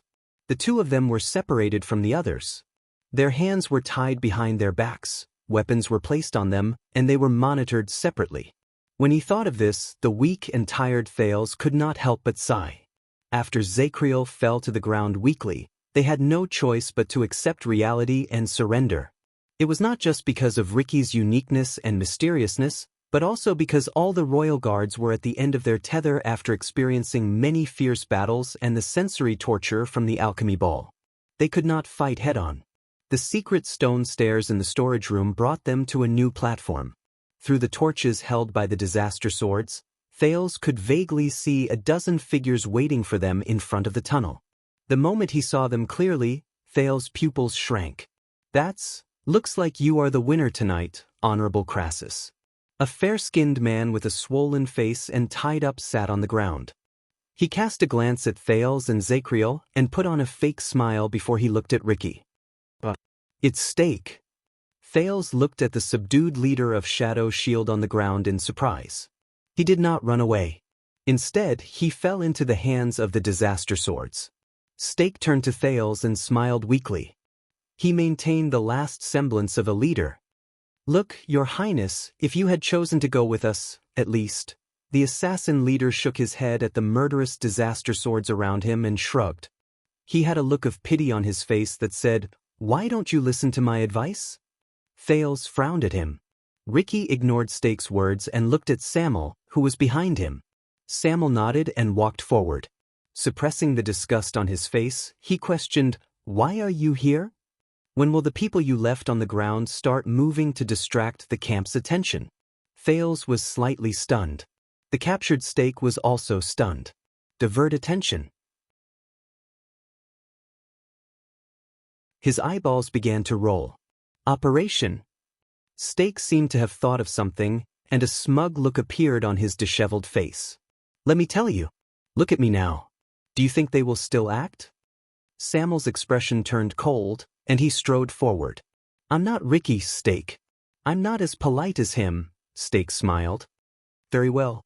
Then, I hope you don't mind that I would like to speak to Crassus directly, if you still want to escape Blade Fang's camp with our help." He looked past Samuel, straight at Ricky. Ricky did not speak. His face was still covered by the hood. However, in the next second, Samuel furrowed his eyebrows and kicked Stake's head hard. Stake fell to the ground with a groan in pain. Blood flowed from his nose. "Listen up, assassin." Stake was drenched in cold sweat. He gritted his teeth and endured the pain. He wanted to struggle to get up, but Samuel's boot was pressed against his chest. It was clear that he did not want to let him have an easy time. "You can still negotiate like this in our hands," Samuel said coldly. "But if you fall into Constellation's hands with us, don't forget, the letter that proves that you killed Herman Jadestar is still with us." When this name was spoken, Zacriel, Cannon, Bruley, Tardin, and all the prisoners who heard it were shocked. They raised their heads in unison and looked at Stake. Stake, who was struggling with all his might, froze. Thales raised his eyebrows and remembered the letter in his bosom. Samuel snorted coldly. "So, do you want to go with us, or become a guest of the kingdom's secret intelligence department? Whether it is King Kessel or the Black Prophet, they will definitely welcome you." There was silence. The disaster swords stared at their conversation coldly. Stake gritted his teeth and panted for a while on the ground. In the end, the leader of Shadow Shield sneered, sighed, and said in resignation, "That's right." He said in resignation, Half an hour later, the abnormality in the prison of bones will be discovered. According to the plan we agreed on, but now you have ruined it. My people will first burn down the military supply warehouse, then assassinate a certain Western Desert noble who is hated by the heavens and hated by the people, and create unprecedented chaos in the camp. Thales lowered his head and sighed. Stake tilted his head and revealed a cold and fierce expression. I guarantee that the group of Western Desert nobles who came from afar and are not used to the climate will be in a flurry, and they will only be able to figure out what is going on after 2 hours. Samuel frowned. Can you do it? Stake gave him a look that said, what do you know, and snorted coldly. Williams, who is the most difficult to deal with, is not in the camp. So yes, we can do it. Samuel looked at Ricky. The latter nodded under his hood. Samuel raised his leg and let Stake, who was panting in pain, sit up again. Very well, we will take action at that time. However, the moment Stake caught his breath, he smiled again and said, but there will be a small problem with our follow-up plan. Samuel, who was halfway through his turn, turned his head back again. His expression was one of displeasure. What trick are you trying to play now? Stake quickly shook his head. He understood the temper of the person in front of him, and he had a submissive look on his face. He said in resignation, you have to understand, once my people meet up with us outside and find out that I was captured. Don't misunderstand, they will not fight you to the death. But you have to know that Shadow Shield has an outstanding tradition of cutting off one's tail to survive. Cutting off one's tail to survive. Samuel narrowed his eyes slightly. Stake turned his head and wiped the blood from his nose that flowed to his chin with his collar. He sighed in resignation. My subordinates will cut off our escape route and leave without hesitation, leaving us in the chaotic camp to fend for ourselves. The disaster swords were silent for a while. Samuel looked up. Cutting off one's tail? Even if you are their leader? Stake showed an embarrassed smile. It is precisely because I am their leader. Then, Stake said in his heart, the Dragon Cloud City branch will have a new leader of Shadow Shield. Thales looked at Stake, who was covered in blood from his nose and was covered in wounds. He suddenly had a new understanding of Shadow Shield. Stake shrugged again. He had an expression of resignation that could not be faked or real. He gestured at the rope that bound him with his chin. What do you think? I can give up on the prince, but our cooperation doesn't seem to be over yet. At least help me untie me and put on an act in front of my subordinates. At this moment, a terrifying voice rose in the air. It sounded like the hissing of a sand snake, but also like a gust of wind blowing through a cave. It made Thales feel uncomfortable. Don't worry. The people around him subconsciously retreated and covered their ears. Ricky walked through the crowd. With his hood on, he came before Stake and continued to torture Thales' ears with his inhuman voice. We have our own way. But Thales did not know whether it was because he was already used to it or because Ricky deliberately controlled it, but when he heard Ricky's inhuman voice again, the discomfort and desire to tremble were no longer as strong as before. Stake was also affected by the voice, and he trembled for a few seconds. He was puzzled for a moment, then he instinctively asked, Crassus, why is your voice so strange? Ricky gave a signal to the person behind Stake with his eyes. In the next moment, a slender figure behind Stake walked forward and knocked him out with the hilt of her sword. Thales saw the person who knocked Stake out clearly. Once again, he was stunned. We're done. Prepare to leave. Klein, who was beside Ricky, walked forward and spoke to the person who was waiting there. Well done, miss. The information you brought back is worth 1,000 taels of gold. You will be rewarded in the end. It was Marina. Under Thales' surprised gaze, the disaster swordswoman who tied him and quick rope up in the tavern, Marina Novork, who wielded dual swords, nodded. She glanced at the prince with a cold gaze, and her gaze met the prince's. Wait, what did Klein just say? What information I brought back? A second later, Thales suddenly understood. Marina was the one who brought the information that Zacriel was chasing after Thales to the disaster swords after she woke up. After that, Sean chased after him and quick rope. And after Thales had no choice but to seek help from the prisoner guards, Samuel replaced Sean and appeared in front of them. When he thought of this, Thales' face turned pale. He glanced uneasily at Ricky, who was by his side under the hood. After the prince was saved by Yodel, he thought that he had gotten rid of the mercenaries, and that the only threat left was Shadow Shield. But in reality, whether it was Marina, Sean, or Samuel, Thales had always been under the surveillance of the disaster swords, who were hiding in the dark. Until Thales' party and the other enemies in the underground prison exhausted each other, and both sides were injured. The more he understood, the heavier Thales' heart became. The group of people were escorted by the disaster swords and continued moving forward. Then, they went up another stone staircase and arrived at a huge circular platform that seemed to be able to accommodate hundreds of people. A huge circular stone pillar stood in the center of the platform. Around it were a dozen different stone platforms or tables, and there was also a huge, dilapidated, round well that was already empty. Many of them had already been broken and abandoned. They had turned into countless stones or scrap metal and were scattered all over the ground. Thales carefully stepped over an obstacle that he did not know was made of steel or stone.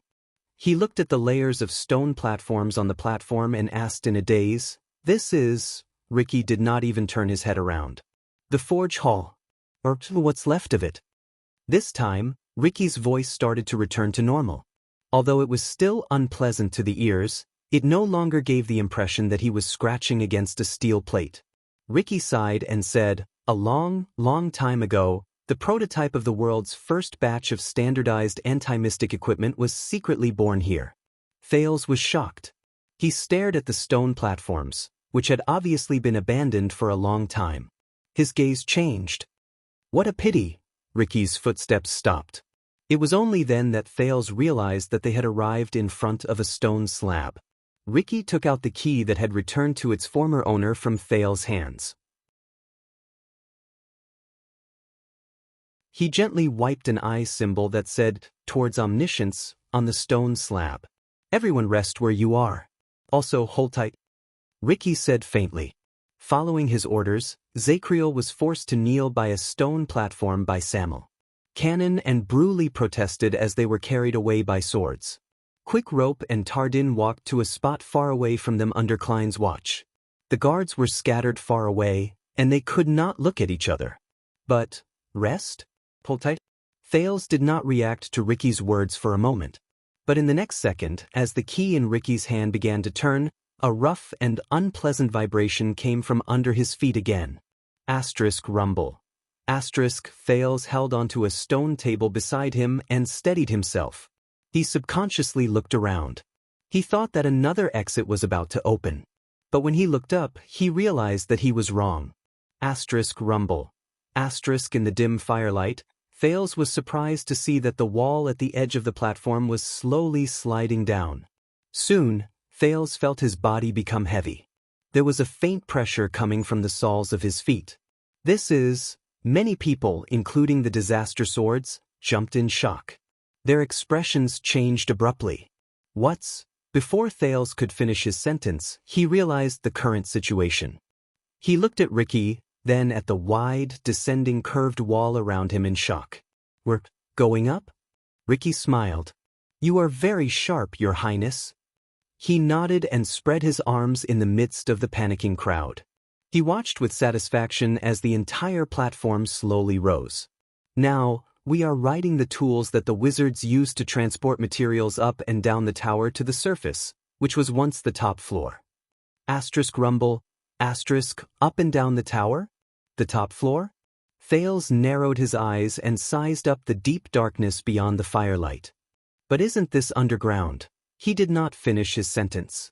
"Yes. Most people think that the Prison of Bones was born in underground dungeon." Ricky sat on the stone platform beside him and faced Thales.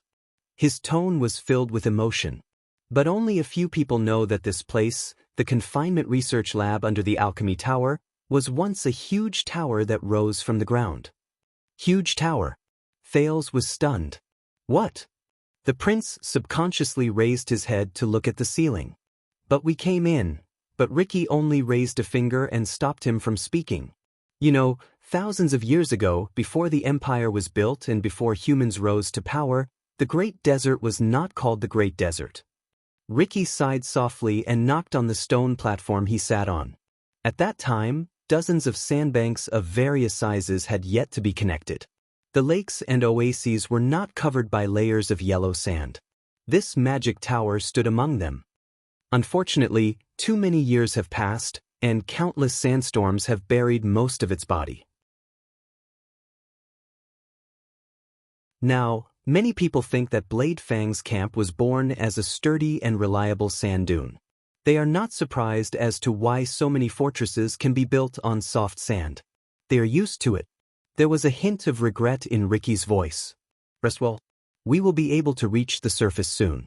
Thales was silent for a long while amidst the slow but rhythmic, and to a certain extent, intimidating rumbles. You know this place so well? Thales said quietly. So, you have seen how this tower used to look like? At that moment, Ricky quickly raised his head. His terrifying yellow eyes were revealed under his hood. Thales subconsciously leaned against the stone platform behind him.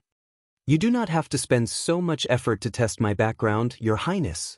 Unknowingly, Ricky's voice had returned to normal, just like his face. Other than that yellow eye, he was almost like a normal person.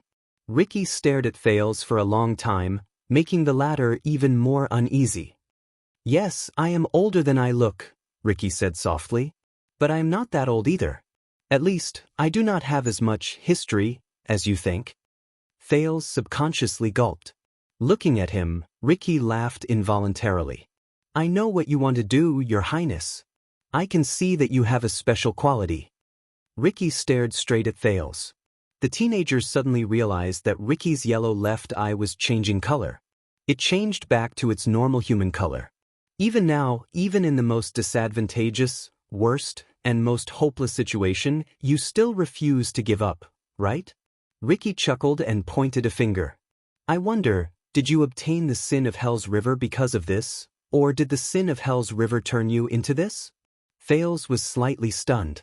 Most disadvantageous, worst, most hopeless.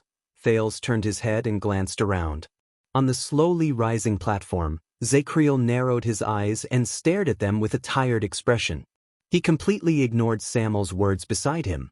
Bruley and Cannon were tied together and sat on the ground in a sorry state. Tardin leaned against a stone pillar and looked elsewhere angrily. He seemed to have been provoked by his nephew, Quick Rope, who was crying and chattering nonstop beside him. Barney Jr. and Belden were in the distance. Thales could only see their blurry figures. But based on their history of ambushing people, he guessed that the two brothers would not be treated too well. The disaster sword stood all over the place. All of them were vigilantly watching the seemingly exhausted captives. Thales sighed. They were all in trouble and there was nothing they could do. But, I'm used to struggling in the dark. Thales stared at the dust on the ground. He leaned against the stone platform to relieve his fatigue and said quietly, even if there's no light in front of me. His words made Ricky silent for a while. Me too. Ricky curled up the corners of his lips and smiled faintly. We all are. No, you're not. Thales sneered in his heart. You can even be reborn. Don't worry, my dear. Ricky looked at him and subconsciously changed the way he addressed him. You'll be safe. Thales exhaled and answered in resignation. Thank you. But Thales immediately remembered Ricky's identity, and he felt even stranger. Just now, he was comforted by a living demon? Ricky suddenly reached to his waist and took out a cloth bag. High-quality jerky. Do you want some? Thales was startled again. What? Don't be shy. I know that the sin of Hell's River is a huge burden on the body. Ricky unceremoniously took out a piece of jerky from the bag. It would be strange if you weren't hungry. Ricky put the jerky into his mouth and tossed the cloth bag to Thales. And I need to replenish a lot of my energy. Thales caught the cloth bag in a flurry. He stared at Ricky dumbly, then at the cloth bag in his hand. In the end, Thales sighed and took out a piece of jerky. He had no choice but to imitate Ricky and start eating. As a result, an unusual scene appeared on this platform. Thales sat by the stone platform, and Ricky sat cross-legged across him. The man and the demon sat opposite each other in silence, and they both tried their best to bite the jerky in their hands. At this moment, Zacriel's voice suddenly cut in. "Why?" Thales and Ricky turned their heads at the same time. Zacriel leaned against the stone platform not far away with a weak expression. "Demon, what is your goal?" Ricky frowned slightly. When he saw the weakened Zacriel, Thales subconsciously wanted to hand him the jerky, but Ricky glared at him and stopped him. Zacriel ignored the jerky and said airily, "That's right. After the Battle of Eradication, it has been a long time since a demon dared to appear on the ground and in the human world. After the Battle of Eradication, Thales seized this timing. Not for a long time?" Ricky stared at Zacriel and smirked. "Are you sure?" Zacriel did not answer immediately. He looked at Ricky for a long moment. Finally, when Ricky turned his head around impatiently, Zacriel spoke with a hint of hesitation. "All right. A long time ago, there was a suspicious record in the inheritance records of the Watchmen. It was said that a king of Constellation was muddle-headed. His subsequent actions brought about countless disasters and chaos to the kingdom. There were countless disasters, and the people were plunged into misery and suffering." Thales was shocked. Zacriel stared at Ricky with a burning gaze, as though he wanted to dig something out of Ricky's body. After that, the temple and the secret intelligence department suspected that king was possessed by a demon. Bookmark for easier reading.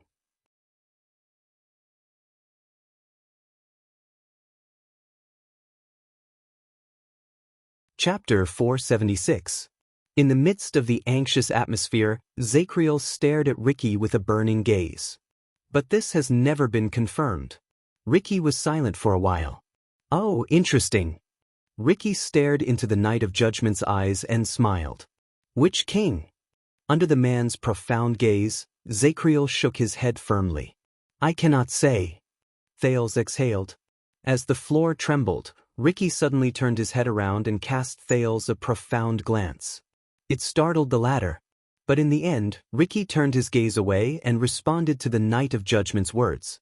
"Watchman, how much do you know about demons? How much do you know about me?" Zacriel was stunned for a moment. "Come, tell me and tell your prince," Ricky said with a smile. Zacriel cast Thales a strange glance. "In Constellation, Sunset Temple and the kingdom's secret intelligence department have been dealing with existences like you for a long time." Thales' expression changed slightly. "According to Sunset Temple, you cannot invade the world with your true bodies. You can only possess people and use your current body as a vessel. Or perhaps you have lost your mind and can only speak through the mouths of your believers." Zacriel scrutinized Ricky carefully. "But no matter what, your current appearance is just an illusion. Your roots are in hell. This is why you did not die even though you were fatally injured." Possession. Confusion. Thales suppressed the shock in his heart and digested the new knowledge. Ricky stroked his chin and raised an eyebrow. "Interesting." The leader of the Disaster Swords nodded and said, "Anything else?" Zacriel was silent for a while. "According to the records of the kingdom's secret intelligence department, aside from consciousness, you can also contaminate the world." Zacriel stared at the part of Ricky's body where he was injured. He gritted his teeth and said, "The flesh and blood contaminated by you have abnormal activity that cannot be explained by common sense. You live in every inch of your body and every bit of your spirit. Unless you meet your natural enemy, you will never die and will never be reborn." Contaminate. Thales remembered something, and he could not help but turn pale. Natural enemy? Ricky's interest seemed to be hooked by this new term. Zacriel continued to scrutinize Ricky's expression. "The weapons blessed by the priests in the temples possess the power of the gods, and they can cause irrecoverable damage to you," Zacriel said softly. "This is the so-called divine vanquishment." The temple. Thales recalled the few times he had crossed paths with Sunset Goddess and Bright Moon Goddess, but they were all unpleasant memories. "But you must have a purpose, don't you?" Zacriel stared at Ricky. "It's written in the Sunset Scripture that when demons appear in the world, they must have a request."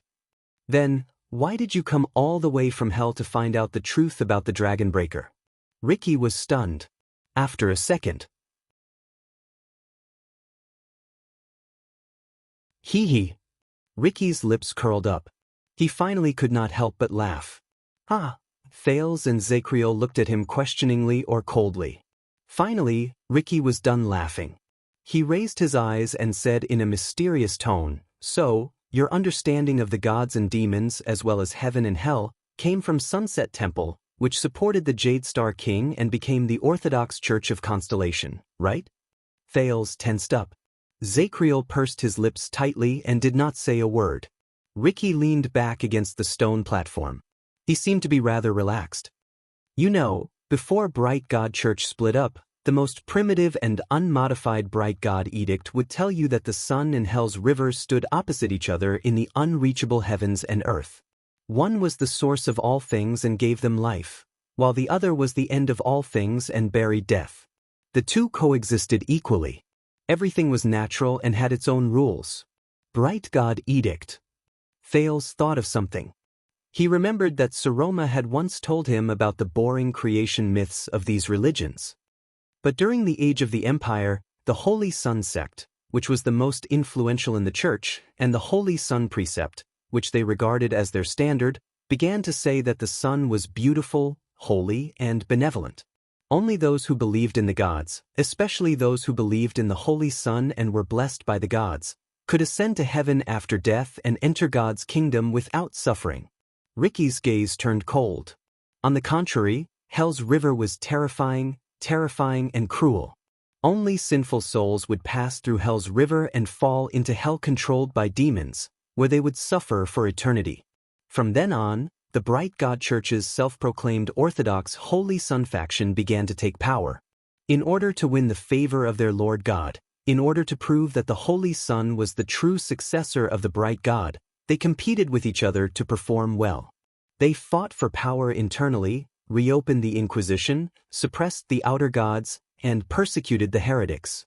Ricky snorted softly. And the irony is that today, when the Holy Sun declined and split up, look at the Dawn Scripture and Sunset Scripture. They began to argue about which of the two suns was more sacred. Were the Dawn and Sunset siblings or husband and wife? Ricky shook his head and sneered in a mocking tone. Ricky straightened his body and stared at Zacriel coldly. And you took what these churches told you. These records change once every era, and every version is distorted once. As the truth? Zacriel furrowed his eyebrows tightly. So, what is the truth? The Knight of Judgment subconsciously raised his voice. What exactly do you want to do? But Ricky suddenly raised his index finger and stopped Zacriel from speaking. You just mentioned a certain king in Constellation's history, right? A mysterious smile appeared on Ricky's face. It made Thales shudder inexplicably, and he remembered Ricky's black face in the past. Coincidentally, I also have a story about a king. Thales and Zacriel looked at each other. They were both stunned. Legend has it that a long time ago, during the boundless era of kings, there was also a great king in the world. He had great achievements in war, and he was wise and far-sighted. Ricky's tone was mixed with the low rumbling sounds of the platform beneath his feet. It sounded even stranger in the empty and dim space. One day, a demon blocked the king's path. It said, "Wise king, please accept my help. I will help you conquer the world and distinguish between loyalty and treachery." Ricky's smile did not fade. The king was wise. He was not moved at all. "Demon, I know what you are up to. You just want to destroy my kingdom." The demon flew into a rage out of humiliation and attacked the king. But the king's power and army were unparalleled. The king's wisdom and strategies were as deep as the sea. Soon, the demon and its minions were defeated and imprisoned. Ricky's tone became even stranger, and it made Thales' heart clench without him realizing it. The demon trembled in fear and begged in the prison. "Please, great king, I can provide you with greater power, or else you will not be able to conquer the world." Ricky curled up the corners of his lips and looked at Thales, making the latter's heart tremble. "I can conquer the world on my own. I do not need your weak help. The king wisely rejected it. Demon, I know what you are up to. You just want to destroy my kingdom, but in the face of my power, you are nothing. The king conquered the world, but wherever he went, there were cries of war victims everywhere. Wherever his army passed, blood would be everywhere. Soon, everyone began to oppose his conquest. The king remembered the demon's words and was extremely angry. So he went to the prison and tortured the demon. Ricky took a deep breath. His words continued. The demon trembled in fear and begged in the prison. Please, don't torture me. I can provide you with wiser advice. Otherwise, you will not be able to distinguish between loyalty and treachery. Zacriel's gaze froze. I can distinguish between loyalty and treachery. I do not need your foolish advice. The king wisely rejected it. Demon, I know what you are up to. You just want to destroy my kingdom, but in the face of my wisdom, you are as stupid as a pig. The king returned to the court and used his methods to suppress the voices of opposition. He regained support for the war. But one day, the generals who were loyal to him rebelled and betrayed the king. The king remembered the demon's words and was filled with regret. So he went to the prison and asked the demon. Thales had a premonition of the direction of the story. He frowned deeply. Damn demon, I will accept your help, the king said angrily. In the next second, Ricky raised his head. A hint of yellow light flashed in his left eye, which had returned to normal. But I have already destroyed your kingdom, the demon said with a smile and disappeared before his eyes. And the king could only sit on the ground powerlessly until the rebel army broke into his palace and destroyed his kingdom. Ricky finished his story and looked at Thales. He let out a few chuckles that carried a profound meaning. This made the teenager's heart turn cold. This story sounds like a fairy tale at first, but Zacriel did not buy it. It sounds like a foolish king who brought disaster to the country and the people. He was falsely accused of being a demon. Ricky shook his head nonchalantly. He did not seem to be offended at all. You know, the servants of the monarch of annihilation are the most delicate and extravagant.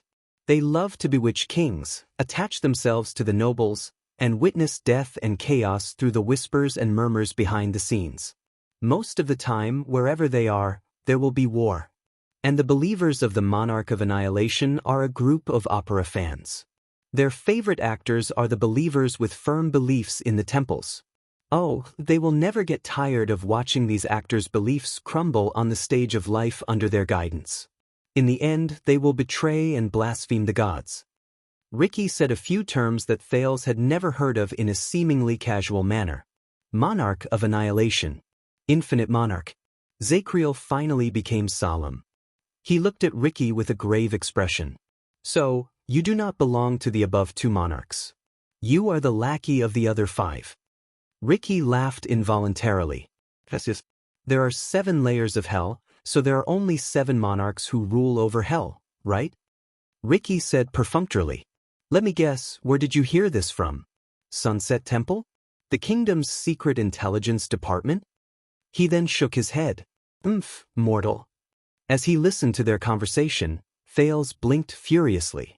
Indeed, when he was in Dragon Cloud City, he had read quite a number of religious works. But hell, demons. But did you know that the King of Silence has a group of the most violent pets?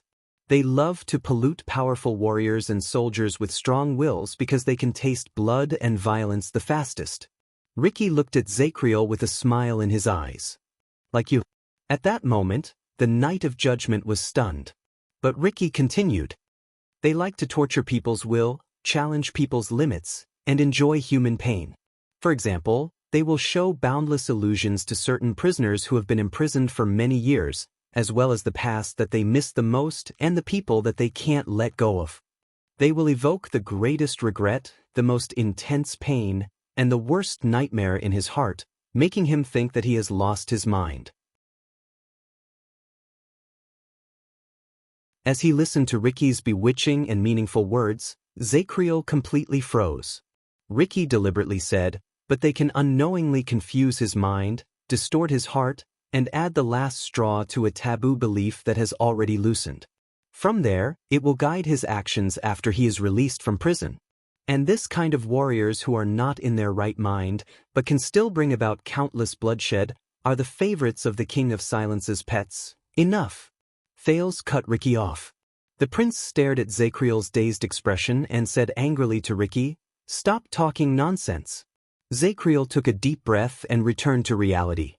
Of course, the demon is talking nonsense. Ricky did not seem to be angered by Thales' rudeness. He just leaned back against his stone platform and said airily, "That's what the king thinks too." Thales was instantly speechless. "Be careful, Your Highness. Do not make presumptuous guesses about what the demon wants to do. Do not think that you can be smarter than the demon, much less stronger than the demon." Ricky stared coldly at the wall in the distance as it gradually slid down. Because when you ask the question, Ricky turned his head and stared at Thales with a pair of cold, deep eyes. It has already succeeded. By the side, Zacriel was silent. Thales stared into his eyes. He wanted to say something but did not. "The demon is always there," Ricky said with the ghost of a smile. "But the demon does not speak." "The gods know," Ricky snorted softly and added coldly. "But the gods do not speak." "The demon is always there, but the demon does not speak. The gods know, but the god does not speak." The prince felt an inexplicable chill run down his spine as he sensed the profound meaning in this sentence. Thales was silent for a while. He felt that he was completely suppressed by Ricky, whether it was his aura or the situation. But he remembered something. If they are really that terrifying," the teenager said again, attracting their attention, "then why did you have such a huge reaction to the name Truth Brothers?" As expected, the moment he said it, Ricky's arm trembled slightly. He stared at Thales with a complicated gaze. "I have heard of it," Thales braced himself and continued. "The calamities, the mystics. They killed the gods, started the battle of eradication, and dragged the demons from hell into it." At that moment, even Zacriel furrowed his eyebrows. Thales sucked in a deep breath and asked the biggest question in his heart. "So, you came here today to ask about the world of purification? I mean, the Dragon Breaker's background, and the relationship between the legendary anti-mystic equipment and the two empresses. Is your goal a calamity like the Magic Empress?" Ricky was silent for a long time. For a few seconds, Thales could only hear the rumbling sounds of the platform moving up and the mercenaries whispering to each other in the distance. Finally, Ricky spoke in his softest and most mysterious tone. "The calamities killed the gods? This is probably what a wizard or a wizard's notebook told you, right?" "Wizard." Thales' gaze froze. The elegant figure in blue appeared before his eyes. Ricky clicked his tongue and shook his head. "What's wrong?" Thales asked, puzzled. Crassus of the Disaster Swords turned his head around and looked at Thales with a complicated and subtle gaze. "You are so simple, that you are adorable." Thales was stunned. "What do you mean?" Ricky did not answer immediately. He only looked at Thales with a profound gaze for a while. "How do you kill a person?" Thales was stunned. Ricky sneered and nodded. He looked at Zacriel, who was opposite him. "Oh, that's right. Pierce his heart, wait until he stops breathing and loses his life. But if I come back to life and start breathing again..." "Oh, sorry, you didn't kill me." Ricky laughed even more merrily and pointed at his neck. Zacriel's gaze on Ricky became even more solemn. But Ricky's next sentence made Thales even more puzzled. "So, how do you kill my sword?" Thales was stunned. "What?" Ricky touched his everlasting truth and smiled. "To kill my sword, you also cut off the hilt of your sword, wait until it stops breathing and lose its life?" Thales blinked to show his puzzlement. Ricky shook his head mysteriously and pointed at his silver-edged longsword. "Because swords have no life. You can't kill a sword." Thales was stunned. "Then, similarly, how do you kill a book, a dream, an oath, and a spirit?" Ricky's gaze became harsher and colder. "How do you kill these abstract things that have no life and no boundaries between life and death?" As he observed the prince's expression, Ricky seemed to have enjoyed enough of the shock on Thales' face. He nodded in satisfaction. Now, my dear, answer my next question. Thales took a deep breath and suddenly understood what he meant. No matter how powerful you are, Ricky stared at the dark ceiling, as if his gaze could penetrate it and reach the endless starry sky above his head. But how do you kill a god? Thales breathed in a daze. He could not help but think of what Asda had once told him. Surpass the gods and look down on all living beings, even though I am reluctant to part with your innocence and adorableness, my dear. At some point in time, Ricky's way of addressing him changed. It is time for you to lift your eyes from the lies, whether they are fabricated by the temple, the church, the magic tower, or the wizards. Ricky's eyes sparkled. Self-righteous lies.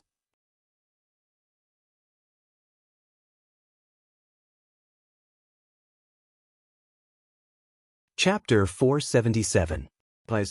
Thales was stunned for a full 3 seconds while the platform rumbled faintly. During those 3 seconds, Thales stared at Ricky, who seemed to be implying something under the firelight. Many scenes of him coming face to face with his past seniors flashed in his mind, as does calmness and elegance. It's not just me. Every mystic in the world can use their own methods to easily destroy the world in an instant. Giza's horrifying smile. You are walking further down the path of misfortune? Mystics, this is not a gift or a blessing. It's a curse and misfortune. Taurus's mysterious figure. Remember, child, stay true to yourself. Even if you think you have it under control, you still cannot let your guard down. The rising platform trembled slightly, snapping Thales out of his daze. So, what do you mean? The surprised Thales asked anxiously. The mystics didn't kill the gods? That's a lie they made up? Or were they deceived themselves? But Ricky only sneered faintly. Zacriel watched them with a profound and silent gaze. Thales was still indignant. Or is it that the calamities have never surpassed the gods, and the gods are far more powerful than the mystics? Abnormally powerful? Ricky did not say a word. He only closed his eyes gently, as if he was chewing on the eagerness and confusion on Thales' face at that moment. Under Zacriel's contemplative gaze and Thales' questioning gaze, Ricky's shoulders trembled violently, and he laughed uncontrollably. Ricky raised his head amidst his laughter and looked at Thales, who could not find anything funny about him. Kill, surpass, far surpass, and powerful? Look at these words you chose. At that moment, Ricky's smile slowly melted. His gaze was incredibly fierce, as if he wanted to stab Thales in the eyes. The understanding of mortals is always poor and narrow, Ricky said slowly, but they are always self-righteous and do not know it. Just like you now, my dear. Thales was stunned. I don't understand, the teenager said subconsciously. Ricky turned his head away without caring about anything else. When you talk about two people who are related, you always imagine a chessboard, right? Chessboard? Thales was confused again. Ricky slowly raised his hands and clenched them into fists in the air. The sound of his joints cracking could be heard. Then, the two parties involved will be placed on the two ends of the chessboard in your imagination, and a game will begin.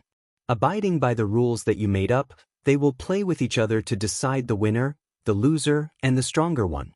He looked at his fists, his tone full of mockery and disdain. Thales frowned. Are you talking about the gods and the calamities? And maybe demons? Thales stole a glance at Ricky. Ricky snorted softly. He looked at Thales, and his fists slowly approached each other in the air before they collided lightly. You're like a silly brat who doesn't know how to think and only knows how to nod and smile foolishly. You pick out two characters from a mythological bardic poem and a historical play and discuss who is better. Your standard is, let's see who A or B can lift the big, smelly, and hard rock covered in mud in the gutter at the second corner of his house. His tone was still as disdainful as ever. Thales was stunned for a second before he shook his head violently, as if he was trying to clear his overburdened brain. Wait. Can you stop using metaphors? Thales said in annoyance. I'm already confused enough. I really can't stand this. The prince looked frustrated. Ricky only lowered his fists, narrowed his eyes, shook his head, and clicked his tongue. But Zacriel, who had been silent all this while, interrupted at this moment. You mean we think that the two sides of the chess game can follow the same rules to compare, but in fact, one side of the chess game can ignore the rules we think of, directly cross the chessboard, and eat the opponent's chess pieces? Zacriel stared at Ricky. Thales was slightly stunned, and he seemed to be deep in thought. Ignore the rules we think of? Does he mean? This time, Ricky finally put away his teasing and looked at Zacriel seriously. No, I mean, the demon and the knight of judgment stared at each other for a few seconds before he finally spoke softly. Perhaps the two parties in the game should not have been placed on two sides of the chessboard in the first place. Thales was stunned. Should not have been placed on two sides of the chessboard? Ricky's gaze froze slightly, and he pointed at his own head. What they are playing is not the same game of chess, not the same kind of chess, not even chess. It is not even appropriate for both of them to appear in your mind at the same time. Zacriel's expression changed slightly. Ricky turned to Thales again, as if he really enjoyed the feeling of teasing the prince. And my dear, you arrogantly asked me just now, but what I asked was, who won this game? Thales was stunned and speechless. Zacriel's expression was solemn. Ricky's expression was still calm, and he looked a little pleased. But at that moment, Thales remembered many memories he had neglected for a long time. A tense confrontation in the Sunset Temple. That's right, I am Wuxia Arund, the head ritual master of Sunset Temple, the only spokesperson of the Sunset Goddess in the world. The unusual exchange in Bright Moon Temple. If the gods truly exist, if they are truly the creator of all things in the world, how could they allow this to happen? In the black track under Dragon Cloud City, the light on Silver Shadowman's body shone. I was quite lucky after I died. I received the blessings and gifts from a certain great existence. When he thought of all the history of him dealing with the gods, Thales trembled slightly. Mortals often use their own limited imagination to understand the gods in their hearts. They are the gods they look forward to, fear, loathe, revere, love, and worship. Ricky and Zacriel were both stunned. They turned their gazes and saw Thales, who was in a daze. They subconsciously repeated the words they heard before. Mortals always use their own barren thoughts to understand the gods. Because their lifespans are short, they imagine the gods to be eternal existences. Because they are weak, they presume the gods to be existences with unparalleled might. Because they think of themselves as a member of the multitude of living beings, they imagine the gods to be of a higher and stronger kind. Thales took a deep breath, and a solemn expression appeared on his face. The problem is eternity, power, life, these mortal things. If the gods are truly beyond the understanding of mortals and stand in a different perspective, then do they really see these things in their eyes? Under Ricky and Zacriel's strange and surprised gazes, Thales' eyes darkened. He stared straight ahead. His tone was grave, and his tone was ethereal. Because the true gods may be far beyond our imagination. They are another kind of existence. Thales exhaled and quietly sank into deep thought. On the slowly rising platform, Ricky and Zacriel looked at each other in surprise. Who said this? Zacriel asked softly. Dragon Cloud City's Bright Moon Temple. Thales did not even turn his head. He seemed to still be immersed in his thoughts. High Priestess Jewel. When Zacriel heard the name Dragon Cloud City, he could not help but frown deeply. Ricky was silent. Then he sighed softly.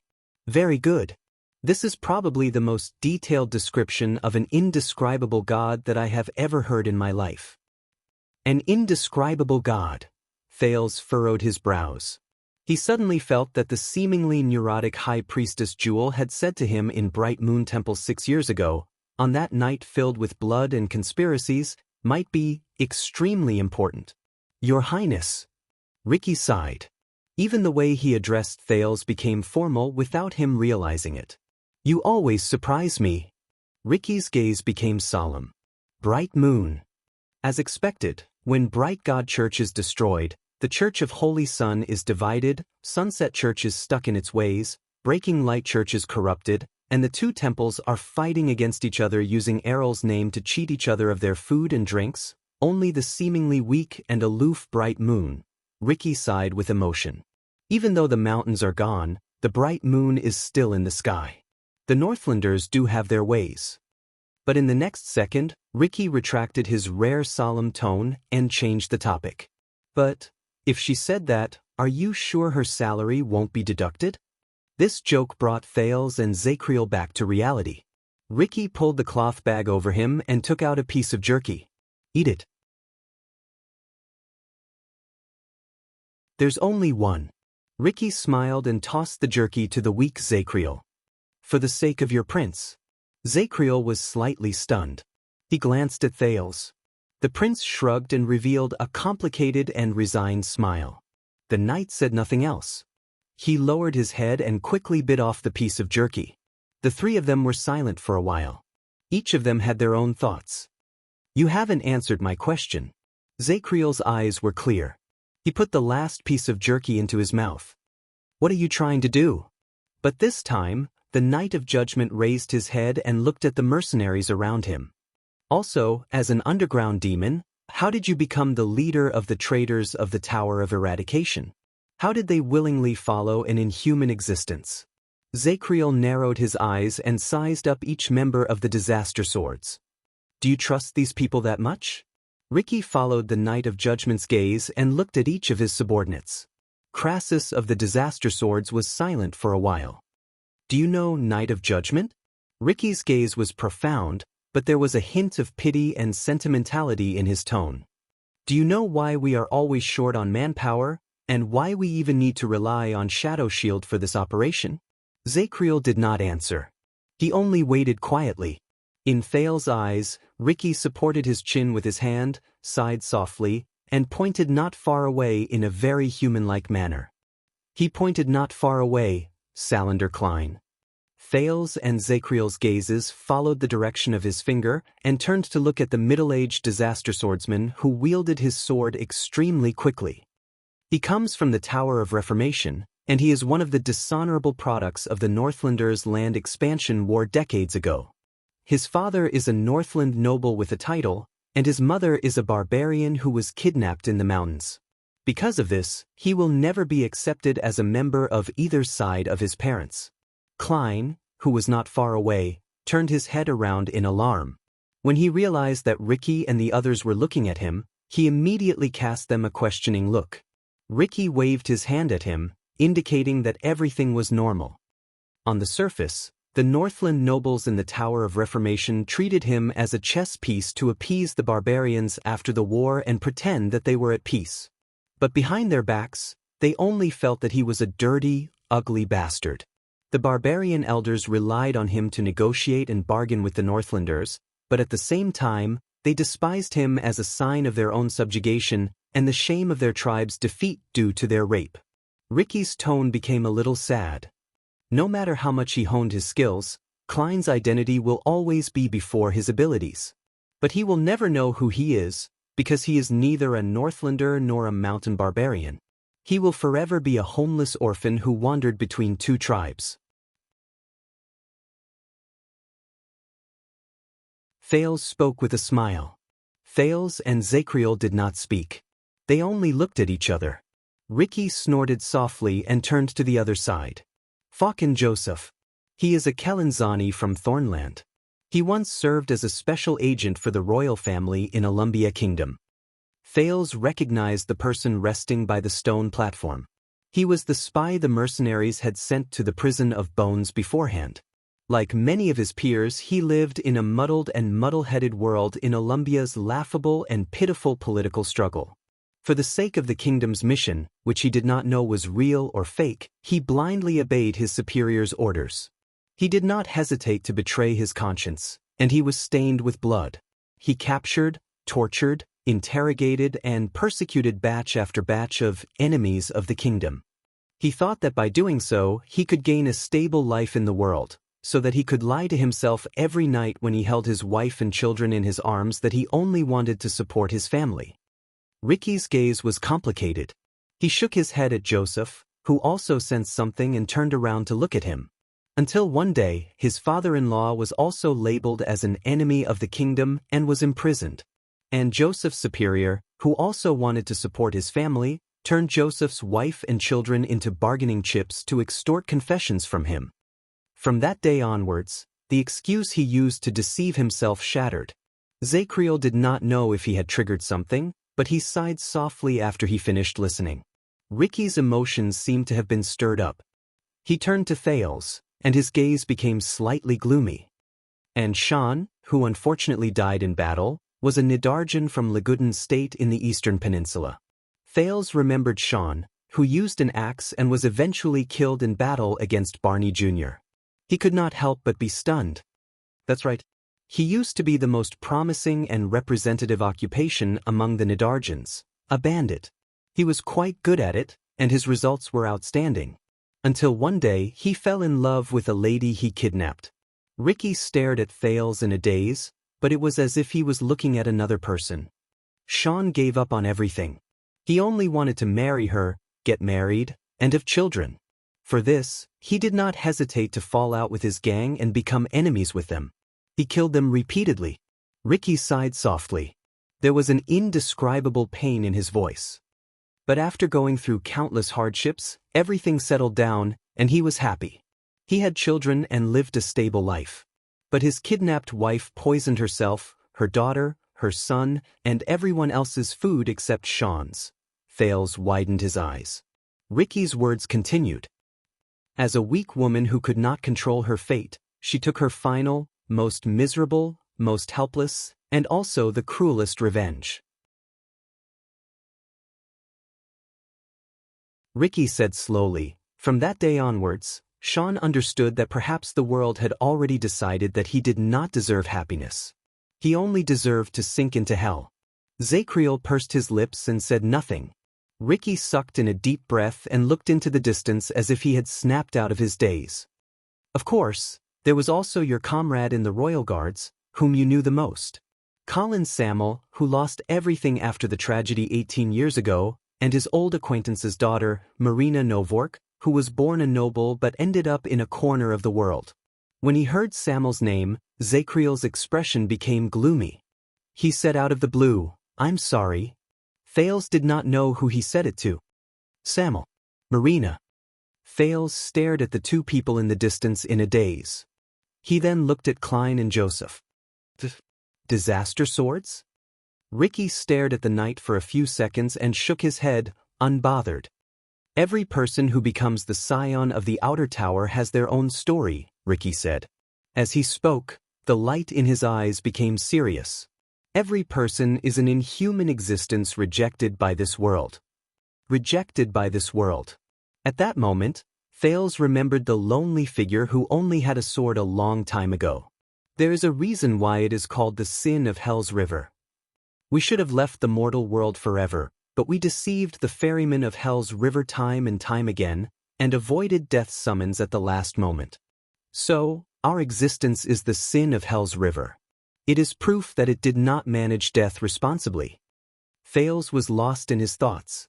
Do you understand now? Ricky raised his head with a stern expression and answered the Knight of Judgment's question just now. They are not following me.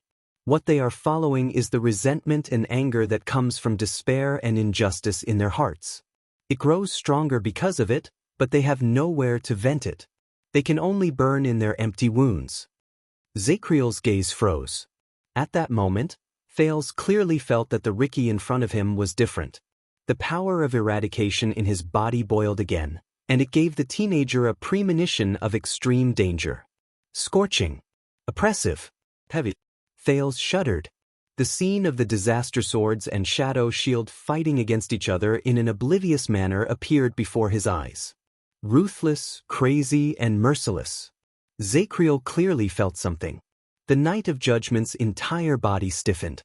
His right arm trembled slightly, as if he was suppressing his desire to attack. But Ricky did not care about the Knight of Judgment's abnormality at all. His gaze was like a blade, and it coldly cut through the air before him. Even his voice had gained a little more of the chilling vibe from before. This is far from what those so-called swordsmen of eradication in the Tower of Eradication, who have been corrupted for many years, are used to fawning over the children of nobles from various countries, and who seek benefits from both sides of the powerful forces. They are hypocritical and aloof. In the next second, Ricky stared straight at Zacriel, as if he could see through his soul. "Join us, Knight of Judgment." His tone was firm and brooked no argument. "We have too many similarities. You are a powerful warrior, but just like the other pitiful creatures, you cannot escape the cage of fate. You may not understand what we mean, but you will. We will let you see that fate is not inescapable." Zacriel remained silent. Ricky's expression was still terrifying. He extended his right hand to the Knight of Judgment. "In this dark world we found each other alone, just so that one day, you and I can see the tomorrow we hope for, and walk towards the Palace of Rest." Thales arched his eyebrows. He felt that Ricky's words had an inexplicable meaning. But Zacriel only shifted his butt, cradled his injured left arm, and turned his head away. "Sorry, I made a vow. This sword will only be swung for the Emperor's order." The knight's voice was hollow and hoarse, but there was a calmness and firmness in it. "It has no other use." The knight's words were simple and straightforward. It made Ricky's expression stiffen, just like the palm he extended. "This sword will only be swung for the Emperor's order." As he listened to the unique words translated from the ancient empire, Thales' heart sank a little. He remembered how Nalji and Nair looked before they died. Ricky frowned as he stared at the stubborn Zacriel, who refused to budge. In the end, with disgust and resignation, he shook his head. "Damn the people of the Empire. The Emperor's order, The demon then turned to Thales. Thales, who was burned by the flames of war between the two, subconsciously twisted his butt, changed his sitting position, and straightened his appearance. The teenager quirked an eyebrow. Ahem, maybe you should look for that red-haired guy over there with a crossbow? He should be helpful for your group's promotion and recruitment." But before Thales could finish speaking, no. Ricky did not care about what he said.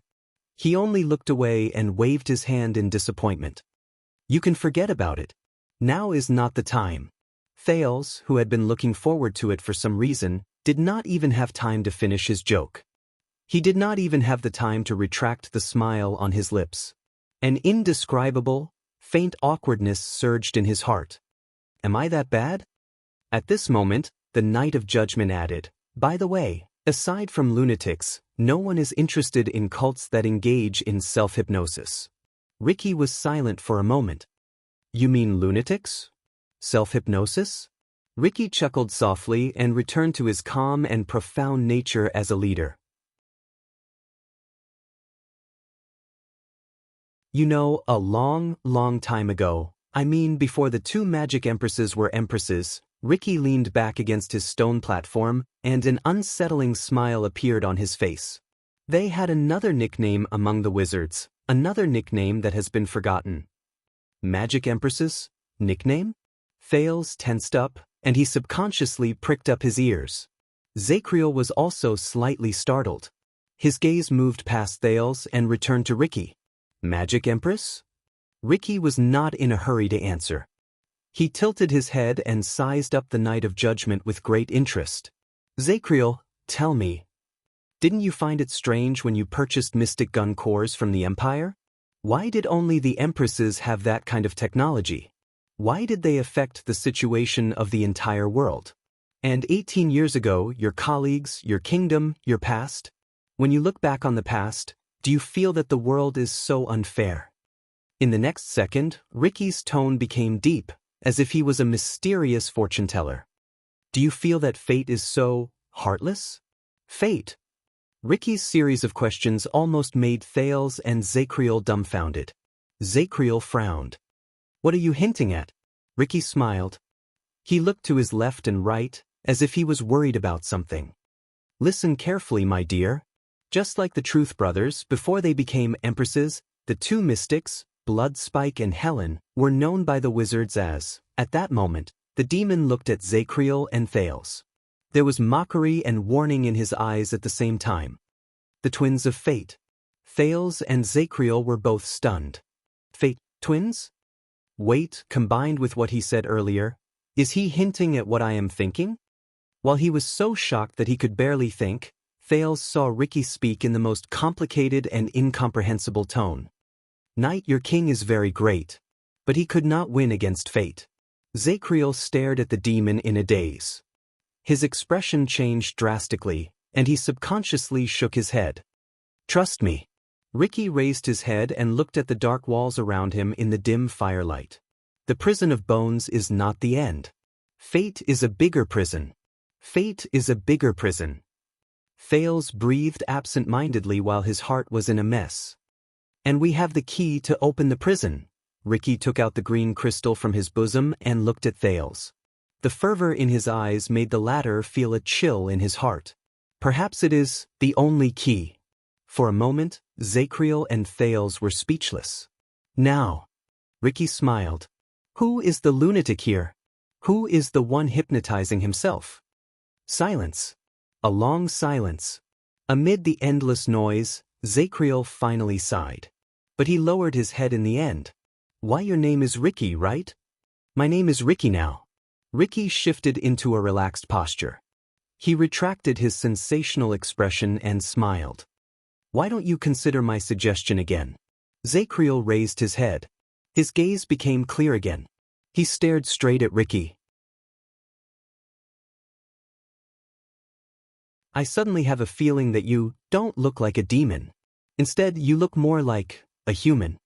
At that moment, Ricky was completely stunned. His loss of composure and Zacriel's words made Thales suddenly realize that the man in front of him was an anomaly. What he said cannot be completely trusted. Interesting. Ricky remembered something and snickered. How do you know what a demon looks like? Zacriel did not speak immediately. He stared at Ricky for a very long time.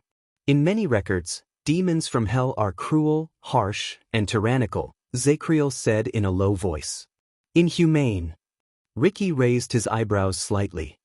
He stroked his chin and seemed to be deep in thought. About that. True demons are indeed inhumane. In the next second, Ricky suddenly leaned forward with his hands on the ground. He lowered his gaze and looked up at Zacriel and Thales. He flashed a mysterious smile at the two of them. For example, they can be so inhumane that they make you think that they are humane. Thales shuddered slightly. As he stared at Ricky's rather human-like smile and mulled over the hidden meaning behind his words, the teenager felt an inexplicable chill run down his spine.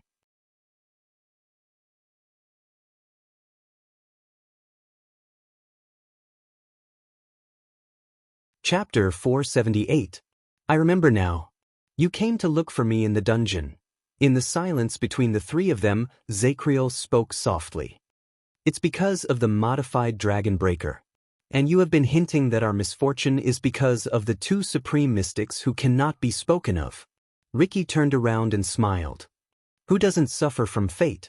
Zacriel was not fooled by Ricky's evasive answer. He calmly continued to ask. He calmly asked, so, the purpose of the disaster sword's existence is the opposite of their name, to fight against calamities? Under Zacriel's question, Thales suddenly realized that the organization he led was a better breakthrough than asking about the mysteries surrounding Ricky. Ricky clicked his tongue and shook his head. Correction. Ricky showed a disdainful expression. We are the scions from outside the tower, not the disaster swords. Zacriel fixed his gaze on Ricky. You want me to join you, but I know nothing about you. Only the Secret Intelligence Department has your records, whether it is those strange powers of eradication, or your long-term activities as mercenaries in the Western Desert. But Zacriel shook his head.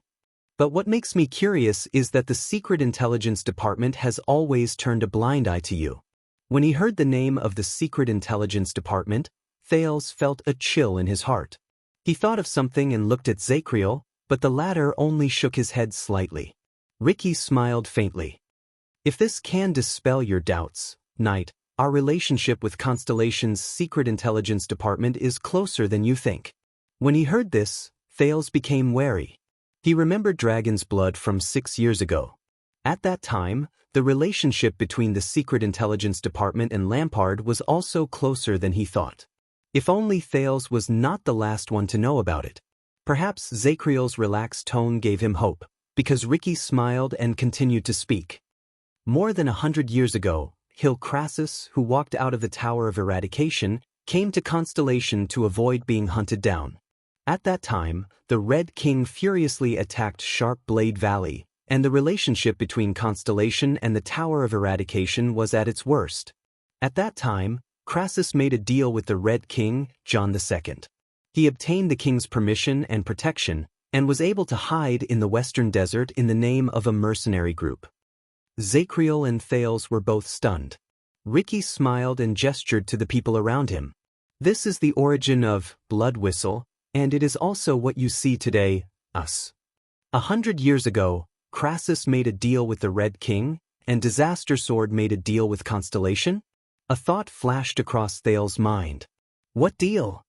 The king has the royal guards and a group of vassals serving him. Why would he need to rely on an outsider? Zacriel asked in a grave tone.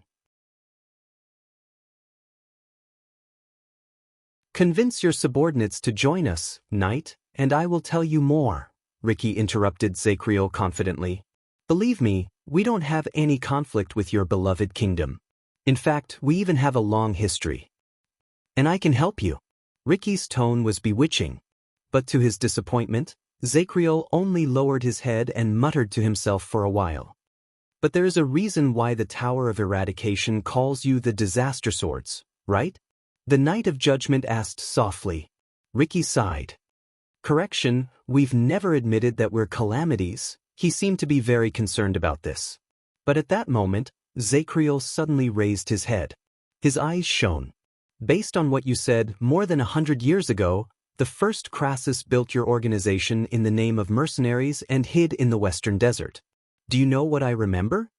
Ricky raised his eyebrows and made an expression that said, so? In the next second, Zacriel's tone became serious. Coincidentally, at that time, a certain underground organization that started off as bootlegging merchants in the Western Desert also grew stronger in Eternal Star City with the tacit approval of many powerful nobles, until it controlled the entire underground world. Ricky was slightly stunned. When he heard this, Thales thought of something. The knowledge he gained while he struggled in the underground world before he became a prince returned to his mind. Started off as bootlegging merchants in the Western Desert, underground organization, powerful nobles, gradually grew stronger in Eternal Star City, control the underground world. Isn't that Blood Bottle Gang? Thales subconsciously uttered the name. He could not help but feel surprised. At that moment, Ricky's expression became unpleasant. Thales suddenly understood many things. Zacriel had built a bridge for him to obtain information. Of course. Zacriel confirmed Thales' guess with a cold tone. Later, we all knew who was behind Blood Bottle Gang. Blood Bottle Gang? Thales could not help but think of those two strange figures again. One was elegant and graceful, and the other was sweet and pleasant. However, Ricky furrowed his eyebrows. The demon suddenly realized something. He had underestimated the human before him. But Zacriel was like a knight who followed up on his victory. He said coldly, then, when Blood Bottle Gang was flourishing, Crassus and the Outer Tower's legacy he had just built were called Disaster Swords by the Tower of Eradication? At that moment, Ricky's face turned ashen. Thales remembered. Ralph once told him that during the fight between gangs 6 years ago, Blood Bottle Gang had hired a swordsman with a strange power of eradication, and he listened directly to Asda. That was not all. Thales looked at Ricky, whose expression was getting worse, and remembered another detail. When he was in Dragon Cloud City, Asda said before he left, he wants to go to the Tower of Eradication. Thales could not help but clench his fists. He had never wanted to see the mastermind behind Blood Bottle Gang as much as he did at that moment. Asda, and, well, maybe only Asda, built together with Blood Bottle Gang and attacked together with the Calamities. Zacriel's tone was filled with mockery, as if he had seen through the lie. Yes, come, tell me again. Are you not Disaster Swords? Ricky was silent. Thales watched their confrontation cautiously. At some point in time, the aggressive Ricky and the speechless Zacriel had switched places. The one who was on the offensive now was the Knight of Judgment. You don't intend to join us, do you, Knight? Ricky's gaze gradually turned cold, and he finally raised his head. You went along with my wishes just to get information out of me. Just like how you guessed that I was a demon just now. Zacriel snorted coldly. You did not come to me just to recruit me. Zacriel gritted his teeth and raised his voice. Blood Bottle Gang and the Calamities played a part in the turmoil 18 years ago. You, who had such a good relationship with them, were naturally part of it, right? Ricky did not answer his question. From top to bottom, from inside to outside, the attitude of the demons became incomparably cold. Looks like you're good at more than just fighting, Knight. I'm only good at fighting. Zacriel met Ricky's gaze fearlessly. He even gave him tit for tat. But swords are not the only way to fight. The two of them stared at each other, their gazes like swords. Thales felt a chill down his spine as he watched from the side. Finally, after a suffocating standoff, Ricky turned around. Samuel. Ricky shouted coldly, that's right. I think Zacriel's legs are a little numb from sitting. Could you kindly accompany your old officer for a walk? Samuel walked over from afar. He cast a puzzled glance at the two people who were about to start fighting, and he nodded. My pleasure. Zacriel snorted and shook his head. The Knight of Judgment did not wait for Samuel to support him. He stood up, dragged his heavily injured body, and limped into the distance. So he can walk by himself. Ricky stared coldly at Zacriel's back. Wariness surged in his eyes. Just now, he was just showing his weakness to me. This man was not a brute who only knew how to fight and kill. On the contrary, his insight was sharp, and his understanding was astonishing. Even when they were talking outside the battlefield, he would still bully his enemy, show weakness, and set up traps. He would obtain the information he wanted. The Knight of Judgment. Ricky tightened his grip on his sword. He made you nervous. Ricky turned around. Thales narrowed his eyes and looked at the demon with a hint of schadenfreude. You lost to a human in a battle of words, and got a lot of information from him, didn't you? Ricky's expression darkened. Thales sighed softly. But just now, you said that a real demon is so inhumane that you think he has a human heart. As he listened to the teenager repeat his words, the absent-minded Ricky furrowed his brows. What? Thales looked up. A real demon? Thales asked in puzzlement. What does that mean, Ricky? You mean that you are not a real demon? Ricky's cheeks twitched a little. But Thales was not done yet. Also, I tried to replicate your power of eradication in the tavern, didn't I? Thales said softly, paying attention to Ricky's expression. I know that the power of eradication is the pride of humans, and I also know that the Blood Clansmen and Orcs have powers that are very different from the humans' power of eradication. Thales became serious. If you really have the body of a demon living underground and in hell, Ricky, then why do you have the power of eradication? Is it really, as Zacriel said, that you have possessed someone else? If that is the case, then where did this body of yours come from? Ricky's expression became unpleasant again. He suddenly realized that the teenager in front of him might not be easier to deal with than Zacriel. As I said, Your Highness, there are all sorts of miracles in this world. Ricky looked at him deeply. And my existence is a little more complicated than you think. A little more complicated. Just as Thales was thinking about how he could get more information out of him, Ricky suddenly interrupted.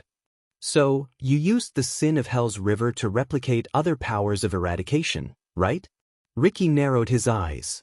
Did you figure this out on your own, or did someone teach you? Thales vaguely knew that Ricky was trying to change the topic, but he had to admit that the thing he used to change the topic attracted the teenager's attention. The sin of Hell's River.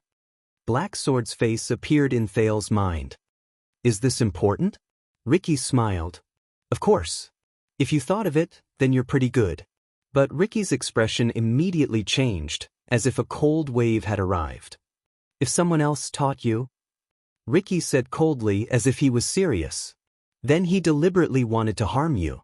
Or he didn't want you to improve at all. For a moment, Thales was completely stunned. Harm me? Thales was about to retort in disdain when he thought of Ricky's identity as a demon, but he suddenly remembered the scene when he parted ways with Black Sword. About the sin of Hell's River, after tonight, you better not use it again. No way? The teenager subconsciously clenched his fists. When he thought of this, the mocking words that Thales was about to say paused for a moment. Harm me? What do you mean? Ricky took a deep breath. Thales suspected that what Ricky wanted was the satisfaction of seeing others confused while he answered their questions.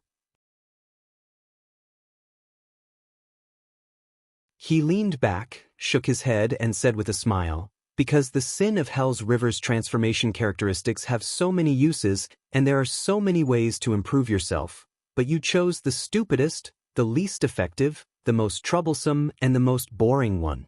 Ricky's eyes flashed, and his expression was profound. Imitation.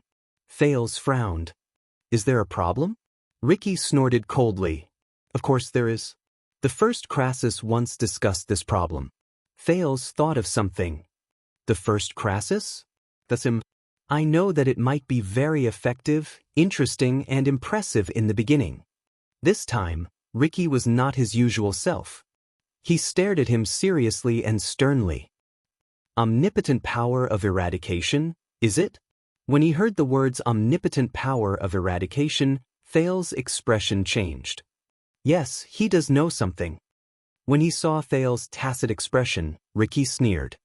So, you think that in the future, when you encounter powerful elites and useful powers of eradication, you will activate your sin of Hell's River, imitate and replicate them, and easily take them as your possessions, your spoils of war. You will then obtain their powers as if you were cheating? Thales asked. The teenager was stunned.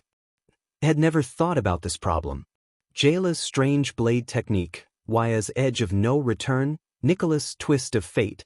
He had imitated quite a number of people over the years, but... So, to you, the power of eradication is an apple or a sword. Ricky's expression grew sterner, and his voice was especially clear amid the rumbling sounds around him. You can eat it when it is delivered to your mouth, and you can use it when it is placed in your hands? Thales was a little dumbfounded by his sudden and fierce tone. Ricky then snorted softly. Tell me, Thales. This time, Ricky, who would either address him as Your Highness in a distant manner or call him, my dear, in a teasing manner, actually called Thales by his name. Ricky said coldly, Do you think that this is the meaning of the sin of Hell's River, and even the true essence of the power of eradication? Thales raised his eyebrows and twitched the corners of his mouth awkwardly. But no? Of course, he was not stupid enough to say yes. However, Thales had a feeling that Ricky would become a different person when he was talking about certain topics, regardless of whether it was the duel with Barney and Zacriel, the story of his subordinates, or the sin of Hell's River. It was as if that was the last respect he had left. At that moment, Ricky stared straight at Thales, as if he wanted to see through his heart. Barney, if I remember his name correctly, have you imitated his power of eradication? Thales, who was thinking about what kind of person Ricky was instantly stunned. But, Barney?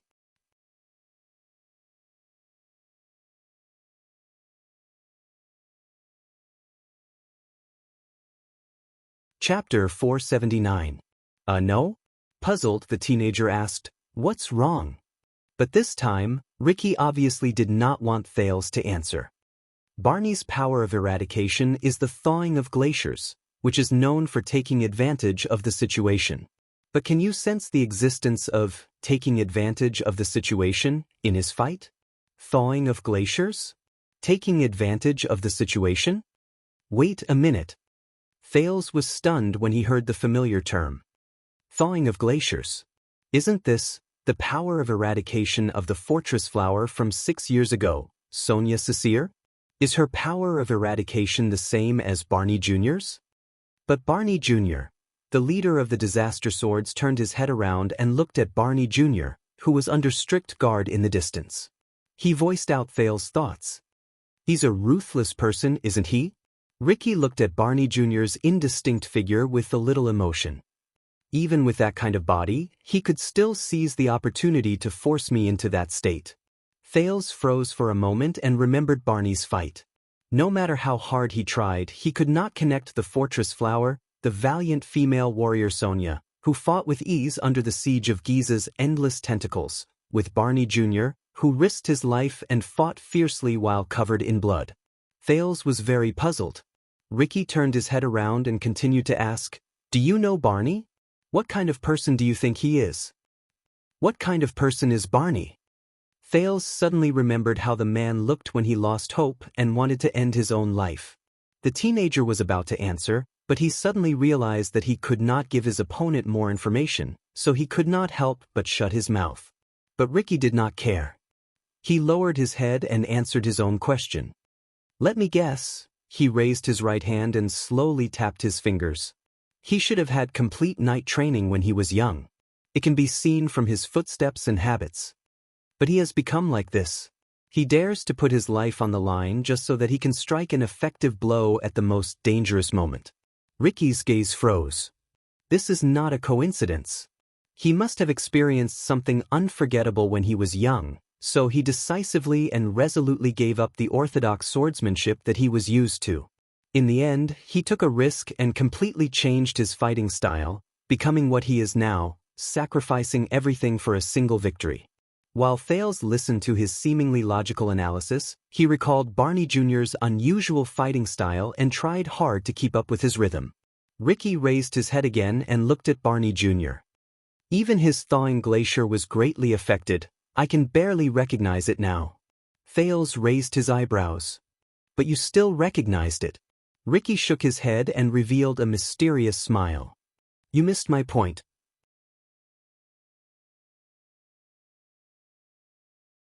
While Thales scratched his head in confusion, Ricky sighed, as if he was talking to himself. "I think Quill Barney probably did not have a good life when he was young. He might even be antisocial, cold, and gloomy. And his tragic experiences over the past decade or so have shaped his extreme, ruthless fighting style. Not only to his enemies, but also to himself. I think he is probably tenacious, stubborn, and even a little stubborn. He is not easy to get along with, just like his power of eradication." Thales recalled Barney Jr. in prison, then remembered the Royal Guard's experiences over the past 18 years. He did not speak. Ricky retracted his sighing expression and smiled. "Tell me, am I right?" Thales looked at Barney in the distance, then looked at Ricky suspiciously. "You heard it from Samuel. They are old acquaintances." Ricky laughed when he heard that. But he only continued to turn his head and pointed at Zacriel, who walked beside Samuel. "Zacriel, the famous Knight of Judgment. What kind of person do you think he is?" "Zacriel." Thales pictured him painfully trying to stop Barney from committing suicide. Ricky must have recalled the scene when Zacriel charged at him. He said absent-mindedly, "Samuel told me about his power of eradication, and I have seen it for myself. That guy is basically a huge army with all kinds of soldiers. With just a wave of his hand, he can make everyone panic and throw them into chaos. What's rare is that he can move freely between movements and stillness without any sluggishness. At that critical moment, he still has the leisure to think about things other than fighting. God knows when he stuffed the tarp on me." "Chaos of armies," Thales whispered in his heart. This time, he subconsciously thought, "If I want to imitate that power of eradication." To achieve that kind of result, he has to observe the complicated battlefield down to the smallest detail. He has to be extremely cautious, see everything, understand the enemy's situation in an instant, make accurate judgments, react immediately, and coordinate his body and mind. He has to take care of both the enemy and himself. He has to be a genius. Ricky sighed. If he wasn't a warrior, he would definitely be the best chess player. He would multitask, have a quick mind, have great foresight, and see the overall situation. And our conversation proves this point. Thales furrowed his eyebrows. As he listened to Ricky's evaluation of Zacriel, he seemed to have slowly grasped some of the meaning behind Ricky's words. Ricky picked up his water skin and drank a mouthful. Then he tossed it to Thales without a care. "So, I guess that he is a cautious person in his daily life. He takes care of everything, has keen senses, and takes care of the overall situation. He is a person you can entrust your life to. But Ricky immediately sighed. This is probably also unfortunate. Compared to Barney, who sacrificed everything for a single victory, Zacriel has too many things to worry about. The factors he cares about are too complicated. His omnipotence and genius have become his curse and burden. But he obviously doesn't like to complain and vent. He only acts quietly and bears all the burdens alone. Those who carry too many burdens will always falter. Given time, they will either become self-contained and unable to extricate themselves, or they will become crazy and violent, unpredictable. As he listened to his narration, Thales was secretly shocked. Did Ricky know Zacriel before? After Ricky finished speaking, he smiled and said, "Look, through the power of eradication, I can learn a lot about them." What? Thales frowned and shook his head. Samuel must have told you this as well. You gathered information about your target beforehand. Ricky snickered. As Ricky laughed, Thales pursed his lips. All right. The teenager's thoughts turned, and he dug out a figure he had not seen for a long time from his mind. I mean, if there is a powerful supreme-class warrior who has a rare power of eradication. Ricky listened to Thales' words with interest. Can make him change his momentum and posture, pull back his sword, and stab the next. He can make many feints or feints. While he is caught off guard and is unpredictable, he can deceive his enemy and win. What can you learn from this? After Thales finished speaking, he remembered the person who defeated him countless times in the training field over the past 6 years.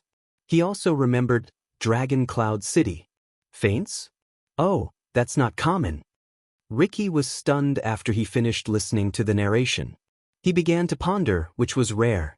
You have to know that almost every warrior is taught to be resolute when attacking, firm when defending, steady in their footsteps, and focused in their minds. Once they make a move, they must not have second thoughts. If they are on the battlefield and still expect to pull back after swinging their sword and find a better posture, these people are usually new soldiers, and they die the fastest. Ricky raised his eyebrows and said uncertainly, "But that friend of yours, he might be a rather special person." But that friend of yours, perhaps he is a rather special person. Perhaps he is a different kind of genius, able to turn his disadvantage into an advantage, giving him one more chance to regret his decision than his enemy. Thales chased away his memories and looked at Ricky seriously. Then what kind of person do you think he is? This time, Ricky pondered for a long time. If I had to guess, he is confused. Huh? Thales was stunned again. Confused? Ricky nodded and made a guess. To pull back his sword and stab the next? I guess this kind of person might always want to do things better. To a certain extent, he is a perfectionist. So this kind of person, I'm afraid he doesn't live a comfortable life. It's hard for me to imagine him not feeling confused and perplexed when he faces himself alone. Thales blinked in disbelief. No way.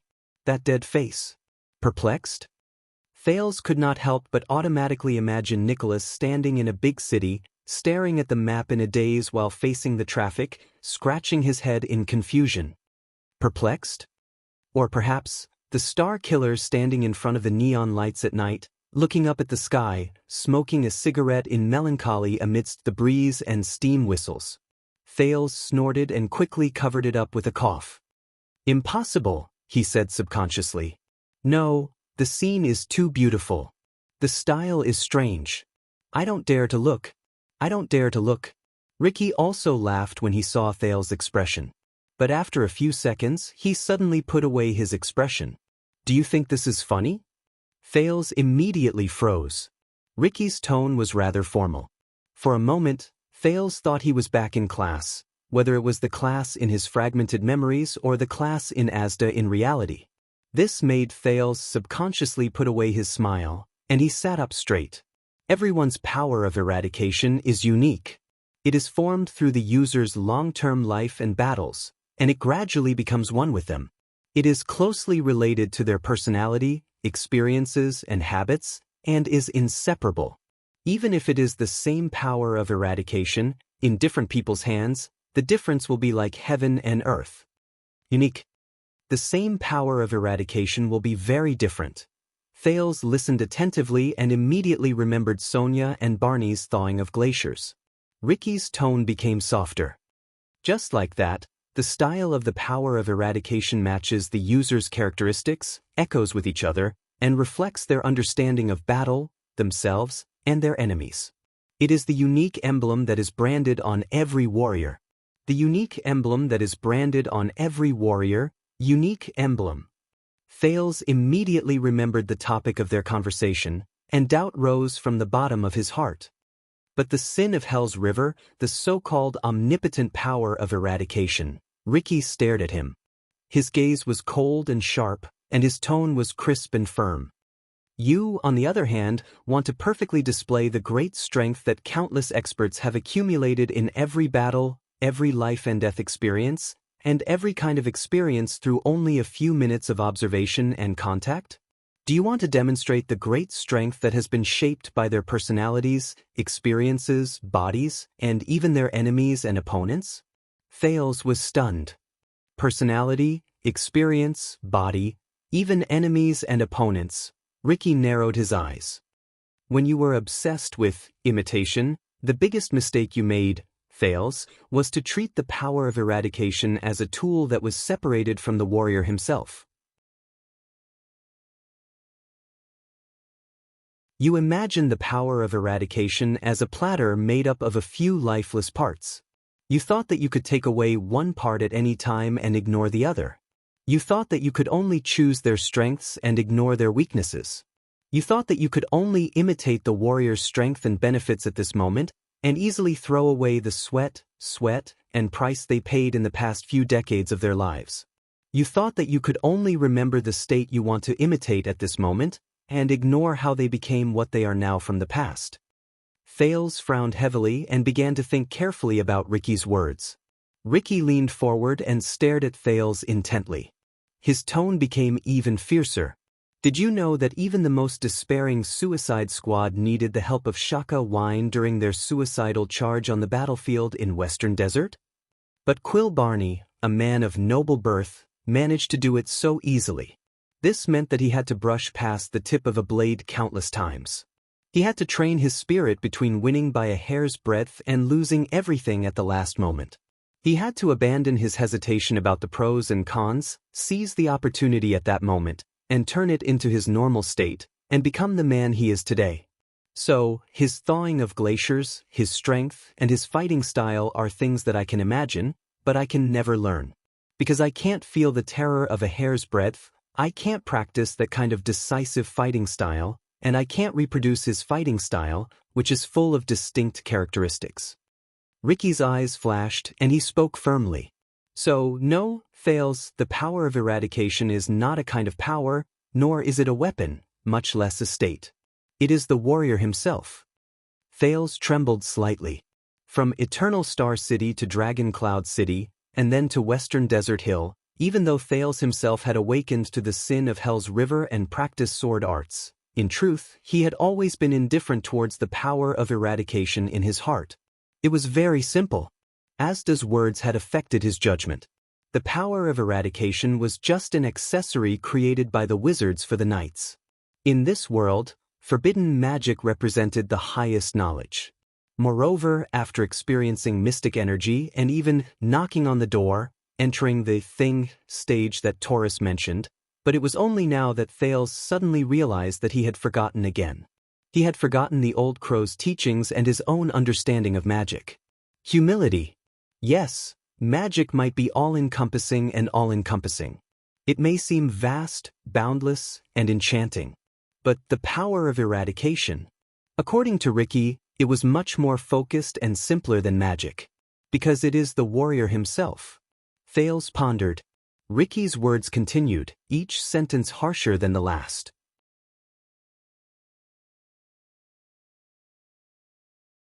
In other words, Thales, your current sin of Hell's River is a true reflection of yourself.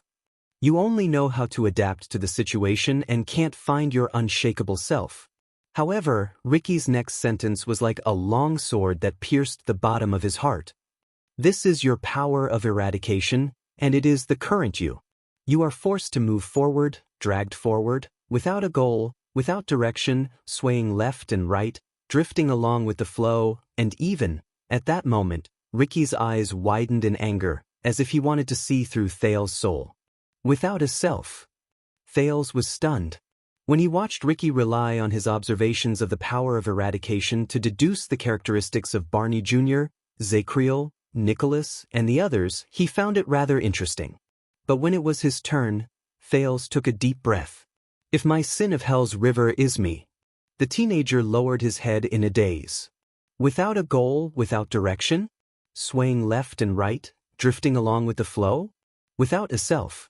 Ricky did not notice Thales' abnormality, but the teenager was in a daze. For a moment he could only hear his own breathing. Has he always been like this? Then Ricky spoke again. His stern tone brought Thales back to reality, as if he had been blown away by a cold wind. The omnipotent power of eradication? Imitation? No, it is not as beautiful as you imagine it to be.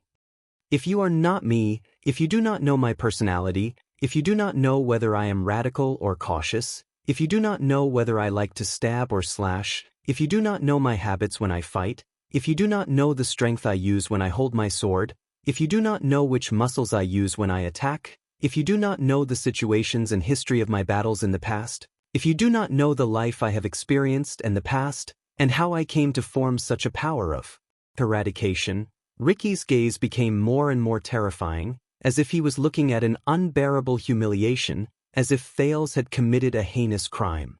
Then, you will not be able to imitate the most important and essential part of my power of eradication, the things that make it and the way I am. Thales, who had been thinking deeply about a certain sentence just now, could only listen quietly. If you have not experienced the Night of Judgment's life, you will not be able to obtain Zacriel's multitasking and ignore the terrifying burden he has to bear at all times. If you have not seen Barney's world, you will not be able to only enjoy Barney's terrifying lethality and ignore the devastating price he has to pay when he cuts off all means of retreat.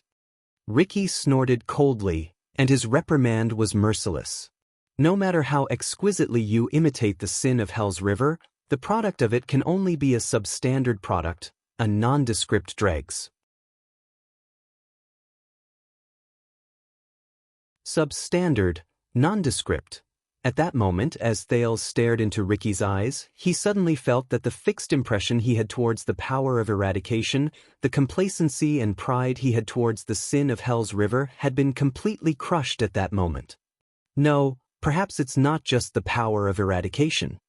And Thales subconsciously clenched his fists and gritted his teeth. Himself.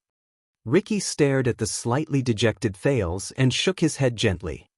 More importantly, when you rely on imitation and ignore these things, it means that you lack the most basic things towards the power of eradication that other people condensed with their lives, towards each of the people you imitate, towards each of your opponents, and even towards yourself. At that second, Ricky straightened his posture, and his gaze was incredibly serious. Respect. Like, respect? Thales was shocked by his attitude. But at the same time, the teenager could not help but start thinking, Black Sword, the imitation and duplication he taught me 6 years ago, the so-called omnipotent power of eradication, could it be not a good thing? Ricky's tone could almost freeze the entire underground prison. You are not imitating at all, you are plagiarizing. For a plagiarist, the sword in his hand or in his heart will never be his own. The imitation you imitated is just superficial and will forever lack the most important core.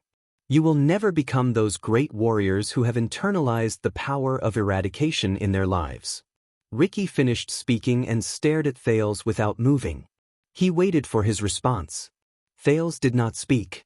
He did not know how to respond. After a few seconds, the teenager exhaled laboriously and asked, So, the so-called omnipotent power of eradication in the sin of Hell's River is actually nonsense? Ricky snorted coldly. He leaned forward and gently raised his index finger at Thales. This statement is correct. But you're on the wrong path. Under Thales' confused gaze, Ricky spoke softly. The meaning of imitation is understanding. Understanding your opponent. Understanding? Thales blinked. Ricky looked around, and the corners of his lips curled up slightly. I don't know Barney, I don't know Zacriel, and I don't know that confused friend of yours. But I can understand them on another level through my feelings for their powers of eradication. Another level? Thales thought hard. The eyes of the leader of the disaster swords shone brightly. For example, through analysis and speculation I can know, when I face Barney, I might not be able to withstand his life-risking attack head-on. Instead, I must use other factors from the side to delay, disrupt, and frustrate his attacks until I finally defeat him. When I face Zacriel, I can't compete with him in terms of being able to think about the entire situation perfectly. I can't even hesitate or think too much. Instead, I have to focus all my attention on what I'm strongest at. I have to use that to break through his defenses. Only then will I have the power to fight. As he spoke, Ricky suddenly froze. Thales, who had been listening to him with an open mind, had a puzzled look on his face. I see. Ricky tapped his palm in realization. He looked in Barney Jr.'s and Zacriel's direction, and he seemed to have understood something. Barney going up against Zacriel will probably be a good duel. Ricky's excitement faded away, and he turned around. And when I face that confused friend of yours, my best choice is not to fight him head-on, to fight him one after another, to drag out the fight, or to give him a chance to deceive me and launch feints to find my weakness. Instead, I should conceal myself, hide my motives, and before he can react, I will deliver a fatal blow from behind or even from the shadows. I will defeat him in an instant. Thales frowned. But Ricky immediately changed the topic. But do you know, he stared at Thales with a profound look. You can do all these better than me. Thales thought of something. Ricky sighed. My power of eradication has its own characteristics. My opponent's style has already become fixed, and this is how I can bring out my strongest points. But you, Thales, your sin of Hell's River is constantly changing. You can do more, understand more, grasp more details, and understand your opponent faster, better, and more perfectly through this so-called imitation. You can understand your opponent faster, better, and more perfectly than I can. Understand my opponent? Thales mulled over the meaning of this sentence as he compared it to Ricky's example.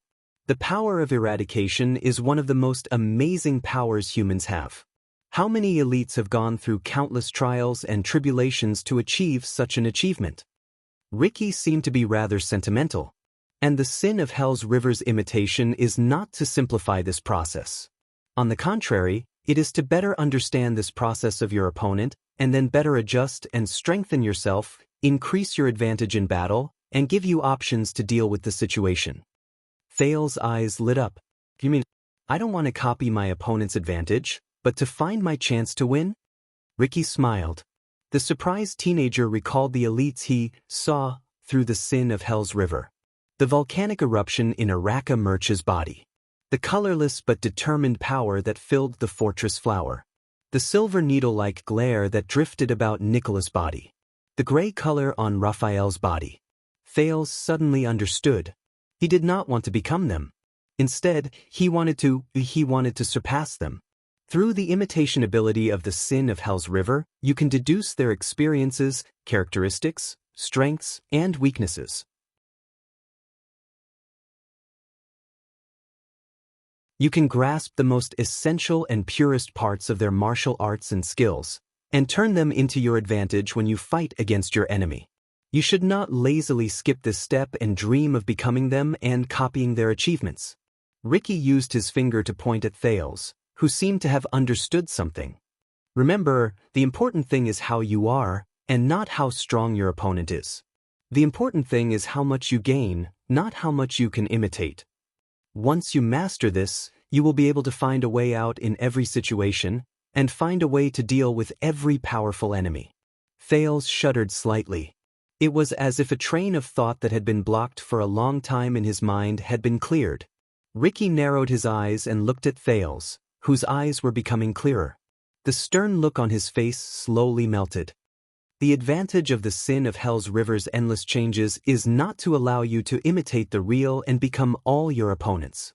Instead, it is to allow you to face all your opponents calmly and fearlessly. Ricky took a deep breath and looked at Thales, whose expression had changed. He sighed softly. This is the true, omnipotent power of eradication. Thales stared at him firmly and nodded slightly with a serious expression. I understand. Thales hesitated for a while, but still asked, Why are you telling me this? Ricky stared at him and did not speak for a while. But before Ricky could answer, thud. A slight tremor came from under his feet. Everyone's expressions changed, including Thales. A few seconds later, the rumbling stopped, and everything returned to silence.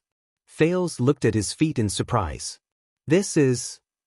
Expression darkened when he felt the sudden lightness under his feet. The platform stopped. At that moment, everyone on the platform stood up, and it caused a small commotion. Ricky! A few seconds later, Klein walked over slowly with a torch in his hand. He said solemnly, We've reached the ground. Ricky nodded and waved his hand. The disaster swords got into action and were ready to move out.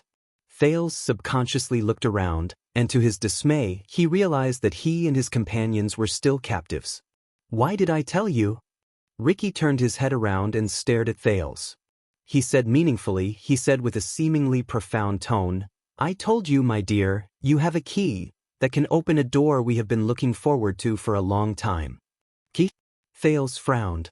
Has anyone ever told you that you look like a temple priest when you talk so mysteriously? Ricky was slightly taken aback. But then he smiled. Yes, there has been. While Thales was stunned, Ricky raised his head and looked at the ceiling, which had unknowingly gotten close to him. It was as if he could see the world outside. He ordered loudly, Everyone, get ready. Everyone, get ready. The day of release has arrived. It is time for the prison of bones. Under the gazes of all the mercenaries, Ricky's eyes focused, and his gaze turned fierce. It's time to say goodbye. Bookmark for easier reading. You're tuning in to the Wang Lin's Journey YouTube channel. Don't forget to subscribe and join us on this journey to catch the most captivating stories.